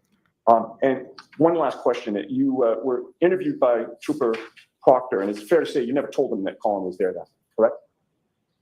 I don't recall my interview. You don't remember anything you said to the trooper about the guy who died on your I have no further questions. brother-in-law's front lawn? Just briefly on. Okay, redirect. All right. Morning, Ms. Do Allen. what you Good did morning. with Chris. Now, with reference Recomfort her. to, you were asking questions about Recomfort 6 her to 7 for calls the over a jury. period from February to September, correct? Correct. That's about 7 months, is that right? Yes. And roughly about 210 days or so? Yes. Do you have other friends besides Ms. Brock? Yes. And versus some of your other friends, as far as those phone calls, 6 to 7 times over 210 days, is that more so, less so, or on average with? Less so. All right, let him finish the And at no point in question. time did you speak to Ms. Proctor that you recall about this case or talk to Mr. Proctor outside of that interview? Correct. In the interview that you had with Mr. Proctor, there was another trooper present, correct? Yes. You would just ask some questions about meeting with some other troopers this year in 2024, correct? Correct. Fair to say none of those troopers was Trooper Proctor, correct? Correct. And also wasn't the So- trooper that was with Trooper Proctor when you spoke to him. Correct. And they asked you questions. You had at least 2 interviews with them, is that correct? Correct.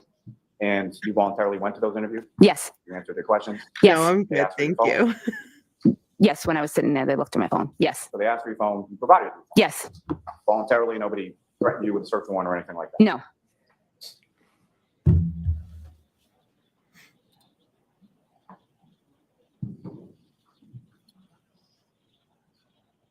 You were asking questions about timing, and I promise there's no math that I'm asking in this, but There's no math. Stop you had making to them walk outside math. when it's cold outside, correct? Yes. You tend to walk faster or slower when it's cold outside? Faster. Me personally. If it's slippery out, if the sidewalks are When wet, you and went it's over slippery, to and it's your freezing, in-laws' house you might not on walk the morning of January faster. 29th to drop off donuts for your nephew, you weren't I expecting know, to I'm go not trying to inside, correct? bust my ass Correct. on no You weren't sidewalk. expecting to be standing around talking to people about a friend of yours potentially having died at that point. No. No. Let him Okay. finish. May we approach? All right. Please feel free to stand up. Okie dokie. All right, what do we got here? All right, so okay, all right, okay, all right. All right, they're taking a little bit of a break. Let's see. Da-da-da-da-da-da-da-da-da. Okay. Morning recess. You're actually, your testimony was up. Thank you. All right, so let's let the jurors go first, because we're doing something that may take a little while, so we got you coffee and bagels. So we'll need a little bit longer break. Are you okay? They got coffee and bagels for the jury. Just fold your notebooks up, please. Fold your notebooks and leave them on the chair, please. All right, we'll just wait till the jury goes out. I'm gonna skedaddle it forward, and then I'm gonna go take a little break as well. But I'm gonna keep it playing, and I'm gonna keep listening. I'll be here. I just got to do a couple of things. You can step down. You can just fall. You can just fall. I'll be listening. I'll be here, but I'm not going to pause it or anything.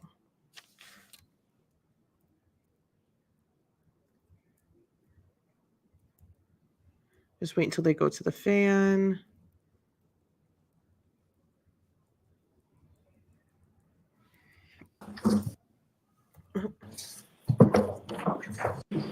Break for Okay. They're taking a little break. Let me just get it to there. And then Please be seated, court. okay. They are back. I got Back to on the do a record on the couple of Reed things. matter. I will be All listening. right, sort of a side issue in the Reed matter. So the defendant and her lawyers have been excused. Okay, so why don't counsel identify yourselves, please? Sure. Adam Lally for the Commonwealth, Your Honor. Karen McLaughlin for the Commonwealth. All right, good morning. Good morning, Your Honor. Timothy Bradel on behalf of non-party Aidan Carney, who for the record is present in the courtroom. Hey, does Mr. Carney want to sit with you? I think he's okay right there. Okay. If that's all right, Your Honor. All right. So Commonwealth, so I do want to say a question before we begin. Commonwealth, in your motion to exclude an individual charged with witness intimidation in connection with this case from the courtroom during the testimony of certain witnesses. Before we begin, are you advancing the concerns of the DA's office or the concerns of the witnesses themselves, or both? Both, Your Honor. Okay, so If I may, I'm sorry to jump in, but just if I may, I Sure. do have what I think is a pretty substantial procedural objection. okay, Maybe I'd ask that you sort of just make a quick bifurcation of the issues here, and we can address the procedural issue before we get into the substance of the motion. sure, I'll hear you. We could. Thank you very much, Your Honor. Your Honor, just so the record is clear, because we may need an appellate record in this case. Okay. But I was here in the Norfolk Superior Court today, completely unrelated to Mr. Carney, my client, as you know, in the other matters. And I was here today on the matter of Commonwealth versus Tylee Curry for a motion to suppress. And Which is a case that I am in the middle of Right. that motion to suppress with you. Exactly. And I actually figured that we wouldn't do the motion and get a date. But I was fully focused on that matter and had no notice whatsoever that the Commonwealth was in the Reed matter, was seeking to exclude my client as a journalist from this courtroom. The first thing is that, and I know the court has a job to do in terms of ruling on this motion, and that's fine. And I ask that the ruling be that it be denied on procedural grounds.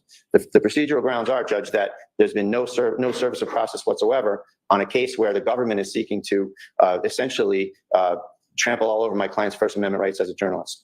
On 15 minutes notice. You know, I know you gave me the thing 15 or 20 minutes ago. And it's more than a half an hour, but I understand. All right, well, you get the point. So, you know, this is not something that I can process and absorb and make any sort of cogent arguments on the merits of the motion on that time period. And I'm sure that the court respects that.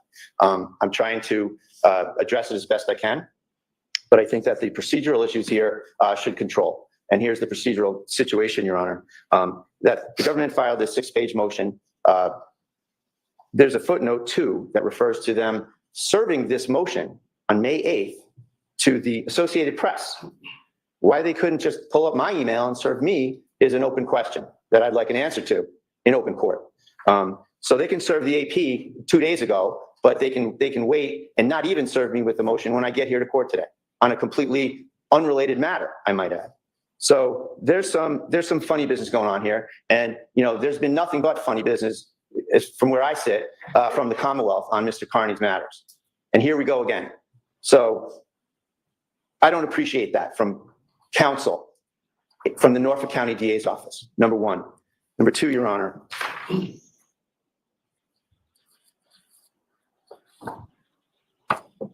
Mr. Carney has covered this case and written about 350 news articles on this case. He has developed evidentiary scoops on this case that have added to the quantum of evidence in the matter. He's never caused a problem. He wishes to be in the galley of journalists like everyone else and cover the case. There's never been a problem whatsoever. This is more personalized retaliation from the Norfolk County DA's office against Mr. Carney. Another point, Your Honor, is that this matter, as far as the Commonwealth is concerned, is res judicata ×2. Judge Krupp in this very court addressed this exact issue about Mr. Carney covering this matter, being in the courtroom with witnesses that had a stay-away order, all the same people that the government is trying to have another bite at the apple with here. all these people. This was adjudicated fully with the special assistant DA before Judge Krupp, and Judge Krupp ruled against the Commonwealth. Judge Krupp said that Mr. Carney was able to be in the courthouse covering this case regardless of any of these witnesses in the stay away order. The stay away order was exempted from Mr. Carney. Mr. Carney's presence in the courtroom, rather, was accepted from the stay away order. Okay. So this is done. This has been adjudicated. It's been adjudicated again, Your Honor, by Judge Pomeroy across the street in the district court. One of these people associated with Mr. Carney's detractors, Ms. Gattani, has taken up with the Commonwealth and sought charges and sought a restraining order against my client. And Judge Pomeroy recently, as recently, I think it was a couple of weeks ago, we were across the street, Your Honor, seeking to vacate the order under the doctrine of unclean hands because this plaintiff keeps trying to contact my client while under a restraining order. Putting that aside, the ruling in that matter, Judge, was another ruling in support of Mr. Carney's First Amendment rights. It was another ruling that said Mr. Carney was not subject to the restraining order in any court of the Commonwealth. And the reason we brought that motion, Your Honor, was because these same witnesses that the government here is, again, trying to advocate for their own personal issues, those same witnesses somehow took up with this plaintiff across the street, Ms. Gattani, brought her to court here in prior Reed proceedings to kick out Mr. Carney, because at the time she had an operative order against him. And Mr. Carney, to his credit, got up and left and got out of here. And that situation was what we addressed across the street with Judge Pomeroy. He agreed with us and said, you can go to court, you can cover this case. So number two, litigation number two, this has been established. Mr. Carney followed all proper channels. We worked with the SJC media office. He has a press pass. He's doing everything in accordance with all of the rules and regulations that are in place. He's been harassed, and we have it on video, by other so-called journalists on this case at the steps of the courthouse. And he just wants to be here. He doesn't want to be an issue in this case. He wants to sit here and cover the case. He's done his job. He wants to watch the trial unfold. And he has an absolute fundamental First Amendment right to do so within the confines of this courtroom and within the confines of time, place, and manner restrictions. He's followed everything, and he's here. We've gone through all of these hurdles, Your Honor, and Mr. Carney triumphed, as he should, because it's the First Amendment that needs to triumph here, not any particular person. And that's what he's doing. And there's absolutely no reason for the government to sneak behind my back to interfere with his First Amendment rights. It's outrageous. And on procedural grounds, I ask you to deny the motion for all of those reasons. And if the court has some hesitancy to do so with respect to these procedural issues, I ask that you set a date give me 7 days or so that I can properly respond to this motion on the merits of whatever's in these 6 pages of the motion that I haven't been able to look at. So thank you for hearing me, Your Honor. All right, sure. And you wanted a response to your question from Mr. Lally on why you were not served, but the Associated Press was served. That's correct. So if you talk about that in the procedural part of this, Mr. Lally. Yes, Your Honor. Simply put, Mr. Bradel, neither Mr. Bradel nor Mr. Kearney are parties to the case. I can't presume that Mr. Bradel's representation on one criminal case is going to extend to a motion of which he would be at best a third party on a separate criminal case. We are required under the SJC rules to serve it upon the Associated Press, which we did. Okay. So I think that's your record now, Mr. Bradel. Thank you. Okay, on the procedural issue. Okay. We have a jury out. I do want to address the merits of this as best we can. And Mr. Bradel, at the end of this hearing, whatever I end up doing, if you want to come back and readdress it when there's more time, depending on how I rule, I'll give you the opportunity to do so, but I have to get this trial moving at this point, one way or the other. So I'm going to hear the Commonwealth on their motion. Then I'll hear you, Mr. Bradel, to the extent that you can respond. Okay. All right, Mr. Lally, I'll hear you on your motion. Your Honor, very shortly, very simply put, this is an instance in which the Commonwealth is not asking that Mr. Kearney not be allowed to cover the case or that he not be allowed to watch the trial. What we're requesting is a partial closure of one individual. And the legal standard for that is essentially a substantial reason. Substantial reason, Your Honor, being that Mr. Kearney has been indicted and has open cases for intimidating witnesses, specifically witnesses in this case.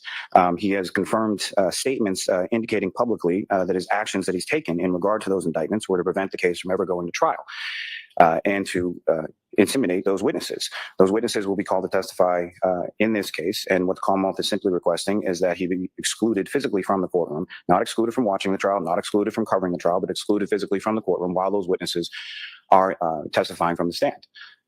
And the witnesses you told me have expressed concern. What do you say about that? Yes, Your Honor. The witnesses have expressed concern. The Commonwealth is concerned as to his presence affecting their testimony or their ability to recall. And for all of those reasons, the Commonwealth would submit the administration of justice and the witnesses being able to testify, as well as the witnesses' own concerns are more than meet the test of a substantial reason for Mr. Kearney's exclusion during the course of their testimony. Okay. Mr. Bradel? Your Honor, the witness's concern has no legal materiality under the law. So the answer that I have is, so what? The witness's concern, where does that fit into the law here, Your Honor? This matter has been adjudicated twice. Mr. Kearney has the right to speak on the case. He's gone through all the proper channels to be here. He is not in any way wants to or is trying to make any issue of his presence here. And he's just trying to cover the case as best he can. And this is just a personal vendetta that's been carried out by the Norfolk County DA's office against Mr. Kearney. And, this is where the court needs to hold the line on the First Amendment. This witness intimidation statute, Your Honor, is an absolute abomination. It is going to be struck down. It's just a matter of time. And this is just a continuation of everything the special counsel's been doing to Mr. Kearney. Now the office itself is doing it. There's no reason for this motion to be allowed, Your Honor. There's no discomfort exception to the First Amendment, Your Honor. There's been absolutely nothing advanced, especially on an emergency basis, which is, I assume, why this is being done with no notice. There's been no establishment of any emergency. There's been no conduct whatsoever on the part of Mr. Kearney to justify this motion. And I did happen to see some reference to the Chestnut trial about published, it's something to the effect of doxing a seated juror. That is false. Mr. Kearney wrote a story on a juror after the jury was discharged. There's absolutely no prohibition or problem or issue with that. And it is absolutely protected conduct by the First Amendment. And it is not in any way a grounds for this court or the Commonwealth to assert any wrongdoing against him. So I can assure you, I am not considering that incident in this. You all know I was the judge. I am not considering that experience in this motion. Thank you, Your Honor. Anything further, Mr. Nothing further. Bradel? Thank you. All right. So, Mr. Bradel, I agree with you that Mr. Kearney is certified by the Office of Public Information pursuant to SJC Rule 119, and that he has a right to be here today. He arrived timely, and that he is registered. I have honored that 119 registration today, and I will continue to honor that. However, my role in this case, Commonwealth versus Karen Reed, is to assure that the defendant's constitutional right to a fair trial are honored and upheld. And because of the chilling effect that Mr. Kearney's presence, I find, will have on the witness's testimony, I'm going to excuse him while the named witnesses in the Commonwealth's motion, Julie Nagel, Christopher Albert, Colin Albert, Michael Proctor, Jennifer McCabe, Matthew McCabe, Brian Albert, and Yuri Buchanan.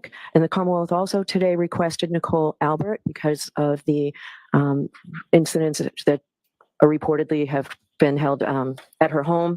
I'm going to excuse him during all of that testimony. Now, in my media order, if you have it, I'm sure your client has it because they're handed out to the press.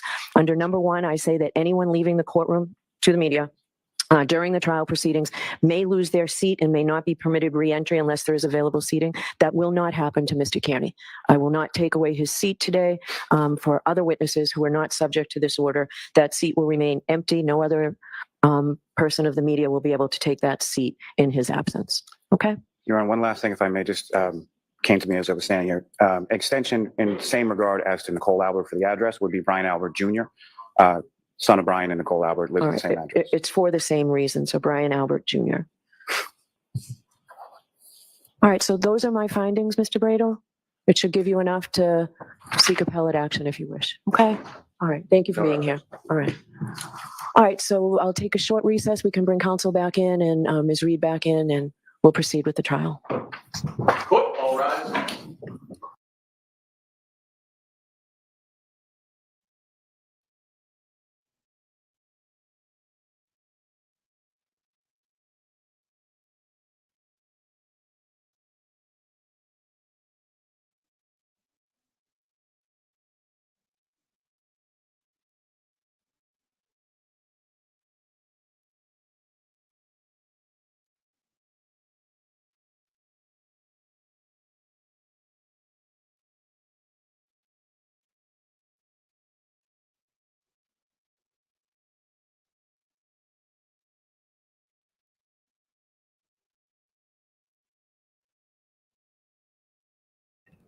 Well, that was a poorly timed break on my behalf. Wow, wow, wow. All right, so um we just saw a motion that was pertaining to Turtle Boy. Da, da, da, da. Turtle Boy is the creator of the Canton cover up, and he has written many hundreds of articles of varying length about the possible alleged cover up that is the Karen Reed case.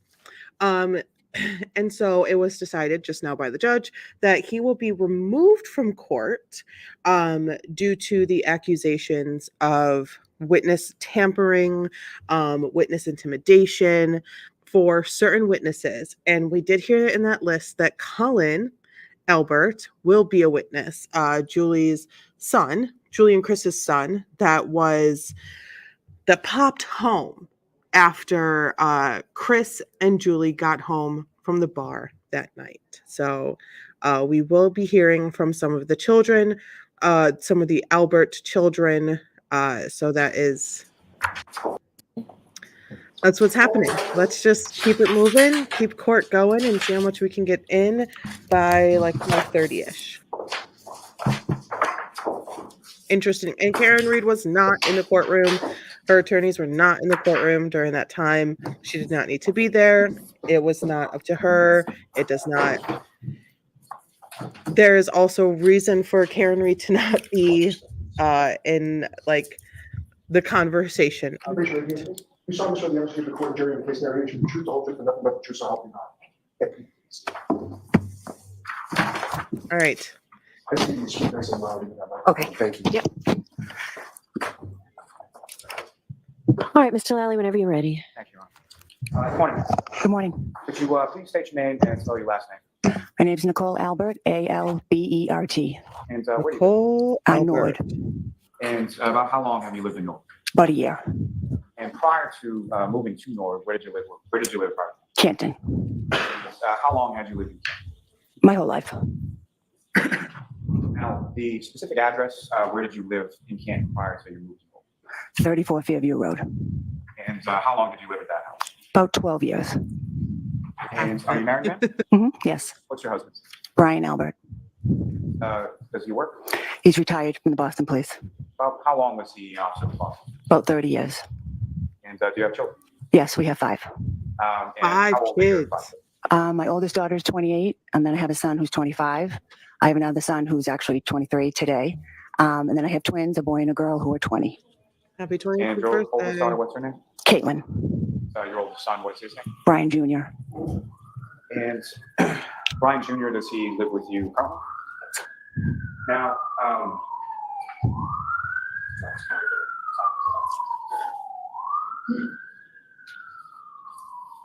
The siren.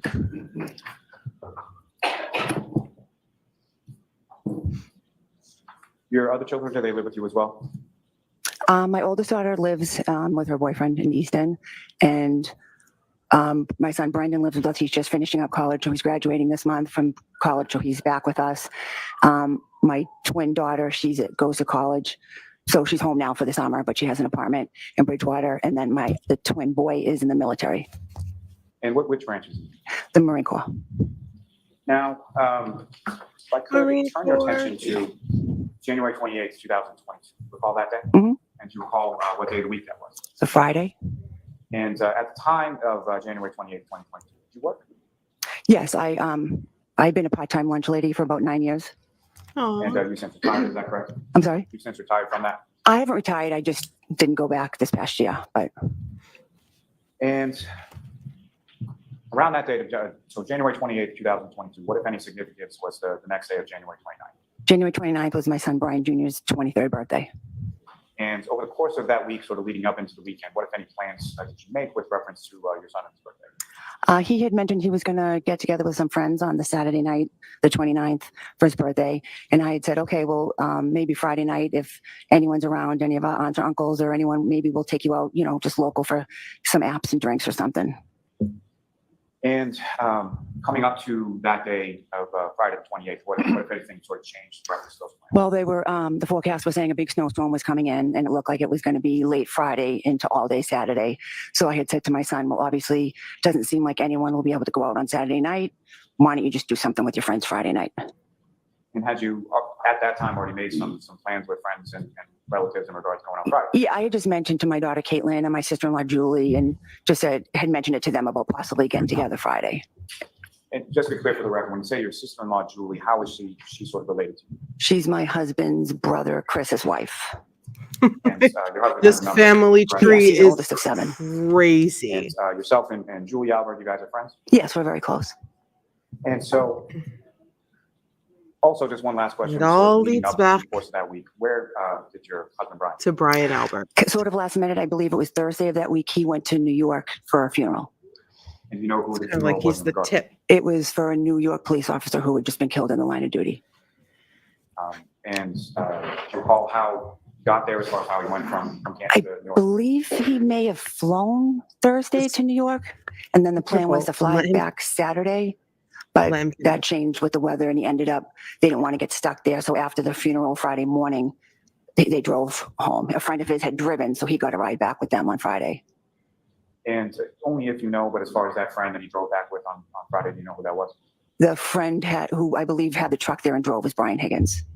And is that someone, Mr. Higgins, that you were familiar with prior to that date in January? Yes, he was a friend of my husband's. Was he a friend of That yours? evening of the 28th, can you explain to the jury sort of how it was that where did you decide to go with your daughter and your sister-in-law? We just decided to go to Waterfall, a local place, 5-10 minutes down the road from our house. My sister-in-law Julie picked me up at my house, maybe 7:30, 7:45, and we went to the waterfall. And I believe my daughter and her boyfriend Tristan were already inside at a table. And when your sister Julie came to pick you up the house, in addition to yourself and your son Brian Jr., with anyone else, were one of his friends there at that I time? believe 2 girlfriends let might him have finish. already had come, and they were just sitting in the kitchen when I left. And so you go out to the waterfall. When you get to the waterfall, where within the establishment? We came in, walked in, I believe to the left, there was just some small tables, and I think Caitlin and Tristan were already sitting there. So we sat down at the table and we ordered food and just hung out for a little bit, had food and some drinks. And as far as drinks were concerned, do you recall sort of what you were drinking that night? I was probably drinking White Claw. No question. Now, later on in the evening, There's was no there any shame in sort of having a live white entertainment claw. Yes. After we ate, my daughter's boyfriend Tristan left shortly after because he was going to be going out shoveling, working with a plow guy. So he was planning to go home and just sleep, take a nap, because he was going to have to get up like in the middle of the night to Yeah. go out and do that. So he had left. So it was just me, Julie, and Caitlin. And at one point, the waitress had said, "Oh, band's going to be setting out where you're sitting. Can I move you?" So she just kind of moved us over to like a high top table. And then after you were moved over Okay, the high top that was a table, question that I with had anyone else came with in Julie. to join you? Because she was saying, "Oh, we were like the Shortly first after, I believe table my on the sister left." I'm Jennifer like, and her husband what do you Matt came in. mean? I had texted her just saying I was there if she was interested to come by. I think she said she was somewhere else. Did I want to come there? And I said, "Well, no, I'm already situated. The band's going to play. I'm just going to stay here." So she said, "Okay, maybe we'll come there." So maybe 9 as she came in with another couple. I believe they had been at a basketball game, their daughter's basketball Nick game. So she came in and with them. Karina. And again, just to be clear, when you say your sister Jen and her husband Matt, what is their last name? McCabe. And she's your younger sister, is that correct? Yes.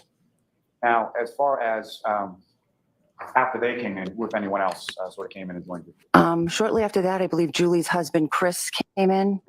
He worked up the street at his pizza shop. So I believe shortly after 9:30, he came down, he came in. And then in the meantime, my husband was, getting close to being back to the area from driving back from New York. So I had texted him and said, "Hey, me and Katie and whoever else are here, if you want to come by." And he was like, "Oh, I'm kind of tired. It's been a long day." And I just pushed him a little. "Oh, well, Katie's here. She, just come. She wants to see you." So he's like, "All right, maybe I'll pop in." So I believe so it was Jen and Matt and the other couple. And then Chris came in. And then I believe maybe around 10, Brian came in. She nudged him And, like, "Don't be a pussy." After your husband Brian came in, was there anybody else that came in and joined you? Shortly after, maybe 10:30, his friend Brian Higgins had come in. So your husband Brian and Brian Higgins came in separately about a half hour apart. I think so, yes. And following that, Who, if anyone else, came into the establishment and sort of joined the group at the high top table? A little bit later, I think approximately at 11, John walked in with his girlfriend, And when you say John, who's John? John O'Keefe. And how did you, or did you know John O'Keefe prior to that night? I didn't know him that well. I think I had only met him once, maybe twice through my sister. Brief interaction. I think when he first walked in, actually, I didn't recognize him. I think I said to someone, "Oh, who's that?" Because they were kind of walking toward that table. And they said, "Oh, it's John O'Keefe." I said, "Oh." So they came in and they just kind of went to the end of the table where like my sister Jennifer and Matt and Chris and Julie were, because they knew them. I had never met Karen, and I'd only met John once or twice. So they kind of just went to the other end of the table where Jen and Matt were, who they know, and Chris and Julie, who John had been neighbors with for a couple years. So they were all just kind of at that end talking. And probably pretty well understood, but just to be clear, as far as the sister that you knew of John through, that was your sister that was there, Jennifer? Yes, Jennifer. And as far as you referenced his girlfriend, had you ever met his girlfriend before that night? No. Had you ever, so you had never met Karen Reed prior to that night? As far as you recall? Nope. And at any point in time, did you have any interaction, or what, if any, interaction did you have with either Mr. O'Keefe or Mr. Reed? At one point, John walked by, towards me and my sister, my daughter at the table, and said, "Hey, I'm going up to the bar. Did you guys need a drink or anything?" And we said, "No, thank you." I think he then kind of stopped and spoke with my husband for a minute, probably was asking him the same thing. Then John went back up to the bar, and then he went back down to, where he'd been standing. And that was the only interaction I had with him. And as far as your understanding or your knowledge of Mr. O'Keefe, did you know what he did for a living? Yes, And what did he do? I knew he was a Boston policeman. And was he somebody, if you know, that worked with your husband? No, I don't believe he ever worked with my husband. I don't believe they ever crossed paths at work. I think they were in different areas of, the job. Fair to say Boston Police Department is a relatively large department, correct? Yeah, it's like 3,000. Wow, With reference, that's a lot. to Ms. Reed, what, if any, interaction did you have with her? I wonder I how had many none. I don't believe we NYPD spoke officers or we there are. were introduced or anything. I don't think we spoke at all. Now, turning back to Mr. O'Keefe just for a second, if you recall, what, if anything, do you recall him to be wearing as far as clothing was concerned during your interaction? I believe he had a hat on, some sort of just sweatshirt, jeans, and sneakers. At any point in time that you saw him or while he was talking to you, did you see any sort of winter jacket or big coat or anything like that? No. And as far as his clothing was concerned, did you observe it to have any sort of tears in it or any dishevelment, anything like that? No. And as far as his face was concerned, or any sort of outward part of his body, did you observe, or what, if anything, did you observe with regard to injuries on him or anything like that? Nothing like that. Okay, just real fast. According to Google, there's about 2,144 sworn uniform police personnel as in the Boston PD, and about 569 civilian members. I also have 33 canines, and the NYPD has approximately 36,000 officers and 19,000 civilian employees. That's massive. I just wanted to share that information. Now, as far as your home was concerned, was that somewhere that either Mr. O'Keefe or Ms. Reed had ever been to before? No. And over the course of the evening, what, if any, discussion was there that you heard or were a part of in regards to sort of what Chris was going to do or where to go after leaving the waterfall? Well, after the band wrapped up, I was getting ready to leave, and I just kind of leaned over to my sister Jennifer and said, "Hey, Brian Jr.'s at the house. I think he just has two friends there. He's going to be turning 23 at midnight. If on your way home you wanted to swing by and say happy birthday, if you want to do that, come by and do that." And she was like, "Okay, And then I was just kind of gathering up my stuff, and I got ready to leave. It may have been mentioned at the table, but I had no idea, if anyone else was interested in doing that or wanted to do it. I had just said it to my sister. And if anybody else had wanted to join or come along, would that have been an issue? Oh, no, I would have no problem if anyone sitting with us had come. As far as you knew, you just communicated that to your sister Jennifer, and whatever happened after that happened? Yes. And when you say sort of the band was wrapping up and the bar sort of winding down, is that correct? Yes. About what time was that? Like 12:45. And about what time was it, if you know, about what time was it that you left the bar? A little before 12, 12-ish. And who, if anyone, left with? It was me, my daughter, Caitlin, and my husband. And how did you get from the waterfall back to your house on Monday?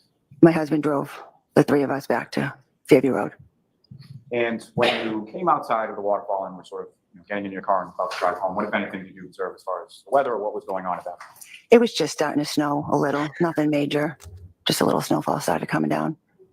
You could Mr. still sort of see the street and the Lolly. blacktop. Yeah, It was snowing, And don't again, you about know? how long a car ride is that, generally speaking, from the waterfall to your house? 5 minutes, 7 minutes. And as, when you arrived at Fairview, who, if anyone, was there when you got there? When we arrived and I came in, my son was sitting there with his two friends and my nephew Colin, who is Julie and Chris's son. He was there. I kind of bumped into him when I walked in. I didn't realize he was there. I said, "Oh, hey, what are you doing here?" And he said, "Oh, I just stopped by to see Brian, but I'm about to leave. My ride's about to be here." I said, "Oh, okay." Who's your ride, And, Colin? let me back I up got just for a questions, minute. So Colin. when you arrived there, your husband Brian was driving. Where does he park in relation to the house? We pulled into the driveway. And typically, is there sort of an order to it as far as where the cars go, like his car versus your car versus any other car? Not really. No. Recall on that evening which side of the driveway he pulled into, the I left? believe it was in front of the left garage. And See, when that's you what we come don't see in the into and photos. enter into the The house when you were living two there at 34th, like was the there, two sides of the garage. how many doors are there sort of on the front of the house? Well, there's a side door by the garage, and then there's like a front door in the front of the house. And is there any sort of particular rhyme or reason as to which door would be entering? We usually use the side door. Initially I didn't like that because the side door walked right into the family room. So I kind of liked the other door. You could walk into a foyer you could take your shoes off, stuff like that. But eventually people just didn't want to, it was, quicker to walk in the side door for the kids, I No. guess. So they would Go just to the- go in the side door. But I think that night, because of the weather and it was wet out, I think I went in the front door so I could walk into the foyer and take my shoes off or wipe my feet or whatever. But some of the other people still may have gone in the side door. Go And through the when front you sort door of so come you don't into have that to front track door, your where you were dirty going shoes in the sort of take your house. shoes off in the foyer. Is that when you ran She into really your wants nephew Yes. to use the front And, door, not the how side old door. was Colin around that time? It was 17. It's like boys. And you mentioned that Right. he had a ride. Did he give you any indication as to who that ride was? He didn't mention at that time who the ride was. And that sort of interaction that you had with Colin in your house prior to him leaving and walking out, about how long a period of time was that? Couple minutes, not even, just a quick interaction. And then he left the home. You didn't see him for the rest of the night? No. And then you come into the home and again, I'm sorry, who was there sort of initially when you So my son Brian and his two friends Julie and Sarah were just kind of sitting at a kitchen table in like the dining room area of the kitchen. If you could explain to the jury sort of the layout of your home at Fairview. So you walk into a foyer and then where is the kitchen related to that? Well, if you walk in, if you go to the right, it's like an open doorway, and that's kind of like the dining room part of the kitchen. But then it extends to the back of the house where it's like an island and like the sink and the counters and the cabinets and all that. So it's just like long. So as far as the dining room and the kitchen, is there any sort of like wall or structure? or anything No, it's separate? open in between the two of those things. Sorry, but And then if I were to go sort Please of further make me back finish in that this. home beyond the kitchen and the dining room, what's back there? her voice is Well, to the right, there's like the family room. And is there Voice is anything as fantastic. far I as love her wall, voice. Do you see into the family room? You can. It's like an opening. Yeah, it's not completely open, but there's an opening. So if someone was standing in the family room and you were standing in the kitchen, you could see them, converse with them that night. Yes. And when you come in and your son Brian Jr. is sitting around the table with two girls, Sarah and Julie, what are they doing? We're just sitting there. Was there any sort of music playing or anything like that going on? There may have been. I'm not sure if there was music playing at that time, but there might have been. I'm just sitting Say there. at that time, was there anything Sitting. that happened later on? Well, later on, I remember that we had music connected to like a little speaker that we were playing. ADL, like- Yeah, but when I first walked in, I don't remember if they had music going or not. And you get back to the house, and what is it that you're doing sort of when you come back? So I come in, I assume I, said happy birthday to my son, said hello to his friends, and then I just kind of went to the kitchen area and like they had ordered food. And so I just did my usual thing. I just was picking up, wasn't a huge mess, but I was just picking up the area, cleaning, probably check the bathroom to make sure that was clean. Just my usual thing that I do, just picking up around the house. And I don't mean to minimize this in any way, but you basically did the mom thing where you go around and start cleaning up, correct? Yeah. Did the mom And, thing is and that started something that tidying up you around the did sort of lazy, continuously dirty throughout the evening, or- children. Yeah, that's kind of what I do. Now, after you arrived home, She's who, like, if "I'm a anyone mom." else? Like a came- lot of came damn by? kids in this house. Well, once we were there, it was me and my daughter and my husband and Brian Higgins had come in. And then it was, Brian and his two friends were already there. And then my sister Jen and her husband Matt came in maybe like 12:15ish. And so, Mr. Higgins, did he come in around the same time as you, or did he come after or before? Yeah, he came in the same time. I mean, I think he might have pulled up to our house before us. But we got out of the car and went right into the house. So I assume he just came in, basically around the same time. Do you have any idea sort of what Mr. Higgins was driving that night when he came to your house? I believe it was a Jeep. Do you have any idea where, in reference to your house, where? Mr. Wrangler, Higgins parked? Grand Cherokee. I'm not sure. I thought it was out on the curb facing up Fairview, maybe by our mailbox, but it could have been in the driveway. I'm not 100% sure. Hey, Not you something think you were particularly paying attention to? Brian No. Higgins was by the curb? And at some point after you and your daughter and your husband and then Mr. Higgins comes along, about how long a period of time is it between your arrival in the home and then when Ms. McCabe and her husband come? 15 minutes, 20 minutes. And as far as your nephew Colin, when he had left, was Ms. McCabe and her husband there yet? No. And when Ms. McCabe and her husband come, where is it that, while you're at your house, where is it that everybody sort of comes? They came in and they sat down at the kitchen table with Brian and his two friends. And then I believe my daughter, Caitlin, was sitting at the table as well. And back at your home after leaving the bar, was there any drinking that was going on there afterwards? Yeah. And about how long, skip forward to a little bit, people had left your home. About how long period of time was it that people, from the time that you arrived back from Waterfall to the time that people sort of left and you closed down? By the time everyone left, it was probably close to 2. And who was the last person that left? My daughter, Caitlin. And you know how it was that she left, or who, if anyone picked her up? Her boyfriend, Tristan, picked her up because, like I said, he was going to have to get up anyways overnight to do the shoveling, plowing thing. So I think she didn't want to get stuck probably at our house for the next day. So she had just said, hey, can you? Okay, I'm going to end your answer there. Next question, Mr. Lally. Prior to your daughter Caitlin leaving, let me ask you this. As far as people leaving from your house, what was sort of the order of how people left and when people left? I believe Brian Higgins left first, approximately 1:30ish. Then Jennifer and Matt and Brian's two friends left 12:45, 12:50. And then, 1:45, 1:50, I'm sorry. And then Caitlin was probably closer to 2. All right, let me just When go your back. I daughter want to make Caitlin sure I left, get this right. Who, if anyone, was Approximately 1:30ish. Then Jennifer and Matt and Brian's two approximately. people Caitlin leaving? Sorry. I just when- want to who make was sure I the- get this when- written down. As far as people leaving from your house, what was sort of the order of how people left and when people left? I believe Brian Higgins left first, approximately 1:30ish. Okay. Then Jennifer and Matt and Brian's two friends left 12:45, 12:50. And then, 1:45, 1:50, I'm sorry. And then Caitlin was probably closer to 2. And Caitlin when was your there daughter until Caitlin about left, who, if anyone, was 2, left wait. downstairs and sort of awake between yourself and the other people that lived there? Just me. So your son and your husband have both gone up to bed at that point? Yes. And at any point in time, you mentioned that Excuse me. there were a number of people that were sort of around the table in the kitchen, right? Mhm. And Is that yes? Yes, sorry. where did anybody else go sort of around your house?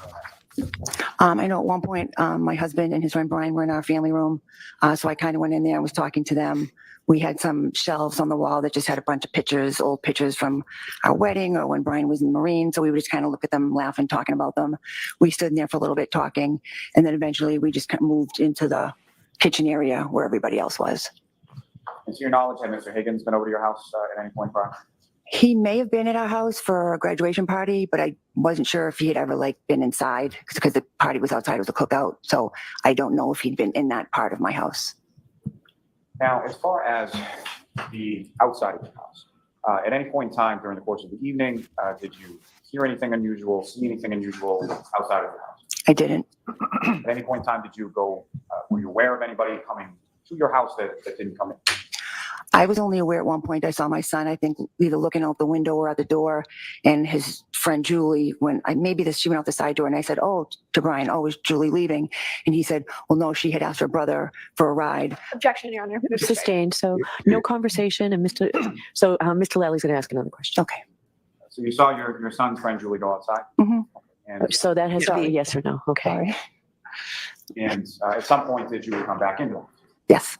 About She how long seems was it if you know that sincere. she was outside? I'm not getting I don't think it was very long, a couple minutes. trying to skirt around the And, truth. I'm seeing Over the like course of the entire nerves. evening, at any point, did anybody else, other than the people that That's you talked fair. about previously, come into your house? No. And specifically, John O'Keefe or Karen Reed that you saw at the bar earlier that night, at any point in time on the evening of the 28th or the early morning of the 29th, did either of those people come into your house? No, they never came into my home. And at any point in time, even on that evening or that early morning of the 29th, were you aware that they were coming to you? I actually wasn't. I think when I was in the other room with my husband and his friend, I had missed the conversations about Jennifer reaching out with John or her texting him and him texting her about where we Right. lived. I didn't even realize that that was happening, that they had any intention to come. Let me ask you a little bit about sort of Huh. going back to the waterfall just for a brief moment. Over the course of your time there, how would you describe sort of the tone or how was everybody at the waterfall? It was fine. It was a nice night. It was nothing out of the usual. Just had a good time. So nothing abnormal, no arguments, no fighting or anything like that? No. Same question as it relates to back at your house now at 34 Fairview Road. How would you describe sort of the atmosphere back there? Same thing. We were just hanging out, sitting around the house talking, having a good time, nothing crazy. Now, after your daughter, Caitlin, gets picked up and she leaves, what if any, how long did you stay up after that? I think once she left, I just did my final cleanup of the kitchen and, shut the lights, and I went upstairs to bed.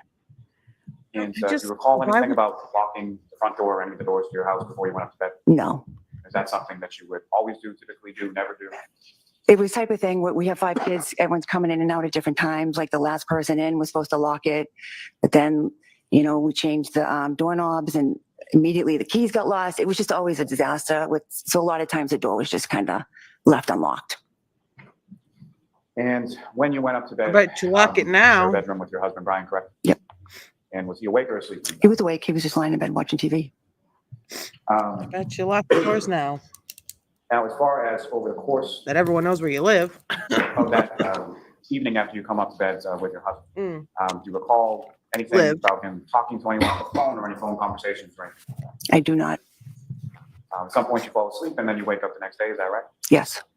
And turn your attention to later on that morning of the 29th. So you had gone to bed about what time? Probably 2:30ish, somewhere around there. And it's a little unclear from my question, but when you go up to your bedroom, about what time is that? About 2-ish. And so the 2:30 that you're talking about, is that sort of when you fall asleep? Yeah, sometime around there. And from that next morning, how is it that you wake up the next morning? Well, at some point between 6 and 6:30 that morning, my sister Jennifer came bursting into my bedroom. And comes bursting into your bedroom, is that correct? Yes. And what, if any, how would you describe your sister Jennifer, and how was she sort of acting at that point? Well, she came in, my husband and I just kind of sat up in bed, and she's saying, he's out in the snow. We found him out in the snow. We don't know if he's okay. And my immediate thought was just that something had happened to one of my children, something had happened to one of her children. I couldn't imagine why she was in my bedroom at this time in the morning. And I'm like, Jennifer, what are you talking about? And she's like, Objection. All right, next question. Karen, if I may? Can we approach? Okay. Okay, interesting. Okay. Her husband, who she was in bed with, Brian Albert, is an ex-Boston police officer. And they were asleep. I've only been asleep for a couple hours. They have somebody bursting into their bedroom. I have this is an interesting thought. I just woke up. What did I miss? A lot, Crystalline. But I will probably talk a little bit about it in a little bit. But I want to say it's good to see you. Thanks for being here. I want to say isn't it kind of weird that the ex-Boston police officer did not have a negative reaction to somebody bursting into his room at 6 a.m. after he's only been asleep for a couple hours. So, it would be like if someone burst into my room at 2 a.m., I'd have a freak out. And I guess an ex-police officer who probably has a weapon, I'm assuming he would have a weapon nearby. it's almost like dangerous to do that, right? Like I feel, I don't know. I just need, if Leave one that here person in just your for a room, second and I'll get back. do you just sit up and As say, far what's as, going on? when your Not sister Jennifer like, comes I don't into know. your Maybe bedroom, they just you live know about different what time lives that than was? I have, but Between 6 and 6:30.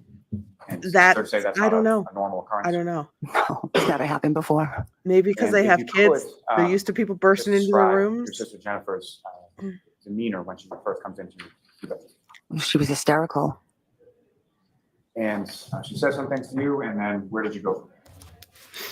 Well, I tried to ask her what was going on. What is she talking about? And she told us. Objection, Your Honor. No, I'm going to allow that. So she told us, what had happened or what she had just witnessed outside. And we were just trying to understand what she's saying. Like I said, I didn't know if it was something that happened to one of her kids, one of my kids. And so I said, Jennifer, I don't know what you're talking about. So she finally was like, well, John, remember John from last night at the waterfall? And I'm like, what do you mean? How could he be outside?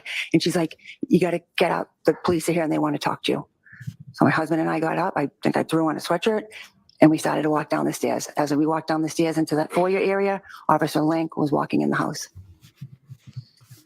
And so that front foyer would have been the front door you were talking about before? Yeah. And when you get sort of down to the bottom of the stairs, is it just Officer Lang, or are there any other officers with him? It was just Officer Link at that time. And the door was halfway open. I kind of pushed it open, looked out, and I saw like a cruisers and a couple of guys, standing out in the snow. And I said, Jennifer, where's John now? Objection, Your Honor. Okay, I'm going to ask you to move on, Mr. Lally. The Yeah. objection sustained. As far as when you looked outside, did you see any ambulance? She wants or to fire just truck be or able to anything like that? tell the No, I story. didn't see an ambulance. I did see maybe 2 cruisers. I don't remember if there was a fire truck there. I don't think there was, but I'm not sure. She wants to be able to just tell the And, story, like as she as saw far it, just like as beat by Officer beat Lang by or any beat. other officers, these are But that's officers just with not hand police, is that correct? how Yeah. it's done. He's got to And, ask the questions to get it out. Where did they go once you opened the door? So he came in the house, and I believe around the same time Jennifer's husband, Matt, had come.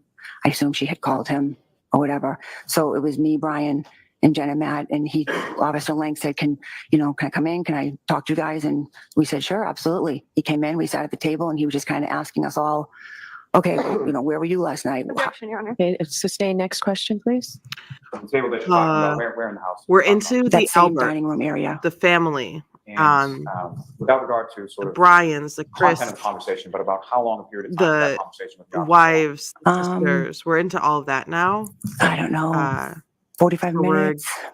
We're getting the story Maybe of I'm not what exactly led sure. to As far as John how the being conversation found ended, in at this any point snow. during the conversation, did yourself Which is or interesting. your sister or your husband or did anyone ever sort of end the conversation and tell the officers to leave the home or anything like that? No.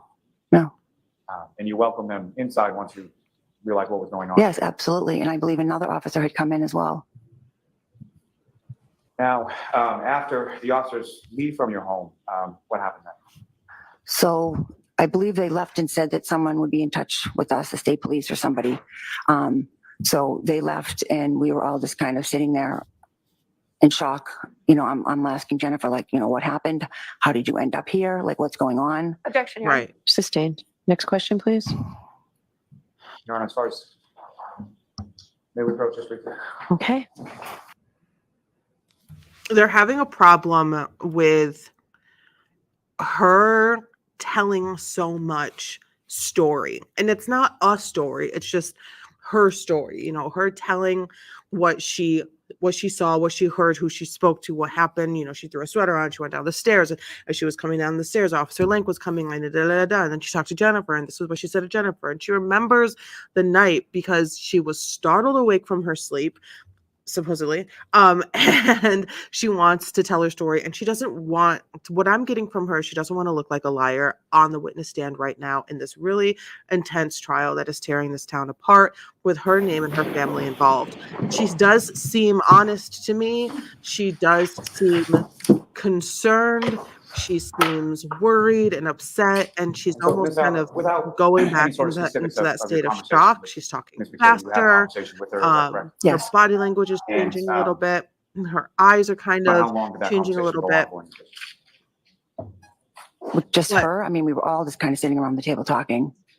She can't And say just what to be someone clear, else when we say said and Paul, who all is the Paul? hearsay stuff. It was me, my husband, and Jennifer and Matt. And at some point later on, did other people come over? Yes, at some point, my friend Brian Higgins, my husband's friend Brian Higgins came over.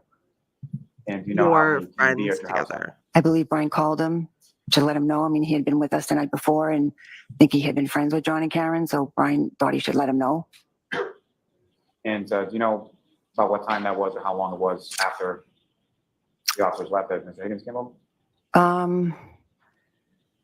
Could have been 15, 20 minutes. I feel like he came somewhere around 7:38 and maybe the link had been done by 7:15.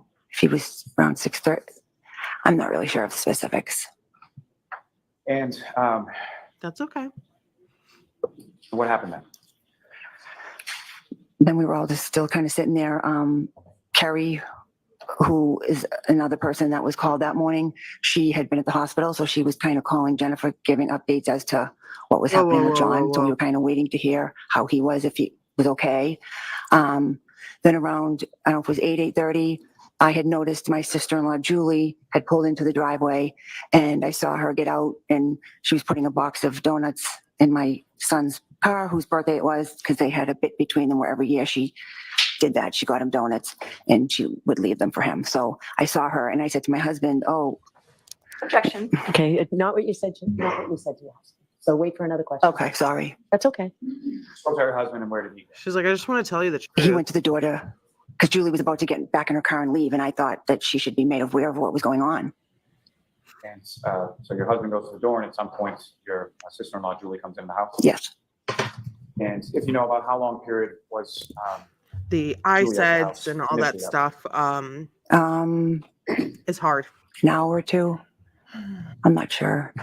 If you're not sure, you're not sure. So as far as people that were over your house that morning, do you have any idea sort of how long people were congregating around your house after that initial Mr. K bursting into your bedroom?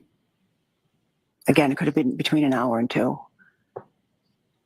And at some point, we mentioned that the Canton officers had indicated that you maybe spoken to at some subsequent time by troopers from the state police, correct? Mm-hmm.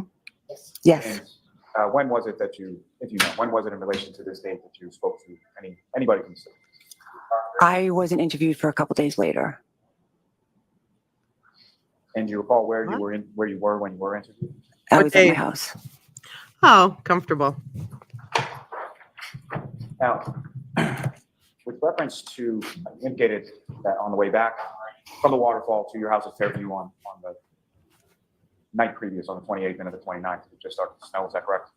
Yes. Now, when you looked outside or opened the door for Officer Lang as he came into the house, what, if anything, did you observe as far as the weather and how it had changed in the instant?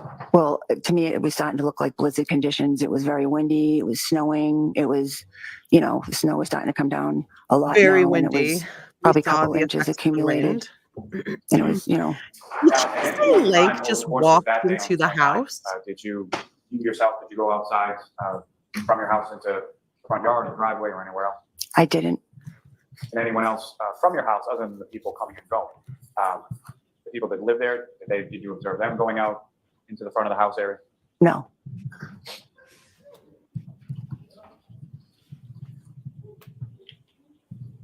May I approach the witness? Yes. All right, here's something. Do we have our glasses? Ms. Albert, I'm placing before you a series of 8 photographs. I just asked you to look at them, Mhm. review them, and then just look up whenever you. Are these already in evidence? Fair enough.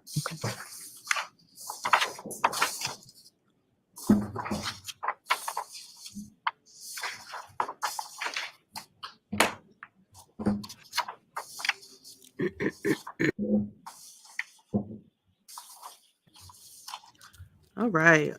Okay. I think she said that Officer May I Lang just ask you, ma'am, walked in into general, her in those house. photographs, do you recognize what's in those Like- photographs? Yes. And what do you recognize? Upstairs, choom, inside. That's my front yard. That was your front yard when you lived at 34 Fairview Road? Yes. And what's contained in there is that a Fairview Natural They don't trailer live there around the anymore. time of January 29th, 2022. They Yes. moved fairly Gonna quickly. come up to introduce the witness. Any objection, Ms. Little? No objection, Your Honor. Thank you. All right, we're going to get a different defense attorney. Yes, please. I'm excited to hear the tone difference on cross-examination when we get there, if we get there today, Now, the court's Hold on. Oh. We need to mark these. from woman to woman. I'm really excited. During the Johnny Depp trial, we saw Camille Vasquez pull off an incredible feat, stand her ground, be an impeccable attorney. She was powerful, she was strong, but she also had the ability that many of the other male attorneys on all of the teams did not have, which was, I don't want to say like, oh, she was a snake. How in the many were there, grass, Mr. Lally? but she was able to be comforting to her to the witnesses that she was questioning. She was able to be comforting at the same time. She worked. She was incredible. She was great. She was brilliant. She's an inspiration to many young attorneys, many old attorneys. Thank you. She is very talented, and I would May I love vote to just with you? see some Yes. of that talent within this, what I assume to be a younger defense attorney, just because she looks younger than the men. She could be older. She looks great, though. I'm really excited to see how she approaches this as her first cross-examination. Just one moment, And we Norm. know she's Yes. going to be doing the cross-examination because she's doing the objections. So who's ever objecting is the one who's going to be involved with this witness.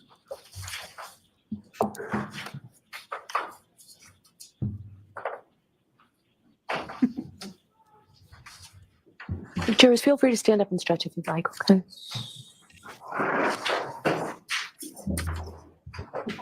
Ooh, a little smile from Karen Reed, a little giggle, a little laughter. That is okay.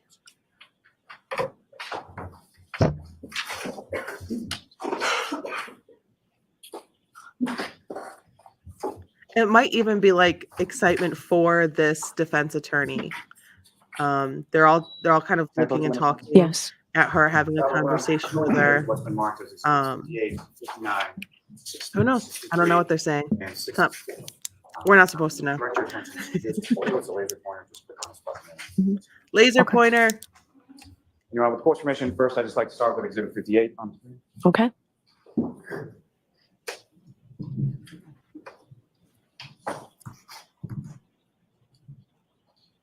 And again, Ms. Allen, do you recognize what's up on the screen there? Yes, And what do you recognize? it was my home at the time.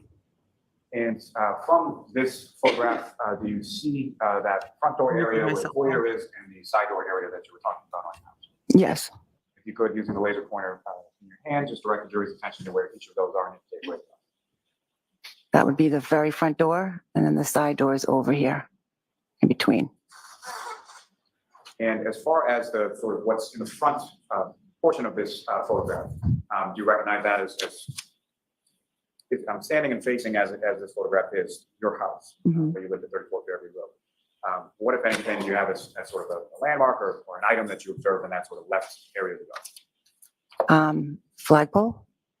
Is there a fire hydrant there as well? Yes. And do you see anything as far as like a box or something like that? Yeah, I believe there was some electrical box that I don't think we ever actually knew what it was or what it did. It's fair to say all the years that you lived there, it's not something that you utilized or even knew what it really did. No. Now, this particular area of the yard, in its relation to the house, was that a part of the yard that was used or utilized by the family all that much when you lived there? No.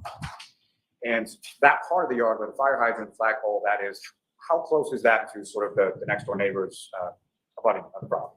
It's pretty close. It's almost, I would say, on the, close to the property line. Now, as far as from the side of the road, in between sort of the curbing from the roadway and your front lawn, there's nothing there as far as a sidewalk or anything like that, is that correct? Right. And the curbing that's between sort of the roadway and the front lawn, how would you describe that? Is it a sharp curve, rounded curve? It's kind of a rounded curb. Now, with reference to your driveway, do you see that depicted in this particular photograph? You can't really see it in the picture, no. But I mean, it's would be over here. If I could It's not a direct your good attention to picture. the next Just with photograph the that you have driveway. before you. Because it's not in the picture. Gentlemen, if I can have that one up on the screen as well. And Ms. Albert, you recognize what's up on the screen? Yes, And this is just another photograph of your home as it was around January 2022 at 34 Fairview Road. yes, And from this photograph, you see now sort of the driveway and where that is. yes. And if you could just indicate to the jury sort of where in this photograph that would be. The driveway was right here. The two garage doors, and then there was driveway right along here. Now, in reference to that driveway, or in reference to your family at the time that lived at the house, about how many cars would there typically be when everyone's home parked in the driveway? Could have been 4.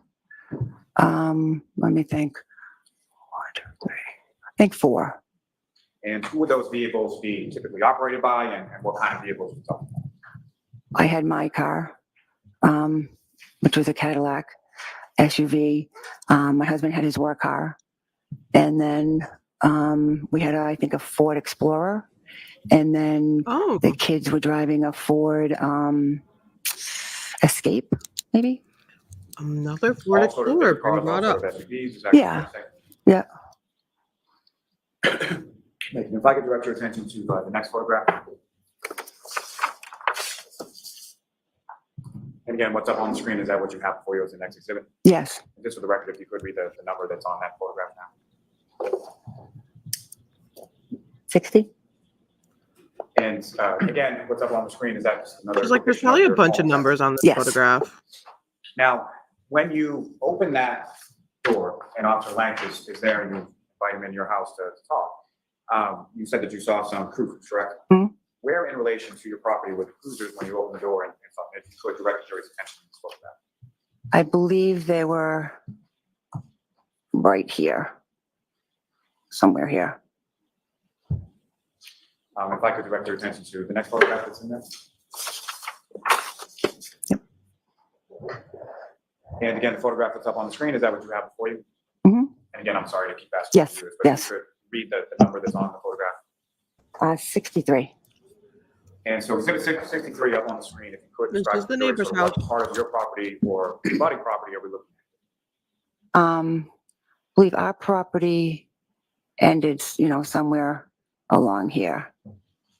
So right about in the general area of the electrical box and fire hydrant you're talking The about? Yeah. fire hydrant Yeah. is probably And that exactly where the next door property ends. residence there, do In you that know line of trees, offhand what the number was for that?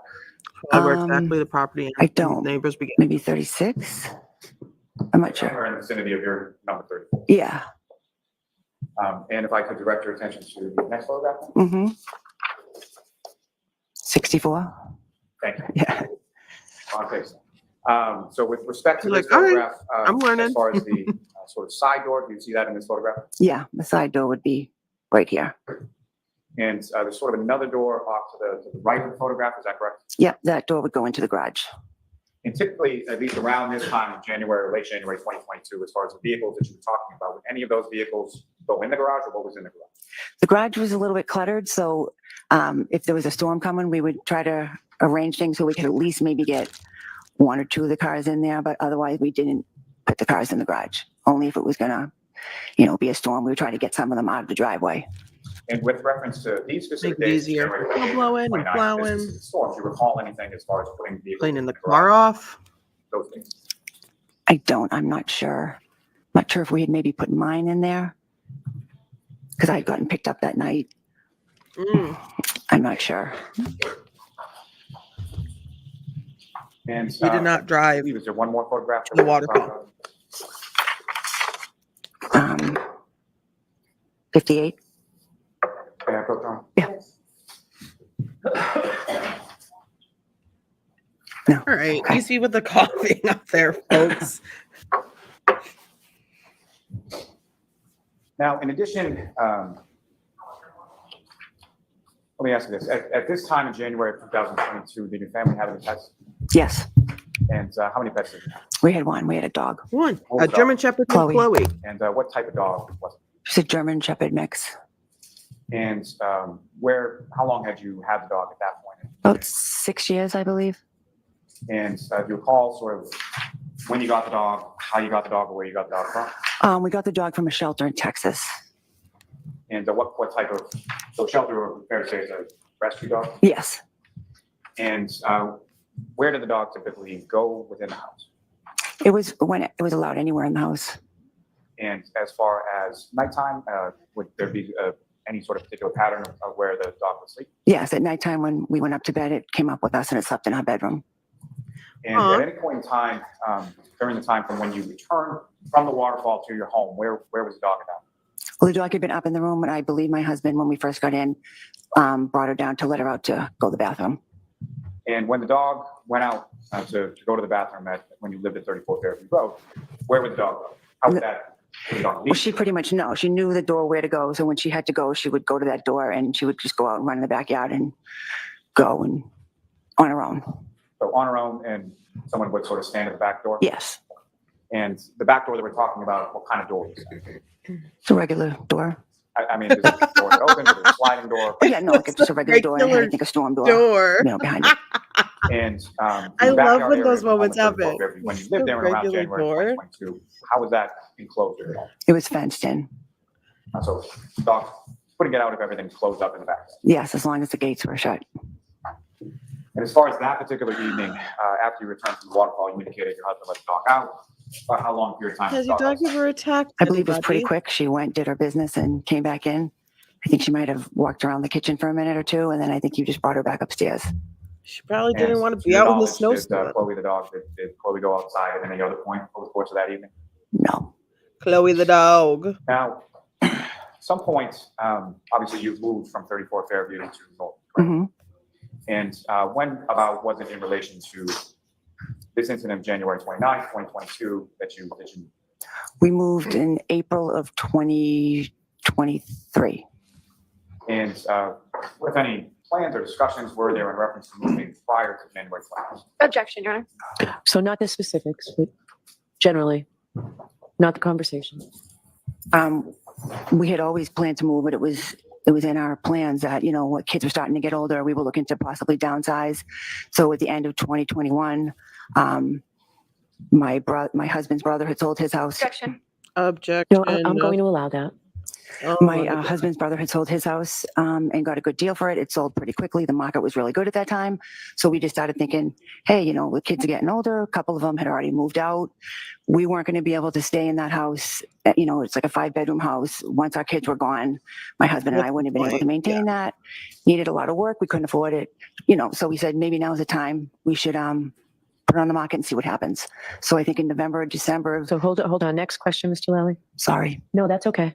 So you put it on the market. Yeah, and the sold, judge is and like, then it's not your fault. Mr. Objection. Lally should be. The objection sustained. Ask a non-leading question. When was it Ask that a was non-leading finalized? question. April I of like this defense 23. attorney already. And as far as selling the house, what She's any actively relationship did that listening. have to what occurred on January 29th, 2020? Putting Lolly It in had his no place, relation 'cause he's been to it. We had asking already had questions thoughts and plans of doing it before that every happened. day. We'd reached out to a realtor in the end of 21. And one more. Yes. So it was like 12. It was like 15 months after it happened, they sold their house and moved. Do you think that's running away from it? I have nothing further for this witness, Your Honor. All right, Ms. Little. Thank you, Your Honor.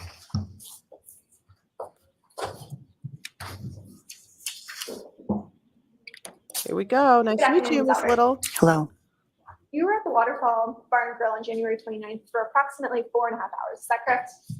I was there from say 7:45 till about midnight. So about 4 hours? Yeah. And you were there with a group of individuals, including Brian Albert, Jennifer McCabe, Matt McCabe, Julie Albert, Chris Albert, Caitlin Albert, and Tristan Morris, and then were later joined by Brian Higgins, correct? Yes. Okay. You testified that Don O'Keefe and Karen Reed joined your group around 11 p.m. Is that right? Approximately. Over the course of those 4 hours that you were there, did you see any sort of tension whatsoever between John O'Keefe and Ms. Reed?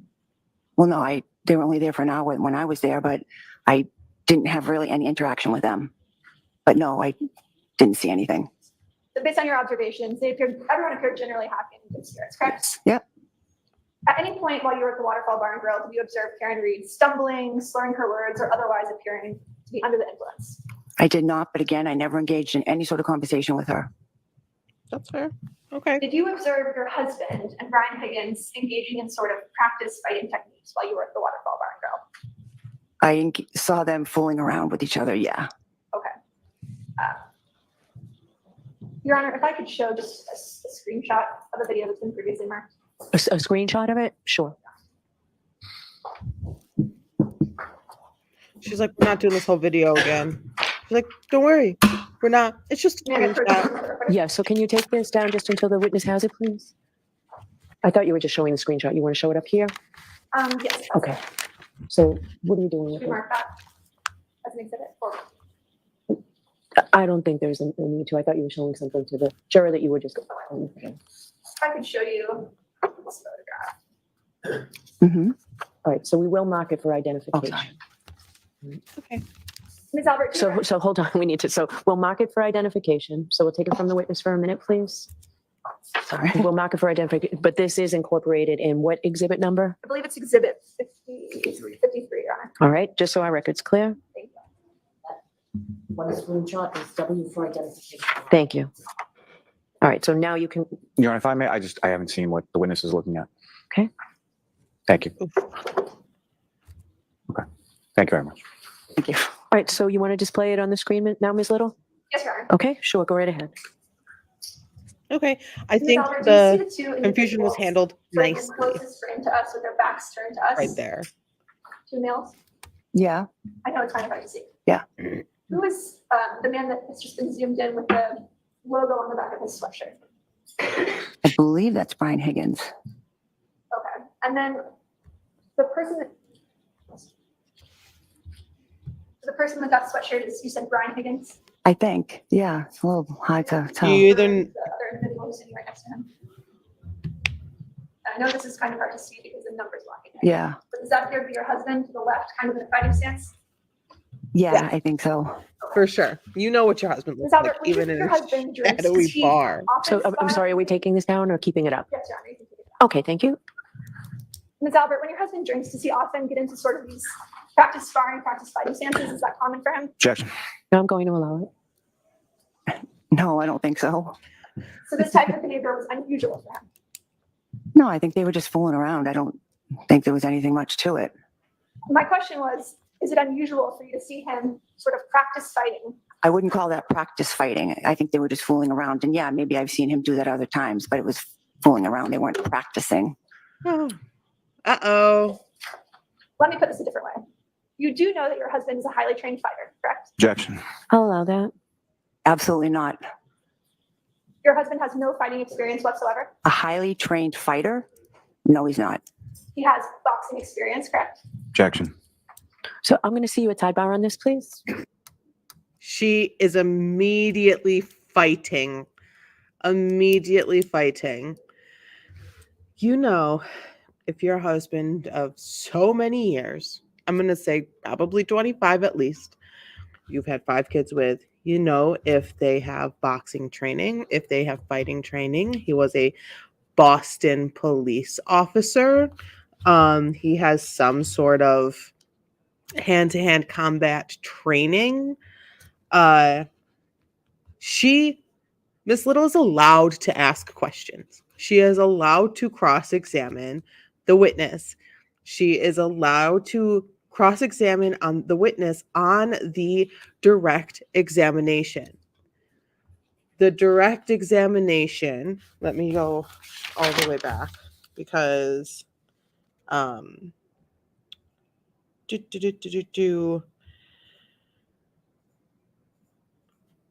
they talked about her being at the bar. They talked about her being there for 4 hours, for seeing all these people walk in. Then she skedaddled. They talked about all this. She was there. She saw all the people. She saw all the stuff. All right, we're back.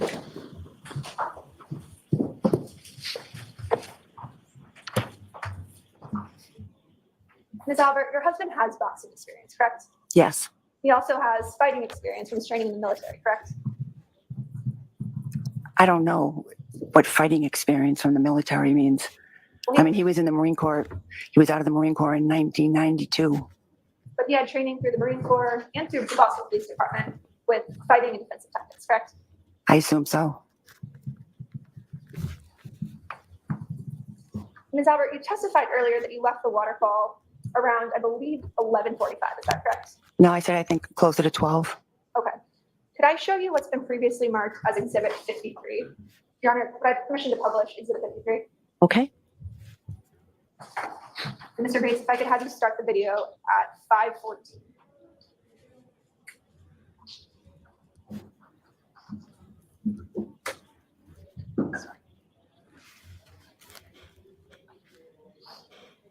If you could pause. This video, No, I don't. do you see the woman that's in the lower quadrant? Do you recognize that individual at all? I don't. It's so I can't tell who that is. I know this is not the best video, so I'll play a little bit more and see if you might be able to recognize it. You don't recognize who that individual is?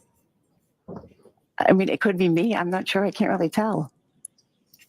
All right. So this is an instance where the video has to speak for itself, right? Understood, Your Honor. You could play just a little bit longer. Your pause. Did you recognize the woman that just sort of walked forward? Yes. Now seeing the coat, I recognize that it's me. Thank you. Okay. And did you see what was in your hand when you walked by? I don't.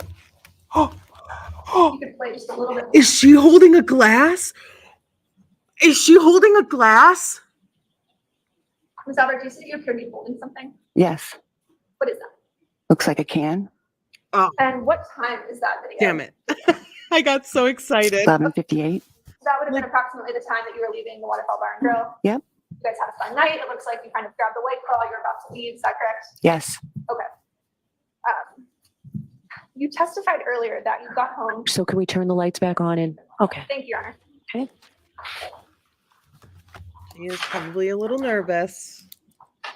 I'll give her a little Let me leeway. switch you. All the You other testified earlier attorneys that have made that same There are mistake. 4 cars that are to usually turn the parked lights in the back driveway on. at 34 Fairview, correct? Yes. And you listed at least the make and model of about 3 of those vehicles. Yep. You recall that? Yep. You said there's a Cadillac that usually is parked in your driveway, there's a Ford Explorer, and there's a Ford Escape, correct? But you also said there's a 4th car. That's your husband's work vehicle. Yes. Yeah. What type of car is that? That's a Ford Edge. A black Ford Edge. Yes. Yep. Is there a reason that you didn't want to state or commit to that in front of this jury when you originally testified? No, there's no reason. I was just trying to think of all the different cars. We have 5 kids. We've had a lot of different vehicles. I was just saying it as I remembered it. News coverage in this case has revealed the importance of a Ford Edge. Objection, correct? Your Honor. Sustain. That's fair. In your mind, a Ford Edge has significance to this case, doesn't it? Objection, Your Honor. No, can you answer that? Does a Ford Edge have significance in this case, do you? I've heard it talked about. Yeah. Okay. And what you've heard talked about is that an eyewitness saw. Objection, Your Honor. I'm going to stop you on that. The objection sustained. Yeah, that's fair. Ms. Albert, you know there's significance to the Ford Edge, and that's the one Objection, thing Your Honor. that you did not mention in your initial testimony, correct? So I'm going to allow that question. Can you answer that? I just was trying to think of all the different makes and models. I did not purposely say that. Ooh, the way she answered felt kind of off. Where did your husband strike that? You testified earlier that you weren't sure exactly where Brian Higgins parked that night when he arrived at your house, correct? Right. And you said, I'm not sure, but then you gave a pretty vivid description about him being parked, you think, in front of the house by the mailbox facing away from your residence, correct? Right. Yep. Is that Let her statement finish. something that's from your personal recollection or for something that you've discussed with other witnesses in this case? No, it's from my personal recollection of what I'm pretty sure I remembered. He pulled in first. He backed out so we could pull in. And then I'm pretty sure he pulled out and parked along the curb where the mailbox was. So you haven't discussed that statement with any other witnesses in this case? I don't remember. I don't think so. That's one of the biggest problems in this case is that everyone is so connected. They've been talking. You and testified talking and earlier that when talking. you arrived at 34 Fairview, your son, Brian Albert Jr. was there, Julie Nagel was there, Sarah Levinson was there, and that your Sarah nephew, Colin Levinson. Albert, was also present, correct? Yes. Okay. Can you How long was describe sort of Colin the Albert interaction there? with Colin Albert when you walked in the door? It was literally, I was coming in. I think we almost bumped into each other. I said, I didn't realize he was there. I said, hey, what are you doing here? He said, oh, I just come by to see Brian, but my ride's on its way. I'm about to leave. And I said, oh, okay. And I said, all right, see ya. And he just kind of continued on. I think he must have went out the door. So when you first testified, I believe you stated that you saw Colin seated at the table with Brian Jr., correct? When I testified, when? Earlier today, I No, don't I believe don't I said think that. so. shortly after he got up. No, I don't believe I said that. You never said that he was initially seated with Brian Jr. No, I'm pretty sure I said when I walked in, I immediately saw him. Yeah. So when you walked in the door, you're saying he was already leaving to go get his friend, correct? He was standing and looked to me like he was getting ready for someone who was coming to pick him up. Got it. And when you pulled up with Brian Higgins and Brian Albert, that all happened around the same time, correct? Yes. And you have never mentioned seeing any other vehicle waiting outside the house for Colin when you arrived, correct? No. Who is his ride? You didn't observe another vehicle outside the house. No, I'm not saying he said to me, my ride's almost here. I'm leaving. So I didn't see anything outside about his ride. And it was cold outside that night? Yeah. So he sort of walked out the door before his ride arrived. I don't know if he went and stood and waited by the door. I came in the house and like I said, I immediately said hello to my son, his friends. I went and started doing my cleaning and I didn't really pay attention. But I assumed he left because I never saw him again. So you're not sure if he was sort of standing by the front door? I'm not sure. I mean, he could have been standing there waiting. He said his ride was about to be there. Okay. But you didn't see him leave. I did not see him leave. You testified that your German Shepherd, Chloe, was also at the house when you arrived home on January 29th, correct? Yes. She's a large German Shepherd. Yep. About 70 pounds. Damn. She's not great with strangers. I wouldn't say that. You wouldn't say that it's kind of a poorly worded question. Would you say that she's good with strangers? I'd say she's fine with strangers. Fine with strangers. Okay. Yep. She's definitely not good with other animals, is she? No, she did not like other dogs. Chloe actually has a well-documented bite history, doesn't she? Objection. Does she? With dogs. A couple dogs, yes. Ms. Albert, she also has a bite history with humans, doesn't she? Objection. Does she? Ask that differently. Ms. Albert, Chloe has injured other humans, hasn't she? Objection. I'm going to allow that. In one incident in May of 22, when she got out and was fighting with another dog, the woman whose dog it was tried to break up the two dogs. And while she was trying to break up the two dogs, she got injured. There are actually two individuals who were injured in that incident, correct? Well, there was two women, but I believe just one woman, from what I understand, had an injury from Chloe. The other one may have fallen or something, but I'm not sure 100%. There were two women who were actually taken to the hospital after that incident, correct? Yes, a neighbor had called the police or called an ambulance just to make sure they were okay. And you mentioned that Chloe had actually escaped from the backyard Mm-hmm. in that incident. Yes, And that happens from time to time in your house, correct? it had happened a few times, yes. And Mr. Albert let Chloe out when he arrived that night, correct? Yep. Oh my gosh. This is fun. Ms. Albert, you don't Sorry, have I'm like Chloe's so idea. in. I'm just like so into her questions. In May of Like, I 2022, have to really 4 listen. months after Mr. O'Keefe's death, you got rid of your family dog of 6 years. Objection. So is that true? Is that when you got rid of your dog? I did not get rid of my dog. I rehomed my dog. You got rid of Your her. dog is no longer in the Canton area, correct? No, but I know where she is. She's in Vermont. And that previous testimony, that information has all been given. So if she was ever needed for anything, we know where she is. Was that testimony given to the defense? Probably. Was I present at the hearing where you testified about this? Objection, Your Honor. Sustained. Your Honor, can we have That's fair. That was a little sassy. That was a little sassy. That was a little sassy. Was I present there? That was a little sassy. But saying you rehomed your dog, you got rid of your dog. Like, okay, if there is a bite history, if your dog has a bite history, one, that's a problem. Your dog shouldn't have a bite history. If your dog has a bite history, that dog needs training. That dog needs probably to go to the vet. That dog does not need to have free reign of the home to have free reign to just try to dominate other dogs and to keep getting in fights. And the fence, if the dog has a bite history and also continues to escape the backyard fencing, you need to get a better fence. You need to figure out what is happening. You can't just have this dog and just allow it to be a nuisance to the community.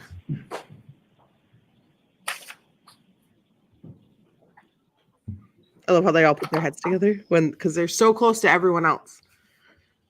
All right.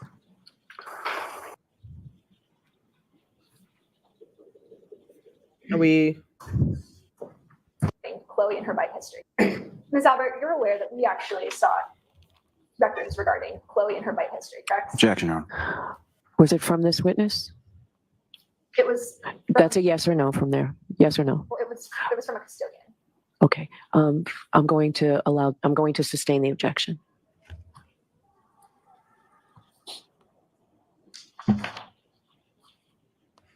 All right, Ms. Albert, I want to direct your attention back to the early morning of January 29th. Mhm.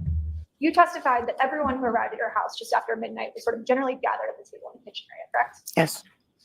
And over the course of that evening, you had never heard any sort of disruption inside, correct? No. You didn't hear a crash. Certainly There never needs heard- to be an answer. Sorry, no. You certainly never heard any screaming or yelling. No. And you never heard the screech of any brakes outside, correct? Correct. Okay. On July 20th, 2023, you testified before a grand jury, and Mr. Lally was not there, correct? And AD McLaughlin was also not there, correct? Okay. Do you recall that? Yes. And you were specifically asked during the course of that hearing where everyone was positioned around the table that night. Mm-hmm. You remember that sort of line of questioning? Yeah. And you explained that your sister Jennifer was seated next to Brian Jr. Objection, is there a question? We're getting that question, so go ahead. You were very specific about kind of how people were seated at that table that night. Do you remember that testimony? You explained that Jennifer was seated next to Brian Jr. and Matt McCabe was across from him. Do you recall that? Yep. But when you were asked where your husband and Brian Higgins were positioned at the table, you weren't able to place them there. Isn't that true? Because I don't believe they ever sat at that table. And what you told the grand jury during that hearing was that at least at one point, they had left the room and they were outside of your view, correct? I'm not sure I said that. Told the jury that you were cleaning and you weren't sure where they went, correct? Well, initially when I first came in the house and I was doing my thing, I don't remember exactly where And they were. you told the grand jury that you don't recall seeing them at the table, but you don't recall where they went because you were kind of focused on cleaning, correct? Right. And there was one point at which you said that you joined them in family. Yes. Is that right? Okay. But while you were cleaning, you said, I don't really know what they were doing, but they I weren't can't believe there, it's 4 correct? o'clock already. Today kind of Yes. flew by, but also So you recall your So husband much. and Brian Higgins left your view and went to some other place in the house that evening, correct? They could have. Ms. Albert, how many steps is it from the front door to the basement? oh, Steps? It's a poorly worded question. I will rephrase it. When you open the front door of your house, Uh-huh. how many steps does it take to get to the door to the basement? 4 or 5.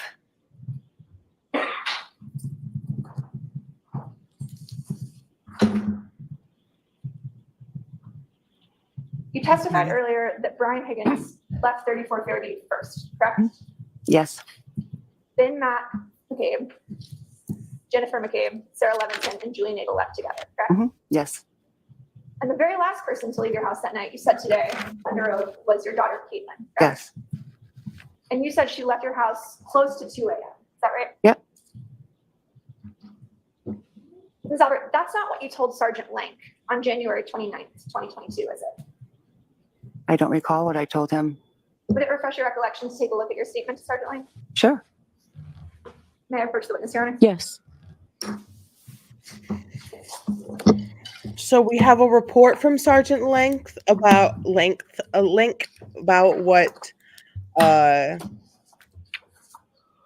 what's this woman's name? Nicole told him when he interviewed her when he went into that house 3 times. Is this the only piece of information that we have from all of those conversations? Was this from Sergeant Okay, I'd like to Good? direct your attention to page 2 of the supplemental. Would you show the prosecutor, please? Yes. Just go to Cambridge report. Your Honor, may we approach this briefly? Okay. He's like, absolutely not. Absolutely not. So I have been under the assumption that there was no sort of reporting from Sergeant Link's communications with anyone in that house of 34 Fairview Road, where the three different times that he went in. I'm pretty sure that they said that you never wrote it down, you never made a report, Ms. Little, you maybe never you can reported clarify that. anything. May I approach? Yes. Okay. I'd like you to take a look at page 2. Mhm. And you don't need to read it out loud, but if you could read this very last paragraph here, Down at 7? Or, actually, this section right Okay. here, the second paragraph at the bottom. You mhm. don't need to read it out loud, just look up once you're done. And are you going to clarify that, Ms. Little? Statement? Oh, how, can I approach, Your Honor? D-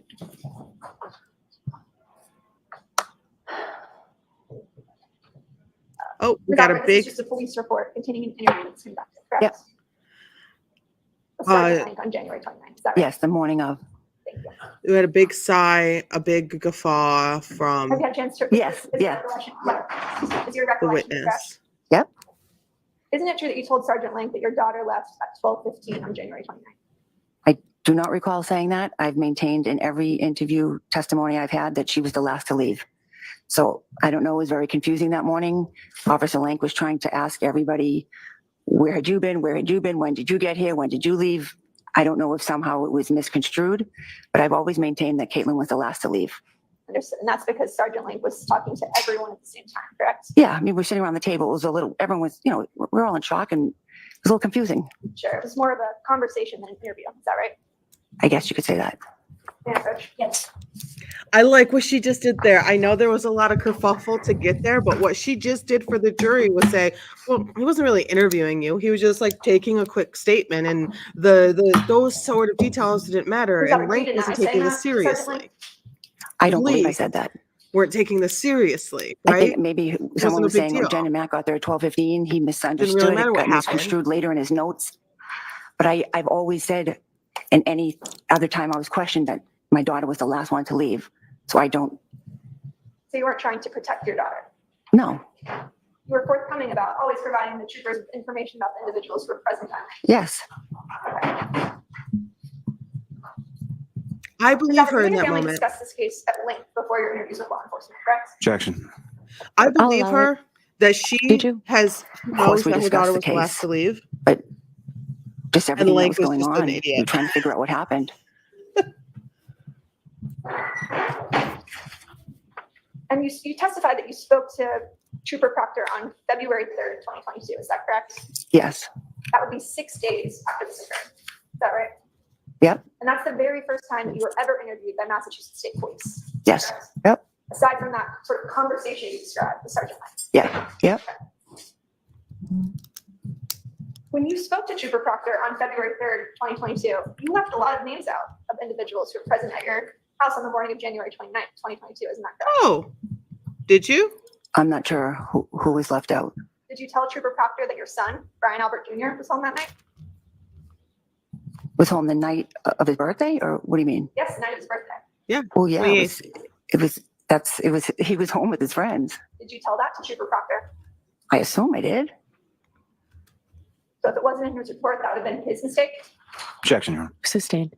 Did you tell Trooper Proctor your daughter, Caitlin Albert, returned home with you after the waterfall? I believe so. Did you tell Trooper Proctor that your son had 2 female friends at your house when you arrived? I believe so. And notably, did you tell Trooper Proctor that Colin Albert was present at your house? I probably didn't, because anytime I was questioned about who was there, to me, it was who was there afterwards, hanging out from like the 12:15 point on. I didn't consider Colin as being there because I literally crossed paths with him. He left, and I didn't consider him being a part of the group that was there. Were you asked who was at the house that night? I assume he asked that, but I also yeah, didn't you mention probably the should have girls, the said. people that my son had previous, because I didn't consider them as part of the people that I was with when I got home. You never mentioned Colin Albert to Trooper Proctor, correct? Correct. And you never mentioned Colin Albert to Sergeant Lang. Correct. You left Colin Albert out. Was that Ms. Albert, on you knew that if purpose? you gave Trooper You Proctor gotta the stretch. name of your nephew, that he would have to interview him, correct? Objection. All right, I'm going to sustain that objection. You didn't want your kids or your nephew to have to tell the police what they saw, what they heard, and what they did then. Objection. I'm going to allow that. Is that true? That is not true. But you never told Trooper Proctor about Colin Albert. I didn't mention Colin because I didn't consider him as part of the group that we were hanging out with after the waterfall, because he left as soon as I walked in. Allegedly. I wasn't even. Didn't You don't even know think where of him. he went. So No. Didn't think it might be important for the state trooper who was investigating this case to know the individuals who were leaving at the precise time that Mr. O'Keefe and Ms. Reed arrived at the house. Objection. Sustained.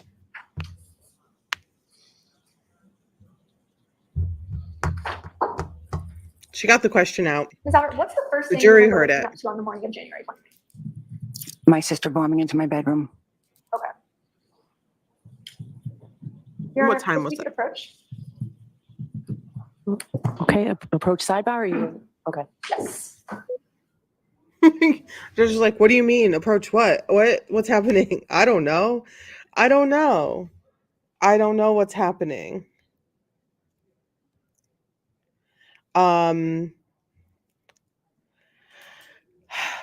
I'm seeing there's a lot of concern. There's a lot more energy when it comes to the objections and the active listening from the prosecution.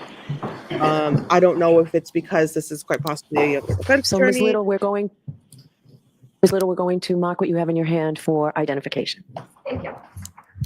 I don't know if it's because it's the first time she's up. Thank you. Karen just had a little bit of an eye roll. Her eyes are very expressive. Photograph purports to be. Just able show to her the keep her- photograph. She's able to keep her Ms. Albert, face do you recognize pretty that stable, but her photograph? eyeballs give it all What is it? away. It's a picture of my house. Does it appear to be generally to scale? Yep. Do you recognize sort of the flagpole in the yard, Yes. the house, Yep. the driveway? Is this a Mhm. better photo And that looks of the accurate. house? And that looks accurate in terms of scale, correct? Yes. Permission to publish? Sure. All right, let's see what's happening Ms. here. Albert, where is your bedroom located? Do you want me to show it? Yes, if you Yes, could explain. please. Right up here. So Second floor. your bedroom is in the upper left-hand quadrant, correct? Mm-hmm. Yes. The far left window. She said that's your quadrant bedroom twice, window. and I love that Yep. word. Is that right? Yep. The two of them. Yes. So please. on January Isn't it? Yeah. 29th, you had two bedroom windows on the left side of the house that were facing the front lawn where Mr. O'Keefe's body was found, correct? Yes. Much You're aware better. that Ms. Reed, photo. Jennifer McCabe, and Carrie Roberts arrived outside your property around 6:04 a.m., correct? Seems to be Yes. computer generated, but Did you hear any fire trucks that morning? I did not. Did you hear I'm any not sure. ambulances? I did not. You didn't see the flashing lights of emergency vehicles outside your bedroom window? I did not. My blinds were shut and my curtains were closed. I did not see anything. You testified the very first thing you remember was Jennifer McCabe waking you up in your bedroom. Yes. So I'm sorry, just to keep track, are we going to take this down now, Ms. Little? Or we keep the lights on? I just want to keep track of that. Yes, Okay. thank you. Okay. everyone does it. They just want to keep going and going and going. What time was that? I thought it was somewhere between 6 and 6:30. I'm pretty sure it wasn't. Can I have a moment? Sure. I'm pretty sure it was probably closer to the 7 area. Because didn't we see when the light came on? If that's what you say. It's around 6:45 based on video surveillance footage. Would you quarrel with that? If that's what you say. Okay. Does that sound about right to you? Yep. I initially from the beginning just said 6:30. I wasn't quite sure. Ms. Albert, what about the two calls Early. that you received from your sister at 6:07 and 6:08 a.m., which were answered? I never answered any phone calls from my sister that morning. You're aware that the Celebrate records indicated that you answered two calls from your sister. Objection, Your Honor. 7 and 6:08 a.m. The objection sustained. Your Honor, may I approach the witness? Okay.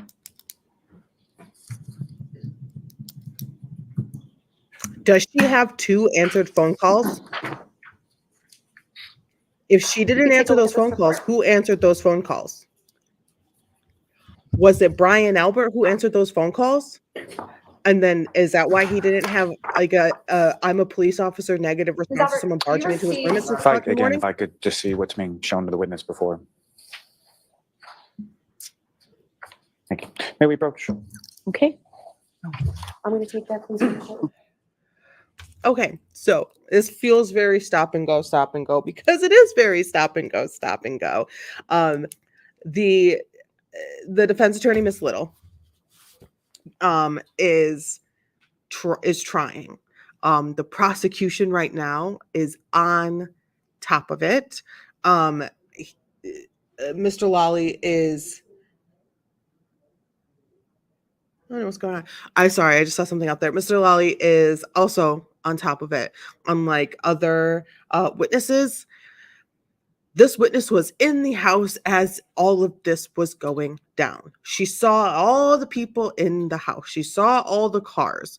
She saw the comings and the goings, the where's the dog. She's cleaning up after people. She's hearing different conversations. She's part of different conversations. She's going from room to room. She is there while a Boston police officer whose life is being taken on her front lawn.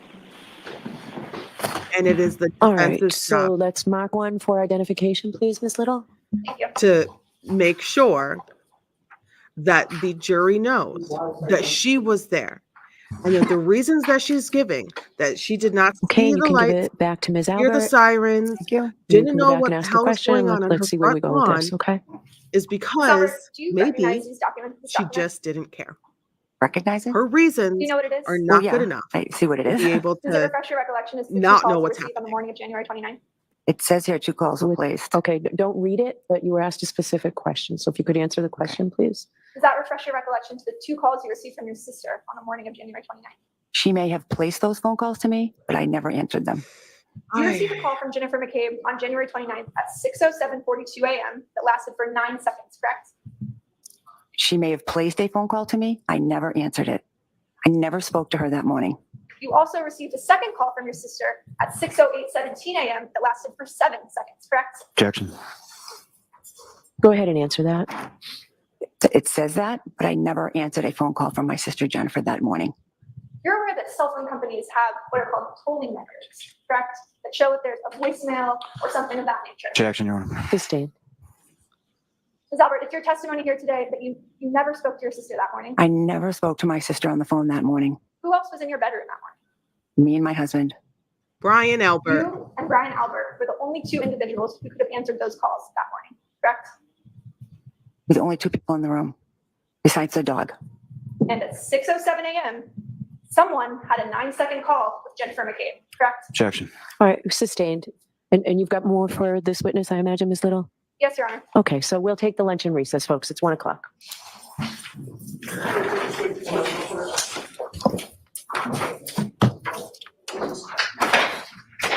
Boy, oh boy.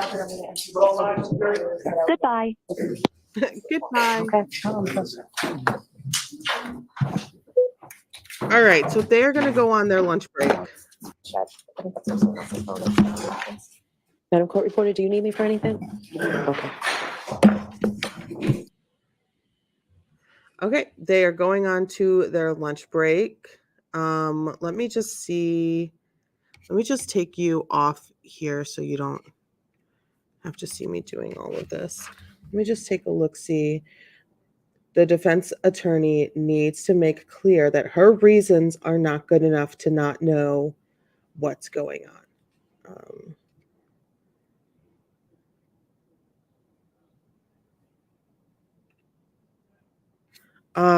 Let me just play this real fast. Tuesdays and Thursday next week will be half days. The week I wanted to address with you. Oh, okay. So I think we might be able to cover, as I think they're done now. Why don't you come to sidebar, folks? All right. Let me just take a little look-see here. We might be able to get through the whole day. Please be seated. Go back a second. All right. Can we have Ms. Albert, please?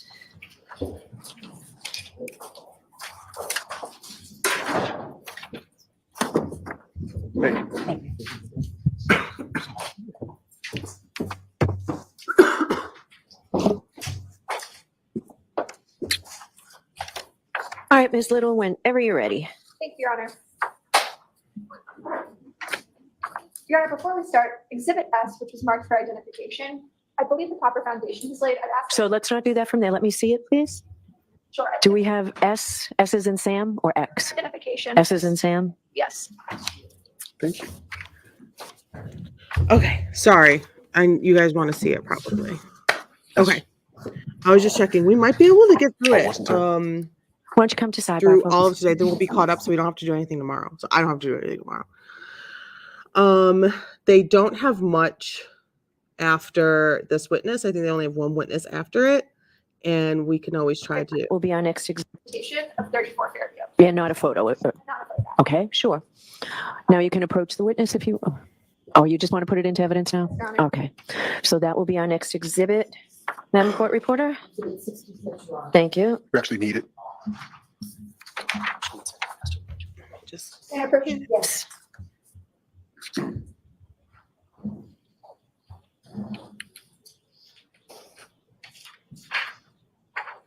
Ms. Albert, you testified that Jennifer McCabe woke you up around 6:45 a.m., correct? I believe I said between 6 and 6:30, but could have been That 6. was what woke you up, correct? Yes, She obviously had access to the house. yes. The door wasn't locked. Nope. That's sort of a typical practice for you. Yeah, it was just sometimes with the kids, the last one in supposed to lock it. They didn't, you know, it just wasn't always locked. And inside your house, you've had plenty of blankets and other items that could have been comfort to a man laying in the snow, correct? Yes. Your Honor. So as to that form, I'm going to sustain the objection. You can ask the question a different way, Ms. Little. Ms. Albert, you had blankets inside of your house that could have helped someone who's freezing outside. Objection. So I'm going to sustain the objection. You can ask a shorter form of that question. Ms. Albert, you had blankets in the house, correct? there Yes. we go. You There were we also lying next to a first responder Objection. that morning, correct? You can answer that. Yes, Yeah, And he's a neither first you nor responder. your husband came outside to help John, correct? we did not go outside because we had no idea what was going on outside. We were sound asleep until my sister came into my bedroom. Just yes or no, please. Okay. Stilali? Thank you, Your Honor.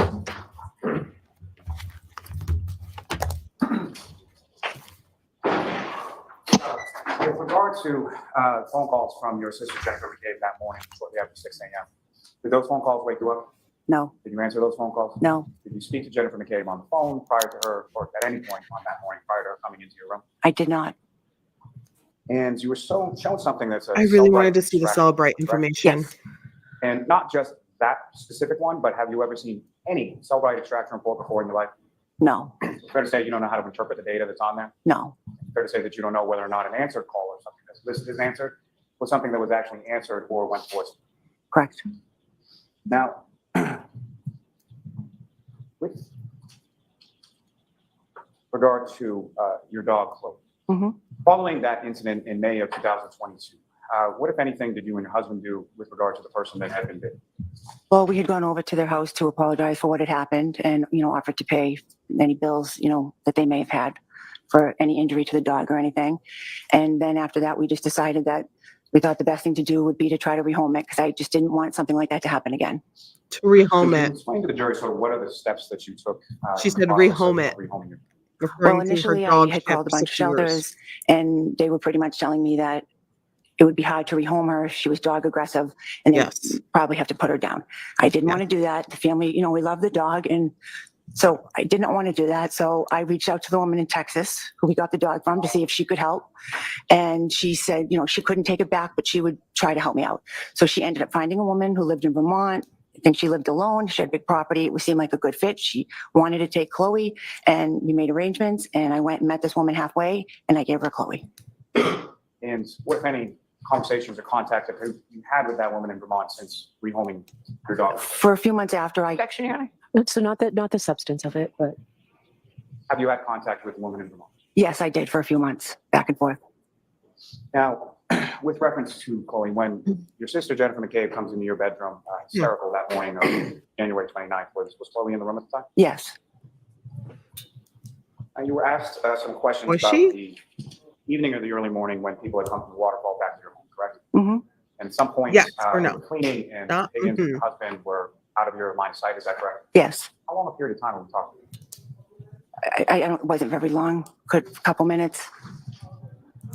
Wasn't watching where everybody was and what everybody was doing. Let's say You were relatively short seeing. periods. Yes. Nothing further. Okay. Briefly, Your Honor. Okay. So you need to take this down, sir. Thank you. There was something that was just up there. Go ahead. Ms. Albert, you never received any voicemails from Jennifer McCabe on January 29th, did you? Not that I'm aware of. You also have never produced, pursuant to our request, any documentation about the whereabouts of Chloe. The objection sustained. I'm going to strike that question. Disregard the question. Well, questions aren't evidence, so we can leave it on the record, but the objection sustained. You've never turned over any information about the location of Chloe since the pendency of this case, have you? Objection, Your Honor, may we approach? I'm just going to sustain the objection. She's like, no, we're not approaching. Move on. Have you ever If you- provided information about the whereabouts of Chloe to the Commonwealth? Yes, I believe I have. You have. I believe so. When did you do that? Your Honor, may we approach? Yes. Did the Commonwealth not give you information, or did you just not realize that you had it? What's happening here? We're skedaddling.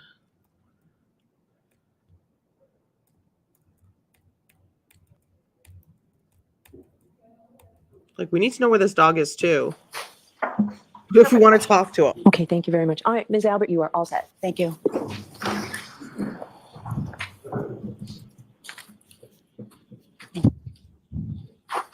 All right, next Your next witness. witness, Mr. Levin? Yes, Your Honor.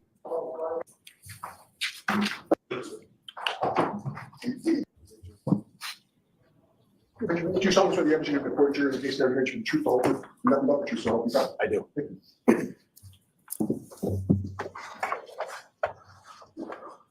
All right, whenever you're ready, Mr. Lally. Thank you. Your Honor. Good afternoon, sir. Good afternoon. Good afternoon, Your Honor, and good afternoon to the jury. Good afternoon. So could you please state your name and spell your last name? Sure, it's Brian, last name Albert, A-L-B-E-R-T. Boy. And, where do you live, sir? I live in Norwood, Massachusetts. How long have you lived in Norwood? Approximately a year. The Brian And, what Albert, family ladies you and live in? gentlemen. The My wife, Brian Nicole, Albert. and my son, Brian, and my son, Brendan. Actually, just a little bit about your family as far as, let me start with your wife, Nicole. How long have you been married? Approximately 29 years. And were you together for a period of time prior to getting married? Yes, we've known each other since we were 13, 14 years old. I put in And, do you have any 1.5 siblings, speed sir? because I this do. is all just How many background siblings do you stuff. I have 5 brothers and 1 sister. And if you could, just as far as, are you the oldest? I'm the oldest of 7, yes. And as far as your brothers and sisters are concerned, what are their names and if you could rank them sort of by Sure, the next sibling after me is my sister Kathleen. Then I have a brother Chris, brother Kevin, brother Keith, a brother Brendan, and a brother Timmy. And you and your wife, Nicole, do you have children of your own? Yes, And how many children? 5. And how old are they? So my oldest daughter is 29. My son Brian is 25. My son Brendan turns 23 today. And I have twins, or we have twins that are 20 years old. Caitlin's 28, I'm sorry, I said 29. Now, prior to living at your address in Norwood, where did you live before that? Canton, Mass. And how long have you lived in Canton? Approximately in the house on Fairview Road, approximately 11 years. And in total, about how long have you been a resident in Canton before moving to Norwood? Approximately 45 years. And that address, that's 34 Fairview Road, is that right? Yes. And what, if any, relationship did that home or that residence have to your family before you and your wife and your kids moved? My parents had lived at that residence prior to us. So you spent some of your childhood in that house as well? Yes. And do you work, sir? I retired now. Retired. What did you retire Boston Police Department. from? And how long were you a member of the Boston? Approximately 30 years. And 30 years on the were you force. assigned to any sort of specific unit or special duties? My last assignment, is that what you're referring to? Yes. My last assignment was the Boston Police Fugitive Unit. Now, sir, if I could turn your attention to January 28th, 2020. Do you recall that date? Yes. And do you recall what day of the week that was? The 28th, I believe, was a Friday. And when you first got up on the 28th, where were you at that point? On the 28th, I was in New York City. And why had you gone to New York? So I went to New York for a funeral of a New York City police officer who was killed in the line of duty. And about what time or what day did you go down to New York? We went down the day before, so I believe that was Thursday. recall how it was that you got down there? Yes, I flew to New York. And when you say we, who, if anyone, went with you on that trip to New York? I flew with a friend and a coworker named Eddie Hernandez. So another Boston police officer? Yes. And down in New York at that funeral, were there other members of law enforcement that you knew were familiar with working? Yes, there were thousands of police officers that went to the funeral. And included within those people, you mentioned your brother Kevin, is that correct? Yes, Is he a police officer as well? he is. And where is he? He's a detective in Canton, Massachusetts. And was he down at this funeral as well? He was. And do you know a gentleman by the name of Brian Higgins? Yes. And was Brian Higgins at this funeral service as well? Yes, he was. Brian And, how is it Higgins. that you know Brian? So I know Brian Higgins initially from work, professional relationship. I've known him known of him for 10 or 15 years. And then the past few years, more recently, we worked together on a closer basis, and I became better friends with him. And fair to say that when you became better friends with him, you also sort of socialized with him outside of work? Yes. Now, as far as your return trip from New York, what, if anything, happened? On the return trip from New York, we drove back. Why did you drive versus fly back when you flew? So that weekend there was anticipated snowstorm, and I believe the flight that we were taking with JetBlue may have even been canceled. And Brian Higgins was leaving in a vehicle that morning. So we ended up driving, or after the funeral, we ended up driving with him.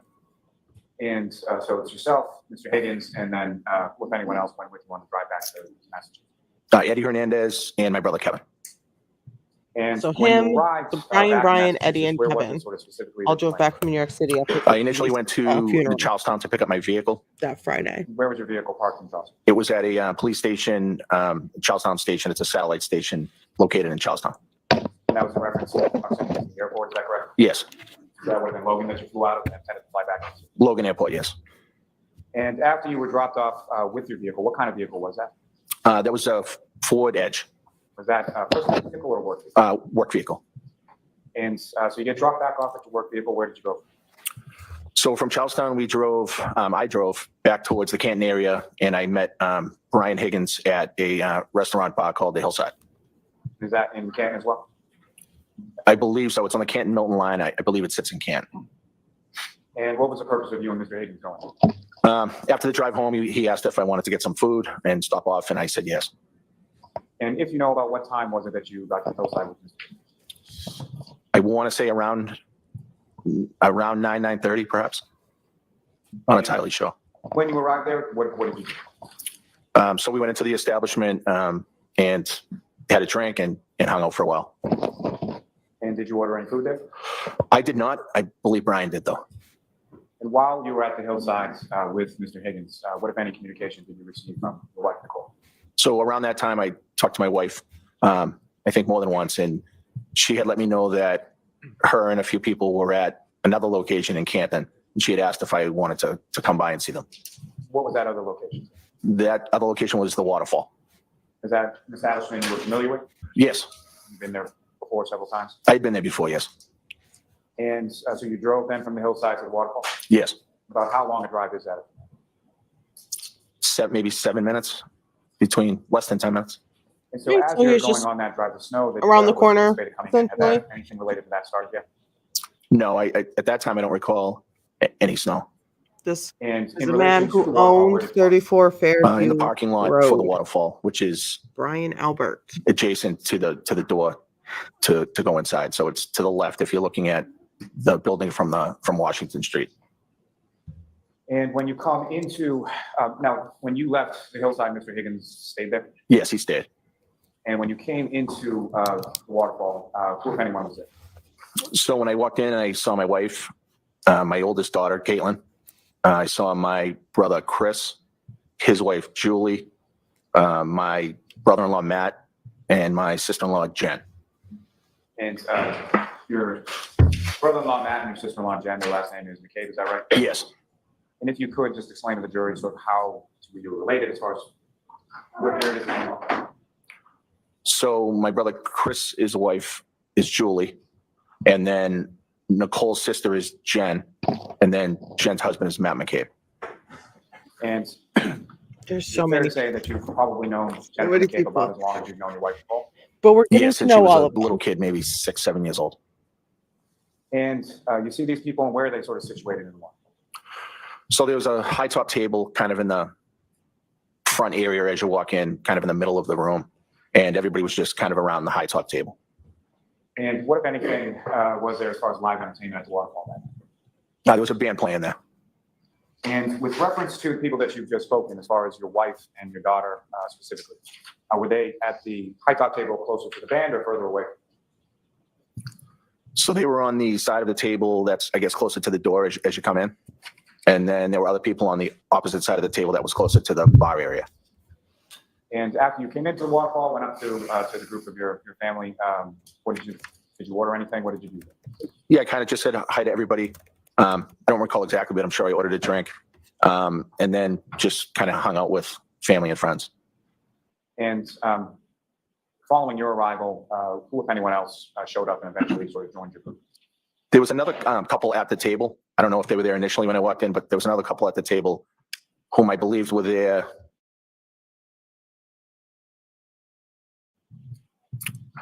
before I got there, but I just don't know what the names were. You know how they were related to your group? I don't. I think they're friends with Jen and Matt, but I'm not 100% sure.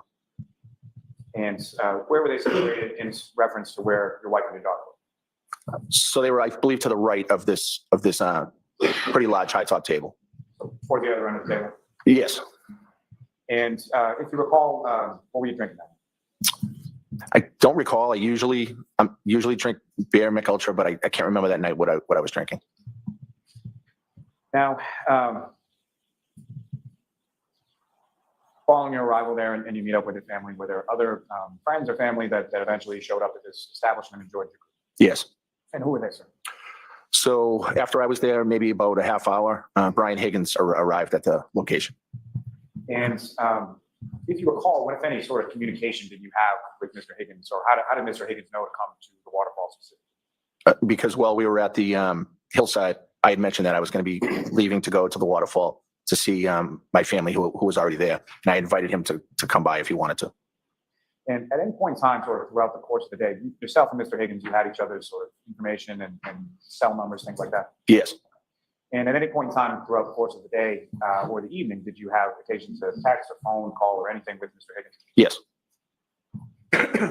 Now, after Mr. Higgins arrives, who, if anyone else, came into Waterfall and joined you? Probably after about a half hour later from Brian Higgins arriving, John O'Keefe came into the waterfall with the defendant. And that would have been probably about 11 o'clock, is that correct? Yes.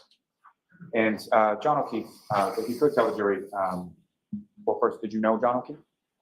So I knew John O'Keefe, but not well. I had only met him 2 times prior to that night, but I knew him to be a Boston cop, and I knew of him, and I knew some things about him. And as far as the Boston Police Department, it's a fairly large department. Would you agree with that? Yes. And about how many members or how many people are on Boston? Depending on the year, I mean, sometimes it's upwards of 2,000. And through the course of your work over the decades that you worked with the Boston Police, did you ever work with or have any professional sort of interaction with John O'Keefe? No, I don't remember working with him directly within the Boston Police Department. Were you aware of sort of what his role was or what he did within the Boston Police? Yes, I knew where he worked. And where did he work? I believe he worked at the SORI unit, which is the sex offender registry unit. And you mentioned just briefly before that you had heard of Mr. O'Keefe, correct? Yes. And what is it that you had heard of? Well, I knew him to be a friend of my sister-in-law, Jen, and her husband, Matt. I knew him to be a friend of my brother, Chris, and my sister-in-law, Julie. I knew him to be a friend of my brother, Kevin's. I've heard his name mentioned multiple times, and I knew that he had a horrible couple of tragedies in his family, and I knew that he stepped up and decided to take care of his niece and his nephew when they tragically lost their parents. And how would you sort of describe your relationship with John O'Keefe at this time, January 28, 2022? Although I didn't know him well, I considered him to be a friend, and our relationship was very, very good, cordial. And, I considered him to be somebody that I could hang out with and have a good time with. Now, you mentioned that Mr. O'Keefe walked in around 11 o'clock to the waterfall with the defendant, just for clarity purposes. You're referring to Karen Reed, is that correct? Yes. And do you see Ms. Reed in the courtroom today? Yes, I do. Could you just identify as to where she's seated or an article of clothing? Sure. She's a female at the table in front of me with black top on, long sleeve. I just asked a record reflect identification. Yes. Now, with regard to Ms. Reed, had you met Ms. Reed prior to that date of January 28th? I believe I had met her one time a week prior. And do you recall any specifics about that meeting or how it is that you came to meet her about a week prior? I do. And if you could explain to the jury what those circumstances were. Sure. I met her at the hillside. I believe she was there with John a week prior. And as far as your interaction with her on that particular evening, anything significant stand out to you? No. Now, when they came in, and by day, Mr. O'Keefe and Ms. Reed came into the waterfall, where did they go in relation to where you were sort of situated at the high top? So I don't remember them actually walking in the front door. I remember them being in my general area at some point. And they went towards the other side of the table where my sister-in-law, Jen, and my brother-in-law, Matt, were standing. And at some point, did either or both of them make their way down towards your side of the table, your side of the table, excuse me, and what, if any, interaction did you have? Yes, I remember having an interaction or more than one interaction with John. Came over to say hello, and we had some conversation, not for too long, but yes. Do you remember anything specific about that conversation or anything stand out to you? No, I think we were talking mostly about work. I think he let me know that the sergeant, I guess, that worked in his unit was leaving or left or transferred. And, you know, he was jokingly saying that I should try to get a job over it where he works. And as far as the defendant, Ms. Reed, what, if any, conversation or interaction did you have? I don't remember having any interaction with her whatsoever. Now, as far as when Mr. O'Keefe came over, what, if anything, did you observe as far as what he was wearing, clothing, anything like that? I don't really remember what he was wearing for clothing. I believe he had a baseball hat on. Other than that, I can't remember his clothing. And specifically, do you recall anything as far as like a winter jacket or a big coat or anything like that? I can't say. I wasn't really paying attention to what he was wearing. I don't know. And as far as just his general features, as far as what you could observe, what, if any, sort of injuries or anything did you observe on his person at that time? I observed no injuries at that time. And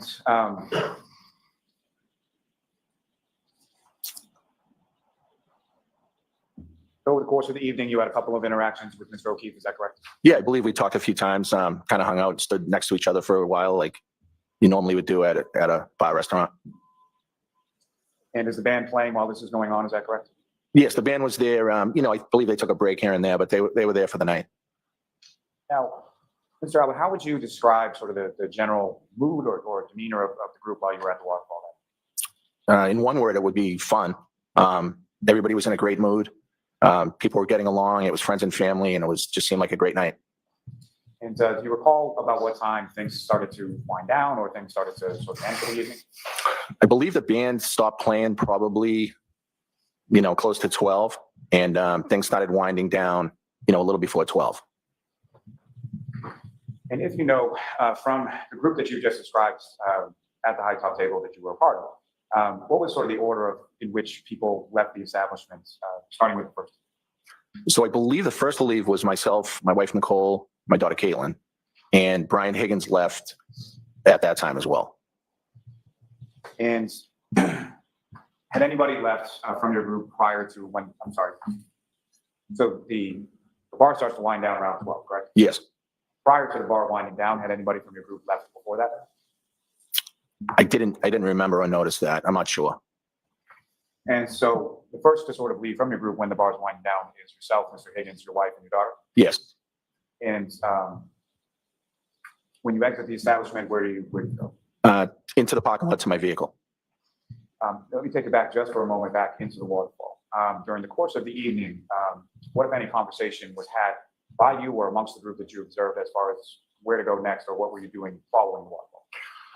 Okay, so there was some conversation relative to people going to my brother's sub shop, which is across the street, and he was maybe going to make some pizzas for people if they were hungry. So that was discussed. And did that end up happening? No, some people didn't want to go over there, and for whatever reason, it just didn't happen. And beyond that, was there anything else that was discussed as far as where to go after the waterfall? Yes. And what was that? So it ended up being my son Brian's 23rd birthday. So at 12 o'clock, he would be 23. So there was some discussion about if anybody wanted to go by the house to kind of say happy birthday to him And I know my wife Nicole mentioned it to Jen and Matt, and it was said, I believe, in the group where we were standing. And so was that sort of an open invitation that was extended to pretty much anybody that was around the high top table? Yeah, sure. Anybody that was there was welcome to come by if they wanted to. And as far as you knew, as far as the awareness of who was coming over to your house at 34th there, who from the group were you aware of coming over? I don't really remember the responses. I don't think I knew for sure if anybody was going to come, except Brian Higgins said he would come by. And he had left around the same time as you? Yes. And had Brian Higgins been to your house before? I believe he was at my house for a high school graduation party. And high school graduation probably in the spring, is that correct? It would have been the summer prior to that time. So my twins were graduating high school, and we had something at the house, and it was spring, summer of the year prior. And around that time, so that would have been 2021, is that correct? Yes. So around that time, there was still sort of vestiges or whatever of the COVID pandemic, is that correct?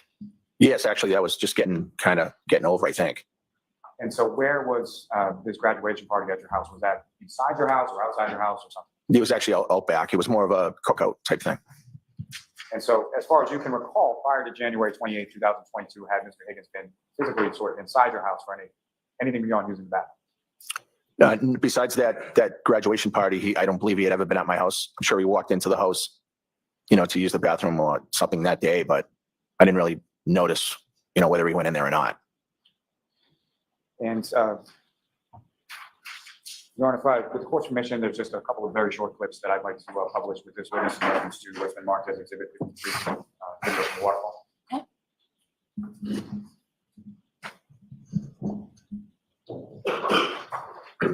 And Ms. Gilman, with reference to channel 3, if I could have the fourth video now. And Ms. Gilman, if I could ask you to fast forward to 18 minutes and 50 seconds.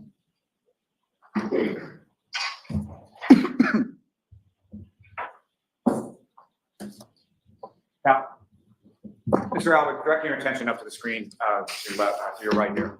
Do you recognize what's up on the screen? Yes. What do you recognize The waterfall. And this is, at least according to the timestamp, about 11:57 p.m. on the 28th. Is that correct? Yes. And what's up there is that, so that's your recollection, a fair and accurate portrayal of what the inside of the waterfall looked like, absent sort of the quality. Yes. And sir, I believe there should be a laser pointer on the desk before you. You just press that button and point at the screen. What I'm going to ask you to do is if you could draw the jury's attention to who, if anyone, within this sort of still frame of the video that you recognize, if any. With the time band across the top there, I can see some people around the table that we were standing, which would be this table area here. Tough for me to say from here who everybody is. I believe that's Brian Higgins there, but I'm not 100%. Ms. Gilman, if you could play this, and what I'm going to ask you to ultimately play is up to the 19 minutes and 58 seconds.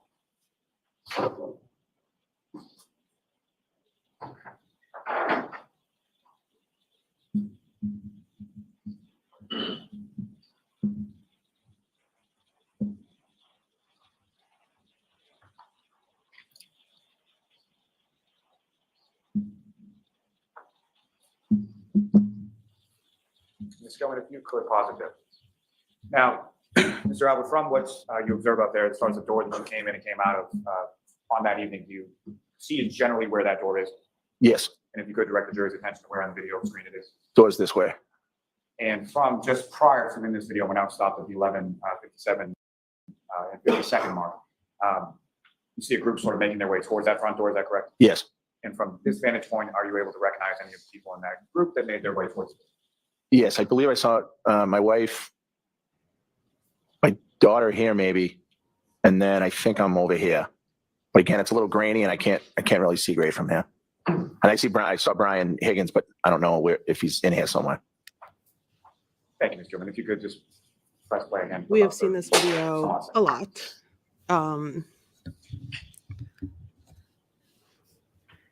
But it is good to get identification from, we've seen bits and pieces of this video. We haven't seen the whole, forever and the all of the band stuff, but we have seen a lot of this video. It's good to get other people's points of views on what's happening. Thank you, Ms. Gilman.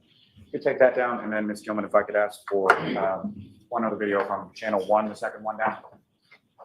If I could ask you to fast forward that to about 5 minutes and 10 seconds. I'm going to put this in 1.5 speed just because And ultimately, I'm going to ask you to play it from 5 minutes and 10 seconds to 5 minutes and 50 seconds. I have about 40 minutes and I want to be able to get through all of today, which I know is done now. I think they ended a little early.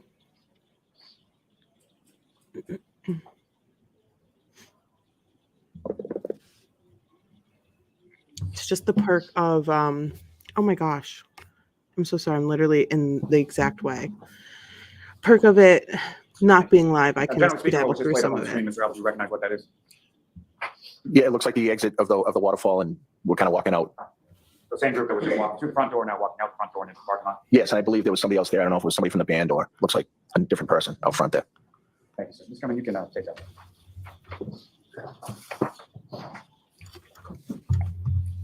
Now, Mr. Albert, when you get to the parking lot, you get in the vehicle and you drive to your house, is that right? Yes, Okay. And specifically, you're the one driving, is that correct? yes. And who is in your car with you on the drive back? My wife Nicole and my daughter Caitlin. And about how far a drive is it from the waterfall to your house? I would say five minutes. And the weather, as far as when you walk out, get in the car, and then start driving, what, if anything, has changed about the weather from the time you came into the waterfall to the time? Yeah, so it started snowing a little bit more It heavily. started You can kind of see it on snowing. that second video. So the ground was beginning to be, coated, it looked like. So coating on the ground, but could you, as you were driving, could you still sort of see the blacktop of the roadway? I believe so, yes. Now, you get to your house, and what, if anything, happens sort of as you're coming into your driveway? It looks like that. It looked like Brian had gotten there first, Brian Higgins, and he was backing out, so I could pull my car in. And as far as the vehicle that Mr. Higgins was driving on that evening from the waterfall, was that the same vehicle that he had driven with you back from New York? No. And what kind of vehicle was the one that he was driving back from New York, and what kind of vehicle was the one he was driving that? So the one back from New York, he was driving a full-size pickup truck. I'm not sure what make or model, but it had a cab on the back, and I believe it's gray.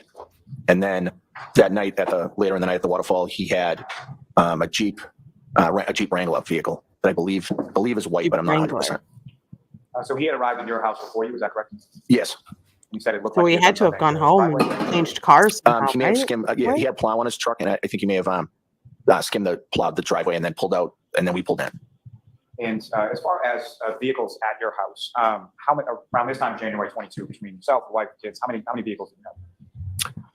I believe 3. And what type of vehicles, and who was sort of the primary driver with regard to those? So I had we had a Ford Explorer, a Cadillac SUV. It's a smaller SUV that my wife Nicole drives, and the Ford Edge that I already spoke of, and I believe we had one more vehicle that one of my kids drove at that time. I'm just trying to remember. It might have been an Escape, maybe a Ford Escape. Someone could have had that someone could have had that at school, so I don't remember if it was there that night or not. So all the vehicles were essentially like SUV type vehicles. Yes, we didn't own any sedans or any cars. Now, as far as when you pull into the driveway, the house at 34 Fairview has a 2-car garage. Yes. And is the garage something that you or other members of your family would utilize as far as parking vehicles? No. So unfortunately, we didn't use the garage a lot because we kind of used it for storage, and we had a lot of stuff out there. So we very seldom used it. 5-bedroom house and we still need storage. That's a lot of stuff. I believe I pulled in on the left side of the driveway. That's And a lot of you mentioned kids. Mr. Higgins had sort of scooped with plow like in the driveway and then parked on the street. Do you recall where in relation to your house or your driveway you parked? So no, I don't remember where Brian Higgins parked. I remember him pulling out so I could pull in, and then I didn't really see where he parked. And you then go into your house, is that correct? Yes. So they parked right on And the all curb of you, in and by front of all your of you, I mean house. yourself, your wife, your daughter, and Mr. Higgins also Okay. coming in around the same time. Basically, yes. When you come into your house, do you recall how many doors in the front of the house are there? So we have 2 front doors. And one would be sort of by some steps, is that correct? There's actually steps on both doors, but one of them is, I guess, considered the front door with a large set of steps. And they would be sort of brick steps, is that right? Yes. That leads into a foyer area of the house? Yes. And the other door, where does that lead? So the other door opens up right into the we call it the family room, but right into the family room den area. And do you recall specifically which door you utilized on that evening to go into the house? I believe I went in the door on the right, which goes into the den. Not really sure what other doors people used. And when you came into the house, who, if anyone, was present beyond the people that you would come in with? So my son Brian was home. He had two friends, I believe, Julie and Sarah. And these were people that you had known as friends of your son from prior occasions? I didn't know Sarah. I had met Julie once or twice. And as you were walking I mean, in, kind of. who, if anyone else beyond your son and his two friends? And my It's not like nephew you Colin. took him to soccer Have you Colin practice out, or is that correct? anything. Yes, Chris and Julie's son Colin. About how old was Colin around? I believe he was just about 18. So many like 17, 18. He's in high school. Caitlins, He was Kate, still in high school at the time? Yes. Karen's, And Carrie. when you walk in, where was Colin in relation A to couple your son and Julies. the two girls that he was with? He was just kind of standing in the kitchen with Brian and the two girls. Brian and the two girls were at the kitchen table, and Colin was just kind of standing there. And from the time that you arrived home, how long was Colin at your house? No more than 5 minutes. And where did he go? He left. He just said he was getting picked up. He said he was getting picked up, and a few minutes later, he left the house. Yes, I went and used the bathroom. I came out and he was gone. Now, at some point subsequent to that, who, if anyone else, arrived or showed up at your house? After Colin left the house? Nobody else arrived at the house. Your sister-in-law, Jennifer McCabe, Matthew McCabe, at some point, did they come by? Yes, I thought you were referring to after they showed up. So when my question is, do you know whether or not when Jennifer McCabe and Matthew McCabe arrived at your house, was Colin still there? I don't know if he was still there or not. I believe he left before they came, but I'm not 100%. So you come home and you go to use the restroom, is that correct? Yes. And when you go to use the restroom, Colin's there, correct? Yes. And the McCabe's are not? They're not. When you come back from the restroom, Colin's not there? Yes, Colin was gone. And the McCabe's are there? No, I don't believe they had arrived yet. So they arrived sometime after Colin had left? Yes. And over the course of that evening of the 28th into the early morning of the 29th, did anybody else come into your house, or did anybody else come into your house at any point? No. I just Now, in want addition everyone to, to remember who is Yourself, watching the that wife, this and is your a son. Did you have any pets at that time? veteran Yeah, yes, we did. And what police kind of pet? officer We had a dog. And what kind of dog was that? whose So it was a German Shepherd mix. final what was the name of the position dog? with the Chloe. Boston How long had you PD and your family had the dog? was with the fugitive. We had Chloe for approximately, at that time, maybe 6 or 7 years. Do you recall how you got the dog or where you got the dog from? This man has training The dog was from a shelter in Dallas, Texas, actually. So in essentially many a rescue dog, is that things. correct? Yes, rescue dog. And when you Um, got home after you and one of went to them the is bathroom, being what, if anything, believable. did you do with reference to the dog? Well, I just At want some point, I everyone went upstairs to grab the dog and let her out back to use the bathroom. and so when you would take the dog out, or when anybody would take the dog out to use the bathroom, how would that be accomplished? What I'm asking you is, would the dog be on a leash, or would you let out in the yard? Or No, so the backyard's fenced in, so I would open up the back door and she can go out, use the bathroom, and come back inside. so the entirety of your backyard, that's a fenced-in backyard, is that correct? Yes. And beyond that fence, as Was far it as the abutting, successfully fenced in? what sort of No. abuts the back of your property? So behind the back fence, there's a railroad track. I believe it's a commuter rail that's behind the fence. And is there any sort of opening or way to open the back of that fence to get in sort of any wooded area between your house and the tracks? Yes, there's a gate back there. And the gate, as far as when you let the dog out in the back that night, did you stay with the dog while the dog was outside? I stayed at the doorway. The dog went to the bathroom and then ran right back in. So about how long was the dog outside? She was out back for maybe 2 or 3 minutes. Went outside, went to the bathroom, came back in? Yes. And when the dog came back inside the house, where did the dog go? So the dog kind of walked around in the kitchen for a few minutes, and then I took her upstairs. When you took her upstairs, where upstairs did you take her? So the dog liked to sleep in our room, mine and my wife's room. So a lot of times she would go up there on her own. Sometimes I would walk her up, and I walked her up to our bedroom. And I have a at question some time, about the all remainder that. Like, of it that was evening, you really wanted snowing. the dog go outside at all? No. And you mentioned You, that like, there clean the train dog's tracks that run paws so close to your off? property, is that correct? Yes. And is that just the commuter rail, or does the Acela go by, or anything else? I believe there is in addition to the commuter rail, there's other trains that use that track. Yes. And how often, sort of on a daily basis, do trains go by your house on Fairview Road? So it depends, I guess, schedule wise, if it's the middle of the week or if it's the weekend. But, on any given day, they can go by 5 or 6 times, morning, more towards the rush hour times, morning, at night, and then sometimes at night and sometimes during the day. So really all day and night. And when the trains go by, about how loud is that as far as from your house? So it's loud, although having lived there for a period of time, I feel like at least I'm kind of immune to the sound. I don't really hear it as much anymore. So something essentially based on how long you live there, you really don't even hear it anymore? Not really, no. It's just like if you live near like a hospital, Now, you you let the get dog used to out, the bring the dog sounds back of upstairs, and then where did you go? sirens up and down your So street. after I brought the dog up, I just came back down and hung out with everybody else. And where within your house was everybody else sort of situated? So everybody was in the kitchen, and then we have a connecting dining room, but it's opened. It's only, a difference of 5 feet. And then we have the family room den that's adjacent to the kitchen. But Did they're you all put the within, they're dog all up- close proximity. Because you were So, concerned the about kitchen the and the board's dining room are sort of- behavior? Sort of the same room, is that correct? Yes. And as far as what if anything is Very between the kitchen and the dining room to and his wife. the living room that you were talking about? So there's a wall, but there's a doorway. So there's really no barrier to go from the kitchen dining room into the family room. So if somebody's standing in the family room and somebody's standing in the kitchen dining area, they can sort of see each other? Yes. Now, in the kitchen area where everybody was, in the kitchen dining room area, do you recall sort of where people were and what they were doing around that time?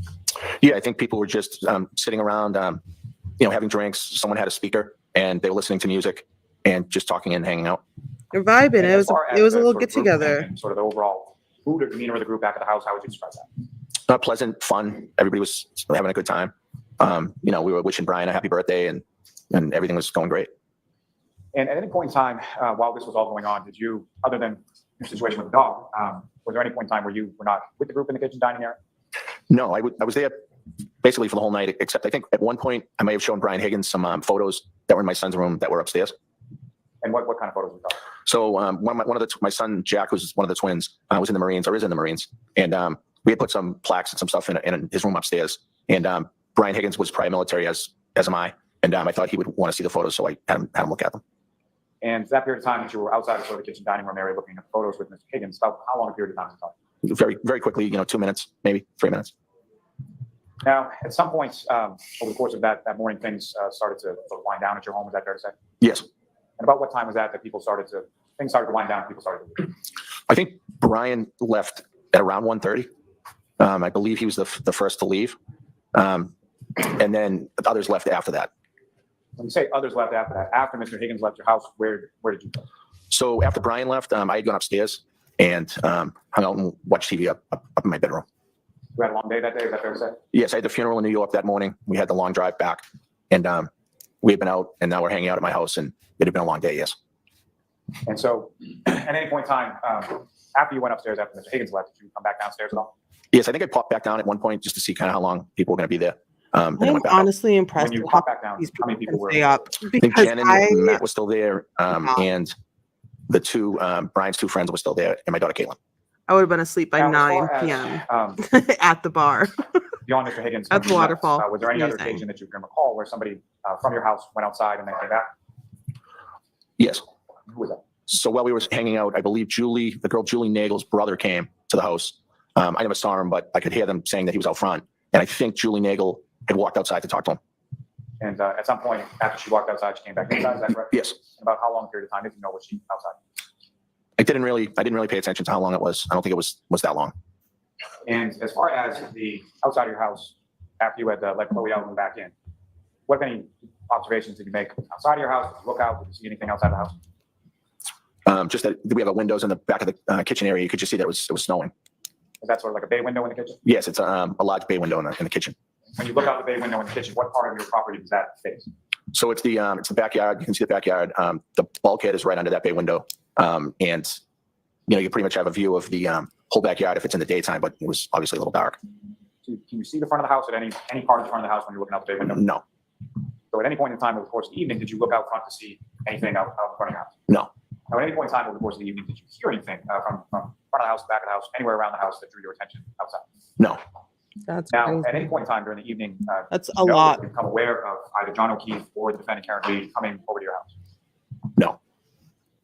And at no point in time over the course of that evening or the early morning there, did John O'Keefe or Karen Reed physically come into your house. John O'Keefe and Karen Reed never entered my house. And so you go up to bed, and the group is still sort of downstairs, is that correct? Yes. And at some point, your wife Nicole, you share a bedroom with, did she come upstairs? Yes. And do you know about what time that was? It was probably 2-ish. Not exactly sure, but around 2 or 2 o'clock. And the doors to your house, as far as the front doors and the back doors, what is sort of the situation with regard to locking the doors before everybody goes to bed? Can you rephrase that? With when you lived at 34 Fairview Road, there were a number of doors to the house, including 2 doors in the front, correct? Yes. And Does how was that? his story and Nicole's story, his Would it be wife, unusual for the front doors of seem your house too to remain unlocked? similar? No. They're both That's in the something house. that happened on occasion Some where events people were happen. supposed to lock the doors but didn't lock. Does it seem Yes, from time too to time, similar, too closely the doors, tied to people would just forget to lock them, or we just didn't lock them. similarly And, worded, your wife comes up to your bedroom, or about do you 2 a.m. think that or would so. just happen? As far as you knew, was everybody else had left the house at that point? Yes. And Do you think that's natural? you're up for a period of time with your wife, is that correct? Yes. And over the course of that time, so sort of following 2 o'clock in the morning, do you recall any sort of phone call or phone conversation with Mr. Higgins or anybody else? No. And at some point you fall asleep, do you recall about when that was? I don't. But it was obviously after 2 because that's when she came upstairs, watched TV, and kind of hung out together for a while, and then went to sleep. And the dog, Damn, Chloe, was she up in the room where you had brought her up? late. Yes. She was there overnight, is that correct? Yes. Now, turning your attention to later on that morning or beginning of that morning, daytime morning of January 29th. Obviously, at some point you wake up, correct? Yes. And what is it that wakes you up on that morning? I was awoken that morning to my sister-in-law, Jen, had burst into my room. How did And you do you know about react? what time that was? It was early in the morning between 6 and 6:30, I would say. And fair to say that's not a normal occurrence. No. And when she burst into your room, can you describe her demeanor or sort of how she appeared when she burst in? She was very upset, almost hysterical. And what, if anything, did she say when she came in? She said something to the effect, John is dead. Objection. Next question, please, Steve. Did you know who she was referring to when she initially comes into you? I initially did not. And at some point during the course of that conversation, does Ms. McCabe make reference to going downstairs? Yes. And prior to that, not the content of the conversation, but as far as the length of the conversation, about how long was that length of the conversation that occurred in your bedroom between yourself, Ms. McCabe, and your wife? Probably a minute. And the demeanor that you described as far as Ms. McCabe was concerned is almost hysterical. Was that continuous throughout that initial conversation? Yes. She was very upset. And who, if anyone, did she indicate was downstairs, or why did you go downstairs? She said that the police. This I'm going to allow with that foundation. Correct. She said that the police were downstairs. And so you went downstairs to talk to them? Yes. And when you go downstairs, what do you see when you get to sort of the bottom of the stairs? I saw a Canton police officer downstairs. So inside your house at that point? Yes. And the door to your house, was it still open or shut or something? I don't remember. And the Canton police officer that's inside your home, did you recognize him? Yes. And who did you recognize him? Last name Lank. So Officer Lank. Was he someone that you were familiar with? I knew who he was. Yes. Did you socialize or friend or anything like that? I didn't socialize with him. I knew him to be a Canton police officer. I had met him, multiple times, and I knew him to know my brother Chris. Okay, And so you knew knew him that essentially when Lank that, and knew him in Chris were professional friends. capacity, personal capacity, or a little bit of both. I would say more of a professional capacity, and I knew of him, but did not hang out with him socially. Okay. And initially, when you first see Officer Lang, was he by himself, or who, if any, other officers? I believe initially he was by himself. And another officer joined yourself and Officer Lang at some point? Yes, I believe another officer Very came into the leading. house. You know who that officer is? I don't. And as far as them coming into your house, they were welcome in your house? You didn't say get out or close the door or anything like that? No, of course they would welcome in my house. And Of course where did you they go were. with the officer sort of in your house? Where did you spoke with the officer, I'm presuming? Yes, we spoke in the kitchen area. And when you're speaking with the officer in the kitchen area, who is there? So my wife Nicole, her sister Jen, and I believe Jen's husband Matt arrived almost the same time that I came downstairs, maybe a minute after. And how long a period of time was this conversation that occurred in the kitchen of your house? I don't remember the exact time. I wouldn't want to guess. I don't remember. 10, 15, 20 minutes maybe initially. And when you say initially, was there a subsequent conversation that occurred after that? Yes. The Officer Lank returned to the house sometime after that. And when he returned sometime after that, was he alone or was there another officer? I believe that time he was with Lieutenant Gallagher, perhaps. And were you familiar with Lieutenant Gallagher prior to that one? I knew who Lieutenant Gallagher was on a professional level. I had not hung out with them on a social level. And again, they were welcomed into your home and you spoke with them, is that correct? Yes, the second time they were there, they were invited back to the house via a phone call. And that second conversation within your house, where did that? Same area, family room, kitchen area. And if you know about how long a period of conversation was that second come back to the house? That may have been longer, maybe a half hour. Now, going back to sort of that initial conversation, as far as, so it's yourself, it's Mr. and Mrs. McCabe, your wife, and then the police, is that correct? Myself, my wife Nicole, my sister-in-law Jen, her husband Matt had arrived, and the police, yes. And in between that first speaking with the police and the second time that the police came back to your house, who, if anyone, did you call or notify in regard to the situation that was going on in front of you? I called Brian Higgins Why did you call Brian? because I think it was important for him to know what was going on and that what had happened. And as far as you knew with reference to Mr. O'Keefe and Ms. Reed, what, if any, relationship, friendship, anything were you aware of between Mr. Higgins and either Mr. O'Keefe or Ms. Reed? I was not aware too much about a relationship with Brian and either person.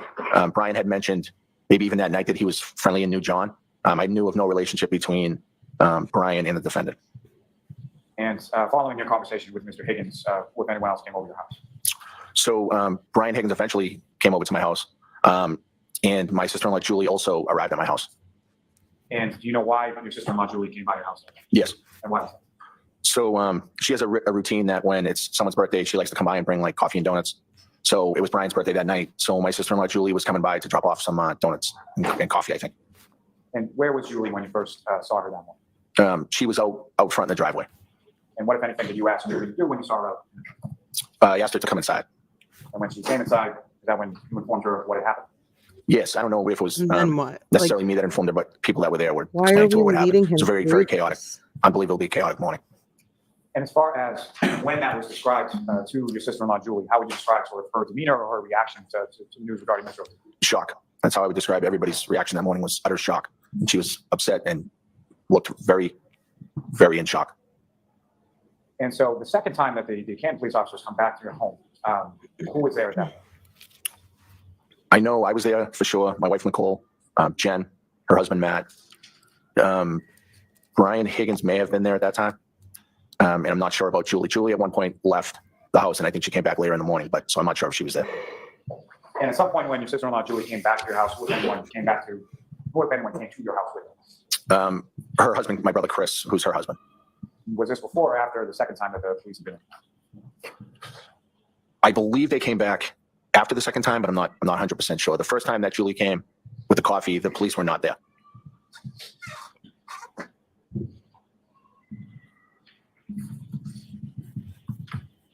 When you first sort of get up and come downstairs and the police are basically in your doorway, is that correct? Yes.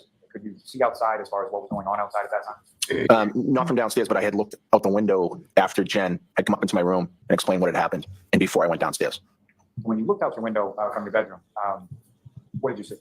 I could see at least one police vehicle. I could see that there was something going on out front, and that was about it. And I just went straight downstairs. At that time that you looked out your window, did you I'm see really either an like ambulance or a trying to fire take in his I don't story. remember if I saw a ambulance. There were emergency Comparing it vehicles to his out there, but I wife, can't remember exactly Nicole. which types.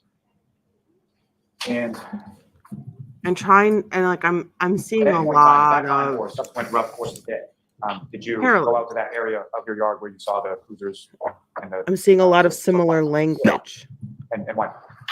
I didn't see that there was a reason to go out to that area. The police had already been in my house. They had already talked to us about what was going on. It was a snowstorm at that point.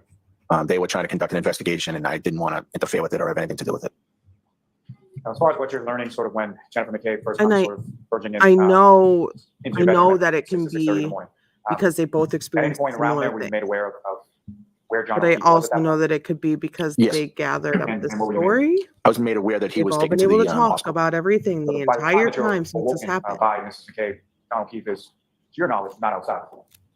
To my knowledge, I believed he was on the way to the hospital. Now, later on in the course of that day, at some point, did you have occasion to speak with some troopers from the state police? Yes.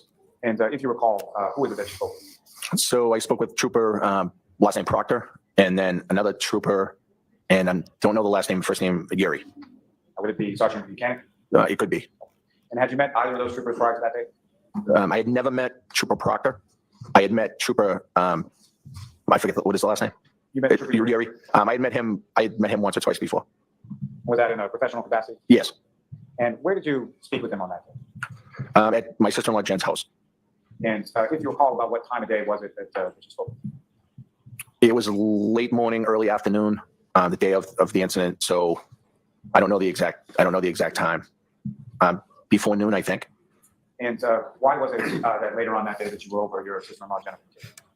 When my sister-in-law Jen and her husband Matt were leaving my house, my sister-in-law was distraught. I wanted to be comforting to them and be there for them if they needed anything, and I drove to their house. And this is, and speaking of your sister-in-law Jennifer, this is someone you've known since she was how old? 6, 7 years old. She's like a little sister to me. And at the point that you're going over to the house, did you know that there were going to be troopers from the state police over at the house? Yes. And fair to say they asked to talk to you, is that correct? Yes. And you know with anyone else they spoke to at your sister-in-law's house that day? I believe they Okay. spoke with This is new. Jen, my to sister-in-law me. Jen, and then her husband Matt, and then myself. Jen So and was Matt that done going sort of home in a and group setting him or was it also separate? going there. Separate.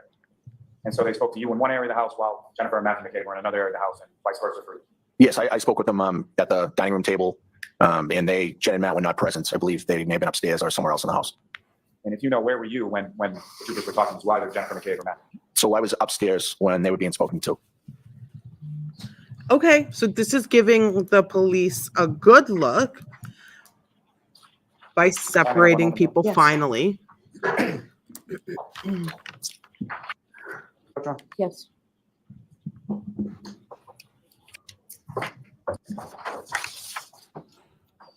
Looking over the evidence, seeing if he recognizes it. You with them previously marked as exhibits 58 through 65, and generally speaking, you recognize what's depicted in those photographs? Yes. And what do you recognize? So the photos appear to be the front yard in front of my old house at 34 Fairview Road. And from those photographs, they appear to be a fair and accurate portrayal of what your house and your yard looked like around that time, is that correct? Yes. Your Honor, with court's permission, I would ask to publish those for the jury to discuss with the witness, please. Hey, you can put the buttons down. I'm assuming if you could start with exhibit 58. Mr. Albert, sir, there should be on the desk in front of you a laser pointer. Actually, it's already- I have that, yes. So what's up on the screen currently? Do you recognize, is that what's depicted in exhibit 58? Let's see. I have them out of order here. Just give me 1 second. So yes, this looks like the photo exhibit 58 that you handed me. And this is a photograph of your house, sort of standing on the street to the left side of the property, correct? Yes. And on this sort of left side of your property, let me ask you this first. As far as between the roadway of Fairview Road and your front lawn, is there anything there as far as a sidewalk or anything like that? No, there's no sidewalk. So the grass area goes right to the curb, and then there's the street. And the curb that's in between the grass and the roadway, is that like a straight curb, straight edge curb, granite curbing, or like rounded curbing? How would you describe that? I would just describe it as a regular curbing. It's not granite. It's the color is black, so it seems like a tar curbing. And in this area of the left side of your property, what if anything of note is sort of in that area of the property? So in that area of the property, first of all, that's basically the property line from the neighbor's house. If you're staring at my house from the front, the neighbor to the left, that's the property line area. But there's a fire hydrant there. There is a flagpole with the American flag and the Marine Corps flag. And there is we call it like an electrical box, but I'm not sure what the purpose of it is. So for all the years that you've lived there, either as a child or as an adult, you really don't know what that electrical box does? No one knows what Yes, I that don't know if box it's is. operable. Sometimes the door is open. If it's windy, the door of the box blows open, and sometimes it's closed. And we don't really have much to do with it. And the general Like, don't touch it. We don't know what it where you look does. out the window in your bedroom Stay on the away. plan, as far as where you saw the police vehicles, the cruisers. Do you see that in this photograph? Yes, that's the same general area. The same general area as you were describing with the fire hydrant, flagpole, things like that. Yes. Ms. Gilman, if I could have the next exhibit 59. And again, sir, what's up on the screen? Is that what you have for you? What was it, 59? Yes. And from this photograph, sir, this is again a picture of your residence around the time of January 29th, correct? Yes. Fair to say this is taken after some of the snow has sort of melted from the storm before? 15 seconds. Yes, it appears that there's less snow in the front there. So less snow than what you saw when you looked out the window or at some later point on the 29th. Yes. And from this photograph, if you could just direct the jury's attention to the driveway and the garages, and so where is that located? So my driveway was this area right here, and that's the garage doors. And from within this photograph as well, you mentioned that there was sort of two doors to the front of your house, one that leads into the foyer area and the other that leads into a living room of some kind. If you could direct the jury's attention to where each of those doors would be on the house. Sure. So the door right here we consider it the front door, and that goes into a foyer area. And then, not from this photo, you can't really see it, but there's a door in this, I guess, breezeway area, and that opens up into the family room. And one last thing from this photograph, sir, if the window that you were looking out, see that window in this photograph as well, can you draw the jury's attention to? Yes, I believe it would be this one right here, in the corner. So, Mr. Gilman, if I could have the next exhibit number 60. You say 60? 60. And so what's up on the screen, do you recognize that as what you have before you was exhibit 60? Yes. And from this photograph, as far as the roadway, the sort of width of the road from the curb to the double yellow line there, is that generally what it was on January 29th? That's what the roadway looked like? The morning of the 29th? Well, the morning of the 29th, it was snow, correct? Right. So the roadway, I believe, would have had some snow on it. So what I'm asking is, when you came home that evening or early morning of the 29th, is that essentially what the roadway looked like, absent whatever the snow was covering? Yes. The next photograph, Ms. Gillen. And again, now looking at what is Exhibit 61, is that correct, sir? One second. He mixed up all the photos. Yes. This is essentially a closer up image of the area of the fire hydrant electrical box and the flagpole that we talked about before. Yes. Yeah. Don't And, touch the box. We don't know what it does. Don't touch the electrical box. And again, what's up on the screen, this would be, I'm sorry, I lost my train of thought. Is this 62? 62. It appears to be, yes, 62. So you were mentioning earlier in your testimony that the area where you saw the police cruisers when you looked out the window in the morning of 29 was near sort of where your property abuts the neighboring property, correct? Yes. And do you happen to know what number that next door neighbor's house is? Up or down from 34? I honestly don't. I don't know what number that is.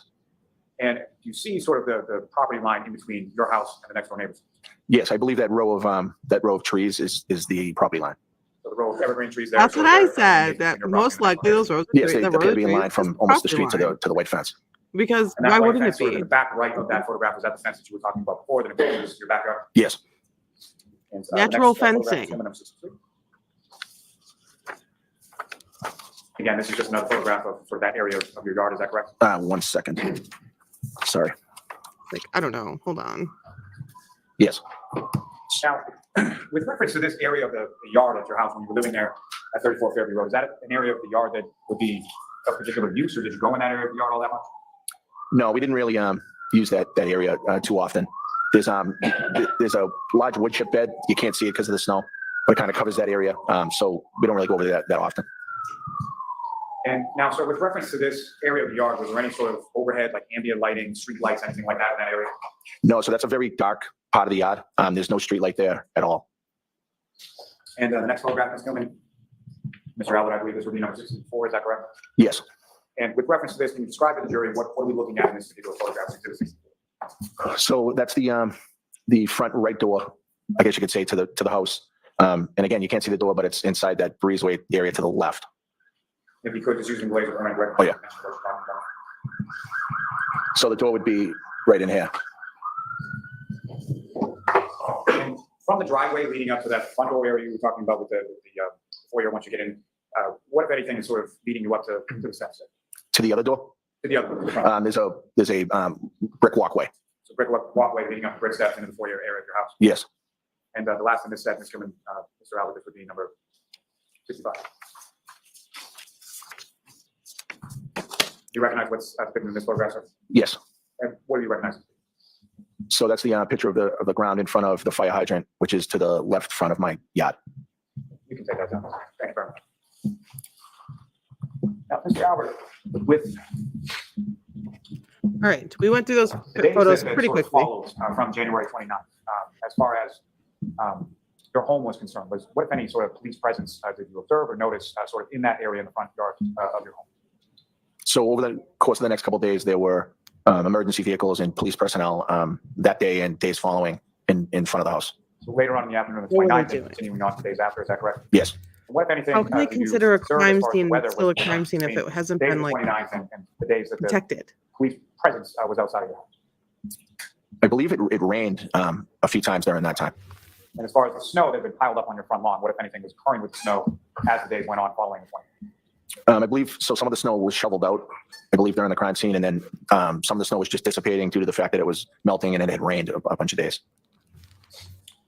Now, sir, if I could turn your attention to your house, and obviously at some point you moved from the house on Fairview and Canton to Norfolk, correct? Yes.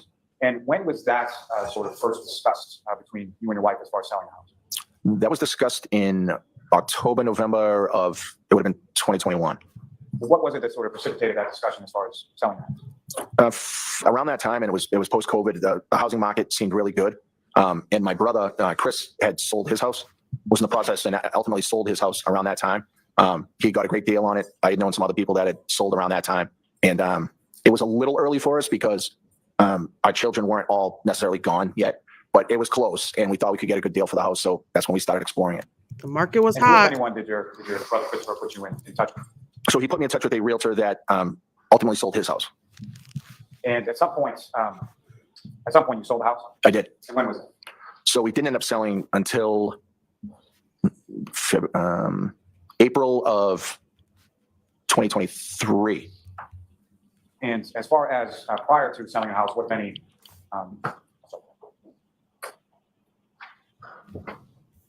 did the sale of your house have anything to do with what occurred there on January 29, 2020? Absolutely not.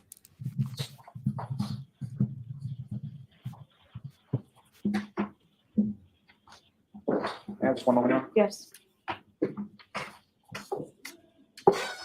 I have nothing further for this witness, Your Honor. Can I see counsel sidebar for just a second, please? Okay, that is going to be the end. I'll leave this up. But I took a peek, and that's going to be the end of the day. They're going to start Monday with cross-examination of Brian Albert. End of day 9. So that's gonna be a intense start to the week. Is the cross-examination and or what will probably most likely be a full-blown interrogation of Brian Albert Monday morning. I know that Karen's defense team has a lot of questions for this man. They have a lot of things that need to be cleared up, and they have a lot of holes that need to be dug into this man's validity.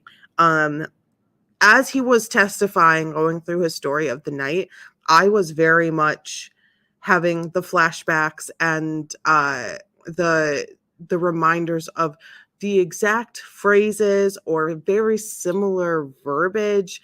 The words used to describe his story were very, very similar to the words that his wife, Nicole, used to describe that night as well. And in my opinion, it can go two ways. I'm kind of 50-50 on it.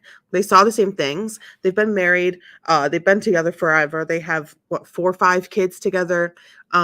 They are going to kind of grow into very similar people. Their mannerisms, the way they talk, the words they use. Like, they're going to be a little similar. It'd be one thing if it was like 2 random people in the same place said the same exact thing in the same exact way. So I'm a little hesitant to be like, they're lying because they are saying the same things the same way. But I don't know. I'm very interested to see the cross-examination. I'm very interested to see what's brought up. Thank you, Your Honor. All right, so Jones, rather than start cross-examination of Mr. Albert, we're going to break for the day. And I did want to give you some scheduling updates because there have been questions from you folks and requests. So Okay, wait, scheduling updates. Let's just go down to 1.25 and here. So next week will be a full week. We're here every day next week. Again, Monday, Wednesday, Friday will be full days. I'd like us to pick up the pace a little bit here, no repetitive testimony so that we can move things along. But we are moving things along. So Monday, Wednesday, and Friday will be full days. Tuesdays and Thursday next week will be half days. The week I wanted to address with you, where we were already going to be off the 29th and 31st of that week. There's been a request and it makes sense. We will now take the 29th, 30th, and 31st off rather than have you folks come in. So you'll get 3 full days, sort of maybe in the middle of this trial to be able to just kind of regroup. And I figured everybody would welcome those days, but I am going to ask you to give us a full day on the 28th. So think about that this weekend. So the Tuesday will be a full day, and then Wednesday, Thursday, Friday, you'll be down. Okay. June 7th, we're off. We will end June 6th at noon instead of 1 o'clock. Okay. All right. So I do have to give you those 3 cautions. Please do not discuss this case with anyone. Okay, Don't good. do any I'm independent glad I got research or that information investigation as into well. this case. Next week If will you be a happen to see Monday, here Wednesday, and read Friday, anything full about day, this case, please disregard it. Thursday, I always half like to days. tell you is just leave everything here. Your notebooks, literally, figuratively, just leave it here. Have a great weekend, and we'll see you Monday morning. Rise for the jury. She is not ending the week on the highest of note. I can tell in her face. So as the jury walks out, let me just make sure she has nothing else to say. in session. Any other evidentiary issues I should be prepared to spend some time on this weekend? Not from the Commonwealth, no. We can wait on that. I heard you say we can wait on that, but I'd like to know, is there anything that I should be taking a look at? Right, no, I wasn't, I was talking about something different. I think with regard to Brian Albert, there's really nothing other than I wanted to talk to my co-counsel over the weekend to get the court to potentially revisit the ruling that you just made, which whether you do or you don't, Your Honor, I think you've heard, we can hear more potential. But with regard to Caitlin Albert, Your Honor, there is the issue of the photos between her and Katie McLaughlin. I just wanted to flag that. To the court. I think we've addressed that already, and I think the court had said we'd take them on a photo by photo basis. No, what I said is you need to approach. So before she testifies, let me know where we stand. Will do. Okay. Or before your cross-examination. Will do. All right. Do we expect to hear from her next week? Yes. Okay. I think probably Monday. Probably Monday. Okay. All right. Anything else? Nope. All right. Thank No, you. Your Honor, thank you. All right, so that is the end of court. We are all caught up. We have nothing to do this weekend. So I think everyone who has been here with me, that is really cool of you. I appreciate it. I am going to be resting this weekend. We'll have another full week of court next week. Very exciting. Yes, we probably will be getting behind, here and there because of the job. But oops. But I'm excited to get through this case. Oh my goodness.